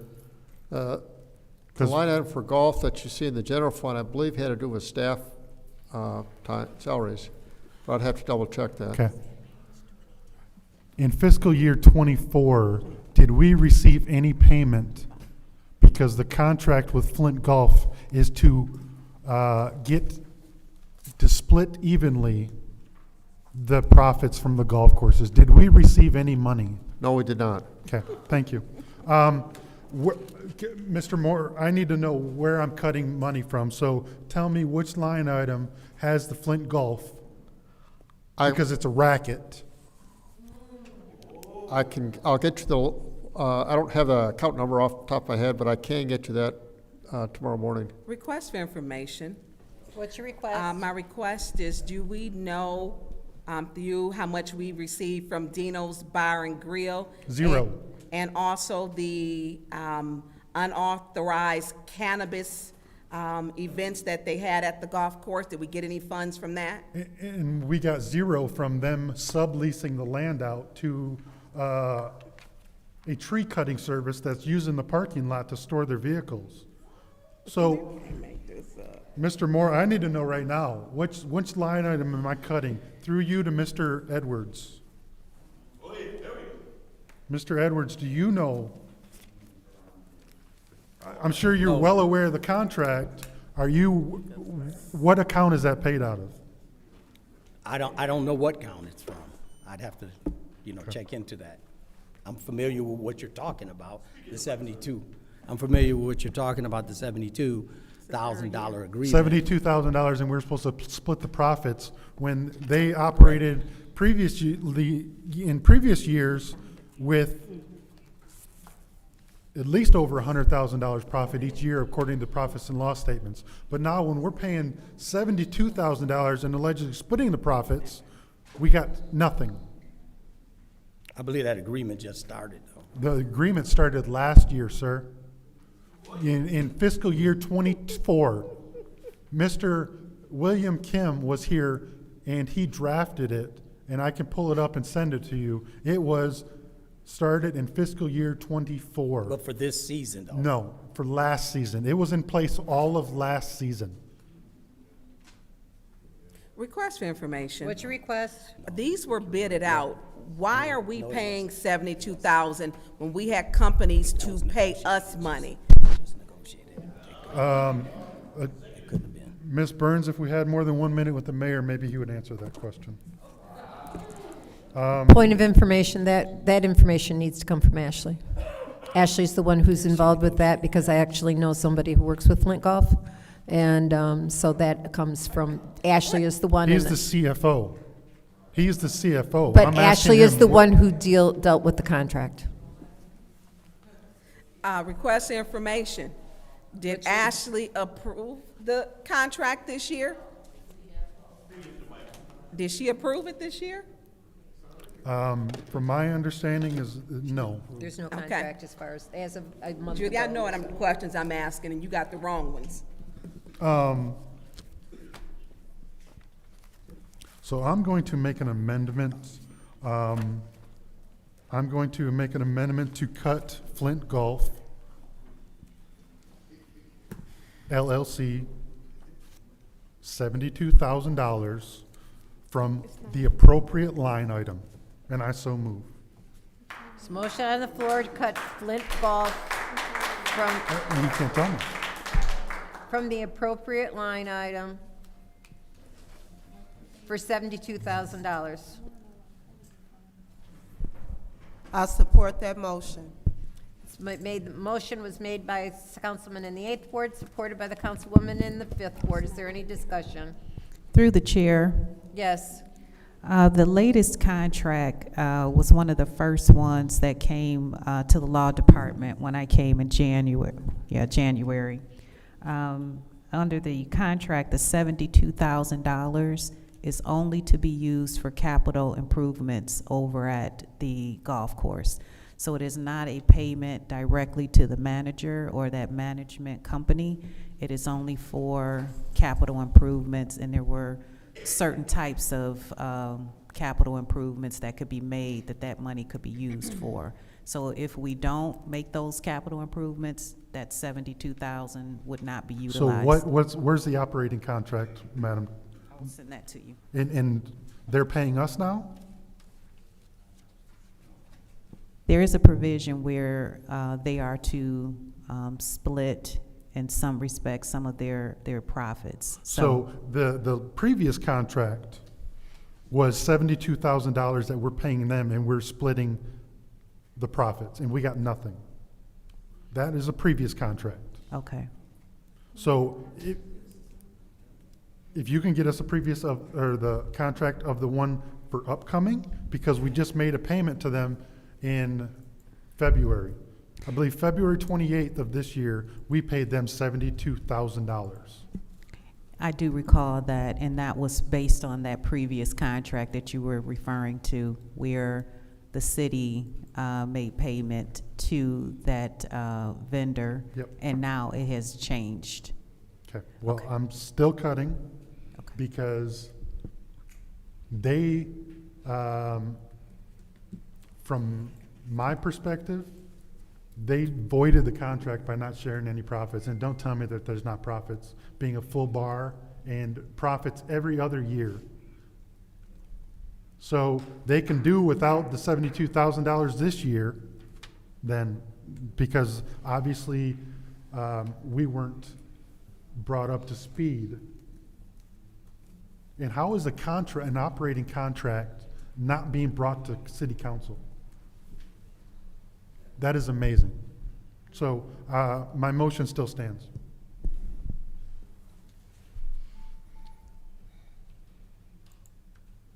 Is there any discussion in the first round? You gotta get a support for that. I did.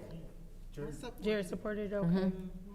Mm-hmm. Is there any discussion in the first round? Madam Was, Chair. I'm sorry, real quick, was that not discussion from him? Oh, yeah, that would be his discussion, thank you. Any other discussion in the first round? Thank you. Through you to Mr. Moore. Mr. Moore, so with this type of property, because he's profiting from it, has the tax assessor stated that should they be paying taxes on the property? I haven't heard anything from the assessor about that. Okay, can I you don't think look she's into looked at that for me and get back? Okay. Oh, not done. So do we have any financials at this, because we're talking about 2 golf courses, that I don't believe they would still be doing if they weren't making any money. And cannabis events are pretty much all cash. So do we know from the events that have been held at the golf course if they have made any profit? It's every event that's been, we're talking Kersley and Swartz Creek, have they profited from any of the events? We have annual statements. I don't think we have it by event. Okay, have you seen any of their financials, or has any of our staff, because she stated Ashley deals with them, has anyone seen their financials before making this decision? Yes. Okay, I want to see it, and I'm going to tell you why. There are bidders who are higher, considerably higher, who we keep giving it to this vendor, and it's just below that $75,000 threshold to where it doesn't come to council. And these bidders were higher. They were actually paying the city money, but whether it's capital improvements, like Ms. Gurley said, they were going to do the capital improvements. So this is went to purchasing, I think, the past 3 years, and this has been, in my opinion, a true backdoor deal. We don't have any of their financials. There's no way, and I'm going to tell you, I know one vendor with the cannabis made $20,000. That was just one vendor. And so this is a publicly owned property where they're making a profit, and nobody in the city has asked them how much Dino's Bar and Grill is making. No one has asked them in the city, what are they getting from the events that are held there? No one's asking them, we need to see your financials. No one's got them. And year after year, they fall below that threshold. Other bidders are higher, and this company Request just for keeps. information. What's your request? Are you aware that other bidders want to pay us instead of us paying them? Absolutely. Thank you. Yes, the other bidders, which were higher. And we don't take any of those bidders. Danny's Golf was one. God, is it AI something? They bid. And it's more than one. Well, actually, it's about 4. And each year, we take the company the city has to pay. We don't ask for their financials. We don't ask them if they're making a profit. They haven't paid the city $0. And we continue to take this. They don't pay taxes on the property that they're profiting from. This is ludicrous. So if you can get me information, because this is really, it makes, you do numbers. I read your resume. We do have the financial statements for last year. I can get you those. Yeah, I want to see him. I want to know how much, because he's an accountant. I want to see him. Because when we talk about this, and why are we taking the lowest bidder and not the highest bidder? Help me with that process. I wasn't part of that process. So Okay, well, you know what? And I'm going to tell you, with this deal, this right here is a problem, because I've had 2 bidders contact me who said they were going to contact the federal agency, because this is the 3rd time. I don't have answers to it, because we don't have it. The Bar and Grill doesn't have any financials. The events don't have any financials. And they have a liquor license. So I'm not, okay. If you can get those things, I would greatly appreciate it. Thank you. Thank you. Any other discussion in the first round? Madam Chair. Yes. So this is something that I'm not particularly leaning one way or the other for or against. I need more information to make an informed vote. So first, I need the contract from last year, I need the contract from this year, and I need financials. So the only reason I'm not going to agree to the proposed amendment right now is because I need more information. And so I'm guessing this is probably something else that's gonna be before us once again tomorrow. And then once I get that information, I will be able to determine whether or not I can support this proposed amendment. I don't want to keep and or slash anything as it relates to this until I get more information. Thank you. Thank you. Any other discussion in the first round? Any other discussion in the first round? Any discussion in the second round? Madam Chair. Go ahead. Thank you. So I agree with my colleague in the 7th Ward, but I just also just want to reiterate that this would be the 3rd special meeting in, and we could have had all this completed. And so I just want to encourage my colleague to please, let's, Yes. We have one of the radios that's going off. Can we have whoever's police radio going off going? Okay. I mean, people yelling out louder than the radio, but anyway, nevertheless. Yeah, I just want to encourage my colleagues to let's come to these meetings to get the information that you seek so we all can vote on it and move on it, because, I mean, it feels like that we keep changing the goalposts, you know. So hopefully we can get all the questions that we have answered. We can send whatever email need to be sent.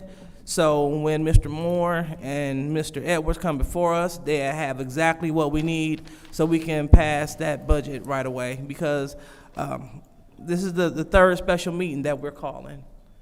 And some people do have other things to do. So I don't want to keep coming here for the same thing when we can get this handled by sending an email, having a meeting, or just prepping the appropriate administration. All right, so thank you. Thank you. Any other discussion in the first round? Second round. Any other discussion in the second round? No, I had already called for second round before she spoke. Yep. She was the first speaker in the second round. So, Madam Chair, yes, I just want to I'm just making a formal request for the old contract, the new contracts, and any financials so that I can make an informed decision here. Please put that in writing to the clerk so she can forward it. Well, no, I'm just going to request it to her right now. But thank you. Any other discussion in the second round? I'm going to take my time. I'm also going to say that I don't have enough information to make an informed decision based on the actual facts. I just know based on my communications with people involved with the Flint Golf Club, and I know I'm only hearing one side, so I need to have all the facts before I can make a decision on this amendment. So I'm going to vote no on this at this point. This is the vote to cut Flint Golf from the appropriate line item for $72,000.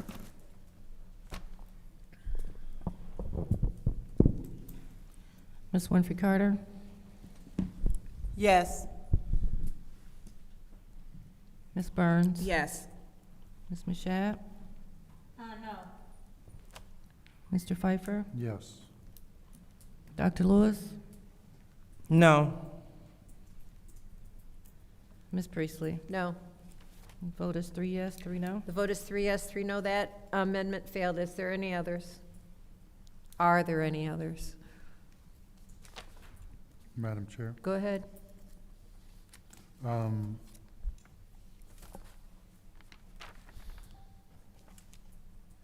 Need to ask a question before I make one. So through you to Mr. Moore. Mr. Moore. Mr. Moore, what was our marijuana tax? How much did we get from the state? I believe it's from $6.90 this year. is it projected to go up more next year?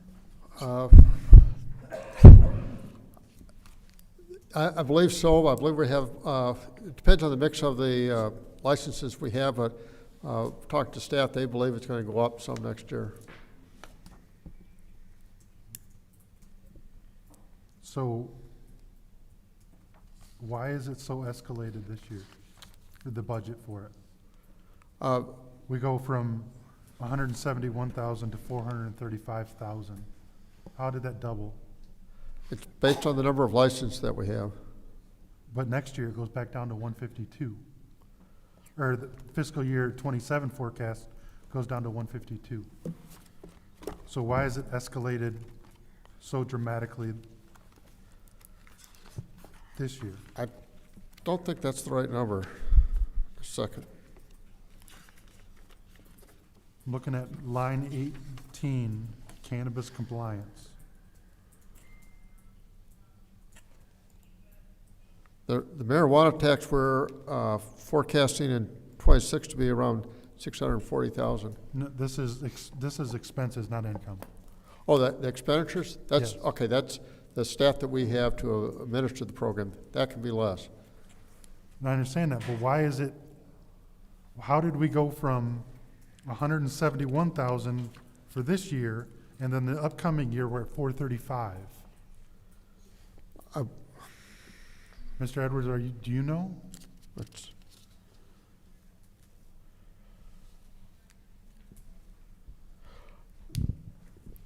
I certainly don't want to cut any compliance stuff, but I'd like to know why it's so high. Why is it so dramatic from one year to the next, and then back down? Oh, you're talking probably about the OPEB. No? No? No? Just a second. I'm looking at fiscal year 25 budget as 171,000, and then fiscal year 26 proposed 435. Madam Chair, do you know? I'm lost. I don't know where you're talking. Please tell me again. What page are you on? I'm on the page 3 of the thing. Page 3 of the budget? Yeah, line 18. Thank you very much. I did. Line 18. We go from 171 this fiscal year to next fiscal year 435.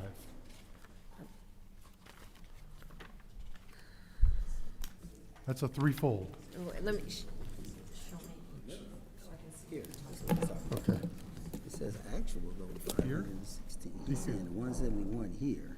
Right. To propose 435, but it had actual earnings of 560. This is the OPEB year. I don't even count that one. This isn't OPED. Yeah, it is. That's the. No. OPED is this dollar amount. Yeah. This is OPED. That's the It's OPEB. not the column. This column is fiscal year 2025 actual year to date. No. Yeah, that's I understand OPEB. that. That's the year. Oh, I that see we- what you're saying. You're ignoring that Yeah, number. yeah, That's I ignore OPEB that year. right there. We go from 171. So we have additional personnel. So that would be, Right. that would come from Right. Mr. That's 25.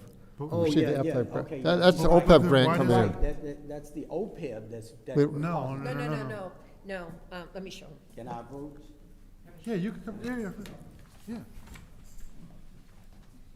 And I just want clarity. I don't want to cut anything that we go. Yeah, that's all. I'm not counting it. Like I'm going from fiscal year 25 budget to this, so that comes off the OPEB, and then we add up the one step. It looks like it went from 1 FTE to 2 FTEs. But then why does fiscal year 27 drop to $17,000 for? But he also got the. Yeah, so explain, I just want to know. That looks like a mistake. But it's basically almost in line from fiscal year 25 from 171 to 152. But it's.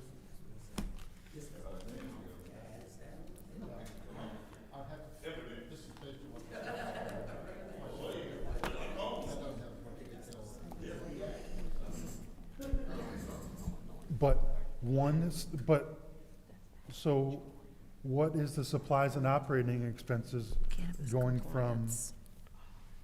up to $105,000?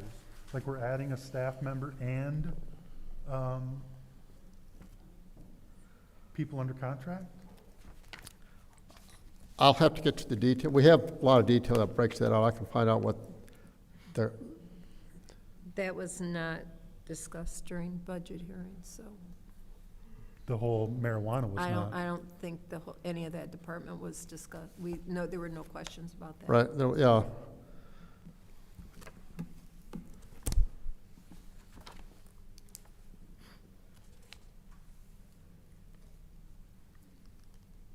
I mean, what is the $105,000? Is that a service contract? We're adding a person and a service contract?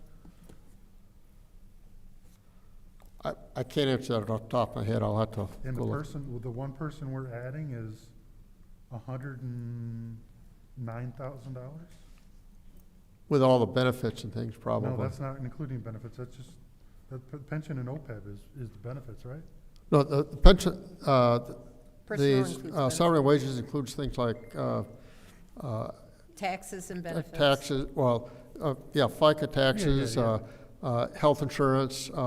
It would also, it includes a lot of other costs that are associated with the personnel. So can you find those? Yeah. Can you find out what we're adding a person and what the 105,000 in supplies and operating expenses is for? I made a note for that.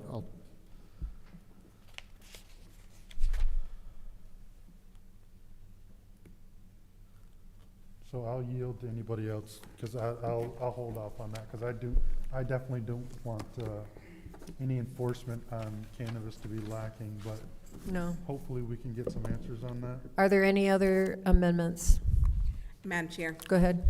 Mr. Moore, do you mention to Mr. Moore, do we have a personal service contract with Shelby Freer for $7,500 a month? We had a contract. I believe that has expired. So how much was the contract for? And we're literally finding out who's got a contract by going through the check register. That's another question that Mr. Pfeiffer requested. I'll be providing that to him. Okay, so that one we don't know then. And so are you gonna email all of us? I normally would, yes, I'll send it to the clerk and she'll distribute it to everybody. Okay, and then I have a question, because we've got more than one. So, July 26, 2024. I don't know why did we pay the Maid Institute again for $39,575? Does Mr. Edwards know? No, that was also on Mr. Pfeiffer's list. I just haven't had a chance to do that. I got his list this afternoon, and I just haven't had a chance to look into it yet. Okay, if you could get that, and I had also, if we can get that, I'm gonna yield the floor to my colleagues. At what time is it? It's 10:34. Thank you. Any other amendments? Are there any other amendments? Madam Chair. Go ahead. Mr. Moore, let's discuss your department.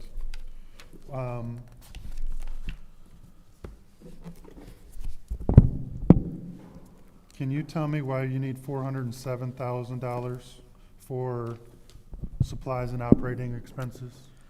I can get you a list of the detail for that. A good portion. How much money of that is employment contracts? I think it's not listed as employment contracts, it's for professional services. Professional service contracts. And that would include things like actuaries and things like that, which we have to do each year. And I believe that's like I want to say it's 150,000.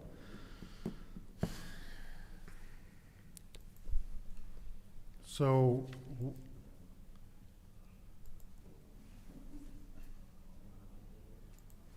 why is it so much dramatic, or why is it your supplies and operating expenses, you're almost tenfold from fiscal year 22, almost tenfold. We were 50 grand in 2022. And I get my colleagues saying, oh, cost of living and everything else, tenfold, Mr. Moore.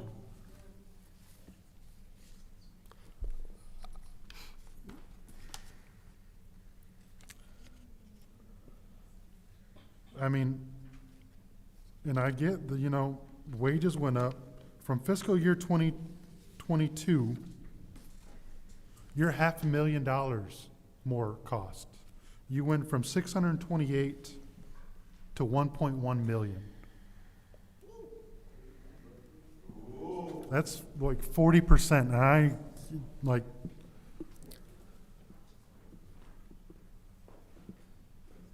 tell me how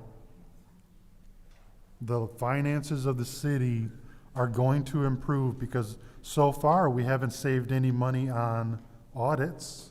We haven't saved it. Like, so you're costing 40% more, and no offense, hopefully you don't take it this way, but how can we justify a 40% increase to the residents in your department?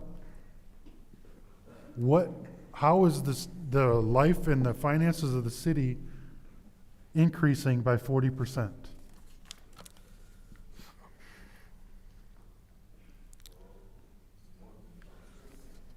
I think it's the allocation of some of the personnel that things that were it's in the personnel numbers. And Like what do you? Because this is only your office. This is not the treasurer, the assessor, right? I understand. Or fleet or facilities. None of that. This is your office. It's mostly in staffing. So we increased staff by 40% from fiscal year 22? I don't know fiscal year 22. Well, I'm like, that's the numbers from 2022 that I'm looking at. So I'm just trying to figure out how, because at some point, we're not increasing taxes and our revenue isn't increasing by 40%, but yet we're spending 40% more on your department. I suspect part of that, and I don't know this because I have not looked at 22. Right. That in years past, a large amount of the work done by the finance department was done through contracts that were funded by the state of Michigan, and I suspect that's part of it. I'd have to double check that though. I haven't looked at 2022, so I don't know. Point of information. As finance chair, I do have some of this relevant information. The state of Michigan did help to prepare our financial statements at the time because we were woefully understaffed. This is the first time since we've been elected that his department is fully staffed. So that's part of the reason why the cost has gone up. That's correct. And we also have some other outside agencies doing some work for us that the state was not paying for, that they are now, that we did ourselves. We actually needed help in preparing some of the financial statements work for this year because of the cyber attack.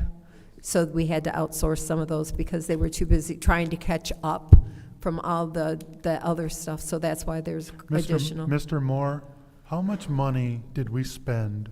Because not one resolution came before this council on that cyber attack. How much money did we spend on that? That's hit in a number of different places. Off the top of my head, I'm guessing I believe it's less than $1 million, but I don't know. It was expensive. Because we still, to my knowledge, we still haven't been briefed. We haven't been told the solve or what has been done and implemented. We haven't been told what has been spent. We haven't been told what departments may still be vulnerable. If that needs to be a private or a executive session, that's one thing, but we have been told nothing. I don't think we've had a closed session on that since when Cups was here in acting as the attorney. That was a year ago. No, there was. It was there quite some time one- ago. I don't know if it was a year Yes, yeah. We had 2 closed sessions, concerning that matter to brief the council on everything that was happening at that time. So that was the last time that closed. Yeah. The one closed session. It's been tapering off since that time period, though. So. It hasn't escalated. It's been going. Yeah, no, I get Yeah, that. it's been So tapering off. the finances and the money that we spent on that, because they weren't brought to council, what account did those come out of? Most of that came out of the IT budget. But Which we is would, an then we internal would have source. blown the IT budget out of the water. So were we not brought budget amendments? Like, I think if you look through it, I don't believe the city council actually approves the internal service budgets. And that's because the budgets We are do. assumed in the. We do. rest If of- anything that's spent above the budget that we approve, we get budget amendment. Right, but those work their way through, because you approve all the other budgets, those numbers are built into the other numbers, the other budgets that we have. I'm confused, Mr. Moore. The costs for the internal service are borne by every other fund, and you approve every other fund, and if you, in the theory. So even if there's a cross-department charge that Right. blows the budget out of the thing, that doesn't get brought to us? That's a different question. If, depending on the dollar amount, that should go to the city council, yes, sir. Because if you're saying you spent $1 million, 0 of that came before council. 0. I'm not sure that's correct. I'd have to double, I'm sure that some of the Point things, of order. we bought some. The clock isn't moving? The clock? No, because I'm gonna call your time because you are asking questions as discussion items and we're looking for amendments. So I'm gonna call that a discussion item, so that's your time, Mr. Moore, Mr. Pfeiffer. Thank you very much, Dr. Lewis. Are there any other amendments? Madam Chair. What is your, yes, ma'am. Do you have amendment? Yes, Mr. Moore, maybe you can tell me what line item that we can amend where we can spend $1 million and it doesn't come to council. I want to know what line item. Where does it come from? Because we're spending money. What category is that in? The internal service funds are, every department has an allocation for internal service charges. Up to $1 million? Plus? Yes. Because that's when the FBI was here, right? Right. So. And the idea is to spread the cost across there are a number of costs that are for the benefit of the entire city. Those are set up in internal service funds to allocate the cost. And where does it show where it's spent on our budget? well, for example, if you look at the motor pool has charges that they make every month to the different departments for the vehicles, and that'll show up under some of their vehicle expenses.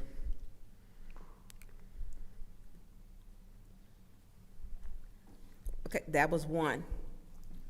They didn't do $1 million. No. So what I'm asking, if you can get us to show. The $1 million, I was just guessing. I need to get a number. And that's fine. If you could just get back with us or email us and let us know, please. Because there are a lot of different vendors that were involved in the process. I remember you were telling the one time we were briefed, but what I'm saying is this administration has bypassed council before. So I want to know where this came from, and if you could share with our council members, and is it safe? Because you told us you couldn't get us to check register because it wasn't safe. Yeah, you said it wasn't safe. Well, he said it wasn't safe. well, we do have. Okay, hold on, because the city administrator, can you, Mr. Edwards? You're mixing different items there, because what was happening with the check register is bad actors outside the city were looking at the register saying, okay, this is a vendor of the city, and they were trying to redirect where the direct deposits were going to them. Right, so, and I had that conversation, if I could find out what line item, because for 10 months trying to get the copy of this, I could not get it, and that was one of them that you told me. And then first they went ignored for forever. It literally ignored the request. Then I was told, well, other outside vendors, it's just not safe, and they're, from the cyber attack, and they're trying to come.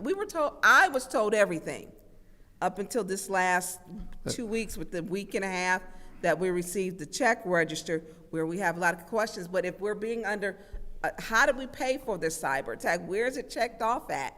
Does it come out of a little bit out of each department, or did it come out of one department? Where did it come from? We'll get you a list. I'm not sure I can get you that by tomorrow, but we'll get you a list for that. Well, then how much time do you think you will need? Because we have a very little amount. We don't even have a window. We got like a dollhouse window. It's closing. And so I don't, if you won't have it by tomorrow, that's important for me, because that's a lot of money that was spent. Yeah. And no briefings. We had one, and almost $1 million, or however much it takes to make sure it's secure, but we had no briefings.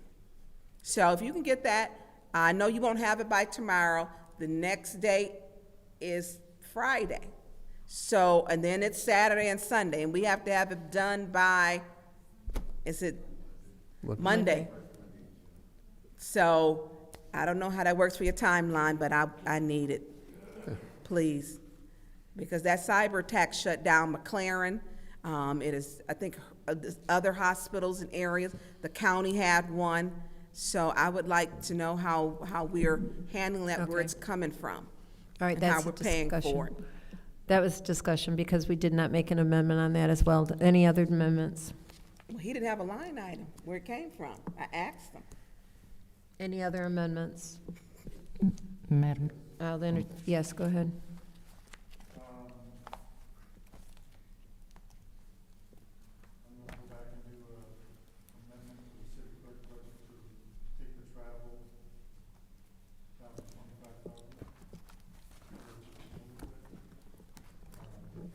$15, it was raised to $30. Yeah, I'm gonna make it's not a line item on this, but I'm gonna take the city council travel budget back down to 15,000. Okay, there's a motion on the floor by the councilwoman in the 8th Ward to reduce the council travel and conference budget from 25,000 to 15,000. Is there support? Support, Madam Chair. Support. It's Oh, already you been say supported. thanks. I'm just typing it up.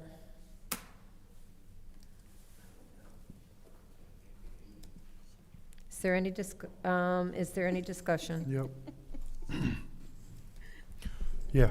Go ahead. I'm not gonna ask any other department to take a budget cut and us not take one as well. We can't control,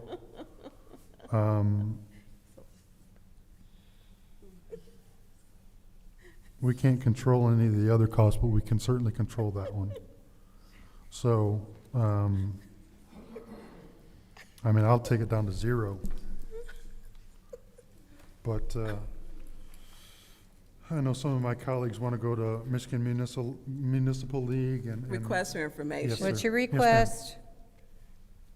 You can take it down to 0 for me. I mean, we gotta tighten our belts, take it down to 0. Okay, I'll make a amended motion to take a travel budget down to 0. Is there support? Support.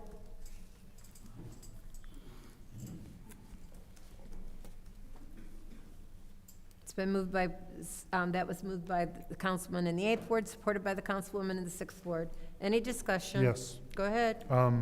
Mr. Moore, if you could review the city council budget, and if there's anything else that we can cut, let me know, because we're all on the same boat and we can cut just as well.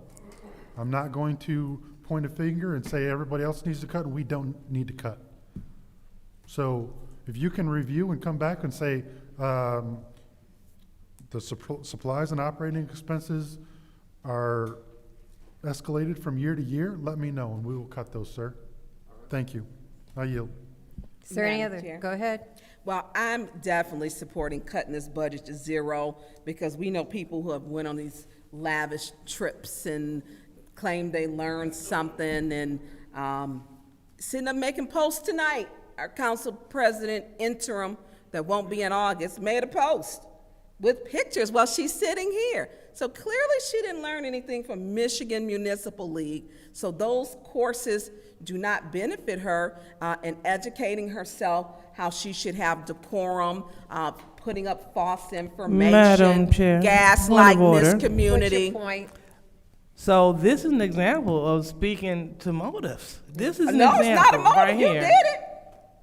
You did it. Go ahead. Go ahead. Thank you. I mean, was that speaking to a motive? That was not speaking to a motive. Go ahead. Thank you. So I'm mean, it not was. supporting Michigan Municipal League when she constantly does not have decorum. That's the basic thing. Basic thing. So I'm not, take it down to zero because clearly she's learning nothing in these classes. When we're in critical budget time, she's making Facebook posts about her colleagues. Facebook posts when we're facing cutting the budget. Facebook posts to gaslight this community. Madam to Ch- make Ms. derogatory Burns, statements. please stay. She didn't learn. They teach Miss- you this. They teach you this in Michigan Ms. Municipal Burns, League. please You gotta protect stay her. germane. No, I am. Stay I'm germane. talking about Michigan Municipal League. What you should learn in Michigan Municipal League: decorum, respect, how to work with your colleagues, Robert's Rules of Order, the Open Meetings Act, the Michigan Constitution, the state constitution. But no, things are not being learned because council members are making Facebook posts during budget time. Take it down to zero. They want anybody can travel on your own time. And I'm sorry that any of the residents' money has been wasted. Seriously, Facebook posts to make a petty point? No, we sitting up here trying to gather information, get real answers, and the seriousness of this is a Facebook post for her. Take it down to zero. I yield the floor. Any other discussion in the first round? Madam Chair. Go ahead. Thank you. And so, as we talk about decorum and et cetera, and let me just start with this. What fool does not want to be trained? The Michigan Point of order. What's your point? Is that a question? What fool? Because that would be her, the fool, making the question. She shouldn't be insulting her colleagues. What fool? Thank you. And so, in whatever job that you take, you want to make sure that you are trained to be the best whatever you are. People in our water department, all departments, whatever you do, whether you're a banker, whatever you do, you want to make sure that you are attaining professional development to develop your professionalism. Is that fair enough? Okay, so with that being said, even in academia, when I was serving as a professor, what did we do? We went ahead and we went to professional development training so we can be the best professor, be the best colleague that we can be. It's crazy when you hear people that claim to be moving in the best interest of the community holding up the videos. Please feel free to go to Facebook so you too can take a look at them receiving the Stalemate Award Strategist Award. So please, that's exactly what she's showing. But maybe you can tune in to her live streaming our meetings from her page. So when we start talking about what goes on Facebook and what goes on, What's your Point point? of order. What's your point? That is, listen, that page, I received $0. You can stop gaslighting and lying to this community. That is not a page I Ma'am. received. That is I an don't even- improper Then point you of need order. to get her, because I'm Go going to ahead. check her. Well, again, I'ma check her. checking me You is do not not- what you the do city not have the board floor. elected You do her not to have do. the floor. And so she keeps interrupting me as I speak. I sit back and let her talk and take cheap shots. I do. However, the point is, when someone is raising a point, a factual point, she gets loud. But that's all she knows, so I'll let you do what you're good at. The point is, we need professional development. We all need it, from the Michigan Municipal League, from conferences in Iowa when we're gathering resources for our community. You know, I'm sorry that talking from Tanya don't offer much, but what we do, we Point of go out into the information. community. What's your Point point of of order. information? Point of order. What's your point of order? Actually, it does. It showed those 275,000 that went to your bank account. That's improper and taking the floor. It's Go ahead. again, Councilwoman Priestley, I am imploring you. I know you wanted to get this passed. It's not getting passed tonight. You're letting her continue to take the floor, and that violates our council rules. So are we willing to not enforce the rules for the sake of a disorderly person who threatens us to leave every time she can? I don't have to stay here. I'm going to leave. Is this Point worth of it? order. Point of order. What is your point? Okay, now she's speaking to my motives, and you need to check her online. I'm not speaking Excuse anything. me, I'm I have saying the what she floor. said. You need to be quiet. You didn't learn that in those Excuse me. She didn't learn them in no courses. You don't have the floor right now. Point of order. What is your point? I asked for the floor. You didn't allow me to complete it as she sits back. Number one, she can't speak to our motives, 43.21. Also, page 26, you need to get her with decorum. She's supposed to show respect to her colleagues Dr. Lewis. and to constituents. Go ahead. This is sad coming from the chair. I see you letting me go ahead, but you're letting her continue to disrupt. This is not what leadership is supposed to do. Now, if she had a valid point of order or a valid request for information, that'd be fine. But she's interrupting me to take shots, and you're allowing this to happen. But like I was saying for the 55th time, we're talking to someone that was awarded the STEM Hit Award. We're talking to someone that's currently officially streaming our meeting from her channel for views and for reactions. I am not streaming. You better get her, because I'm not streaming. You're not That is streaming the by Tanya someone Burns else. show? You It's do not streaming have right the floor. now? Miss You Burns. need to get her. Miss Burns, that is your warning. I don't care. Get her. Get me for speaking the truth? Get you for lying. Listen, what's happening here? It's on Guys, Facebook. If you let's click, stay- you will see Stay germane. again. Let's stay germane to the. No. This is germane because we're talking about training. That's what we're talking about. We're talking about representing our wards to the best of our ability. Request for information. What's your request? Do she see me streaming over here? I got the budget. I'm not streaming anything, so you need to stop. Again, so you know what? Do I need to walk over here and show her the Tanya Burns show streaming on Facebook? That's my name. You just mad nobody likes you. I'm mad. You mad nobody like you. No, I'm not mad. I pay my water bill. You got an $1,800 one with a second account you didn't, and Otis's name at your house. That is. I'm asking you to be removed from this meeting. I can That is leave. your second warning. But you need to warn her. Then your budget won't be passed. She's got a nasty attitude. Councilwoman Priestley, according to our bullying city, you, our and you got disorderly person scared, city Judy. code subsection, You got just scared. like Point the of audience, order. she can be Point of remained as well. order. She can be removed as well. What is your point of order? I'll be leaving this meeting. This meeting is is an improper getting point of nowhere. order. I'm telling you, I'm leaving this meeting.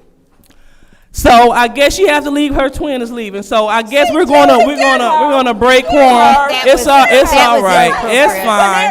It's fine.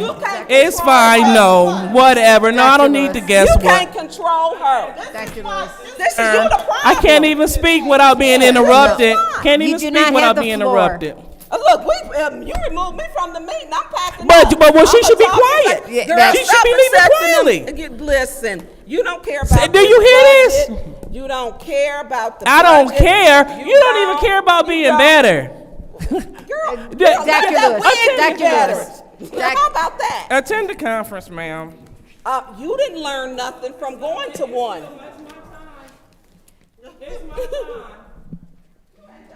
Go ahead, we still have flooring, go ahead. You, And we may continue the discussion. Thank We you. just can't take So action. again, she's continuing to interrupt as she walks out the door, and that is against council rules. She does this stuff to make content. And do you hear this? This is exactly why. 5 recalls, and I'm still here. Anyway. RL. All right.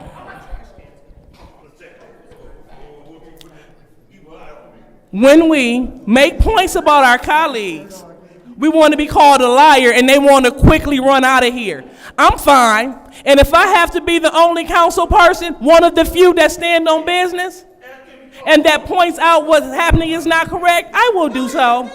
Ma'am, would you stop yelling? It's all right. I saved my money to pay my water bill. Tell your girl, it's okay. It's okay. That's fine. That's fine. That's fine. I'll have all of that. Yes. And if you need me to front you some for your water bill, ma'am, let me know. It's fine. It's fine. Again, Miss Priestley, police, this is what we allow to happen as they're walking out the door. I will continue to speak out when colleagues are not telling the truth, and I will continue to speak out for the people, period. Thank you. So we still have a quorum, so I'm going, Ms. Bichette, do you have anything to say? Finish the discussion item, even if they left, because we were in the middle of it. Yep. So I'm going to take my time. I will say that I will not be voting to take our travel and training budget down to 0. Obviously, this proved that we could all certainly use some more parliamentarian lessons, that we could all use some more lessons on decorum. Also, what I do want to focus on, though, is the fact that as my colleague in the second ward stated earlier, it is important that we all go and get that training. My colleague in the fourth ward has actually leveled up in some of that training, which, if you remember her earlier comments, she talked about how she was working on housing. And she learned some of that stuff from the training. She's talked about brownfields, which is something else that we've learned from the training. So there are a lot of things that we learn in these trainings that we do bring to our actual city work. Unfortunately, we have these arguments in the middle of council that doesn't reflect it, but what we don't see is the way Councilwoman Priestley puts into action what she has learned during all the training, what I've learned during all the training, what you've learned during all the training. So I think it is important that we keep this money in the budget so that we can continue to make ourselves the best public servants possible. I'll also take some time and say that I am also almost at level 2.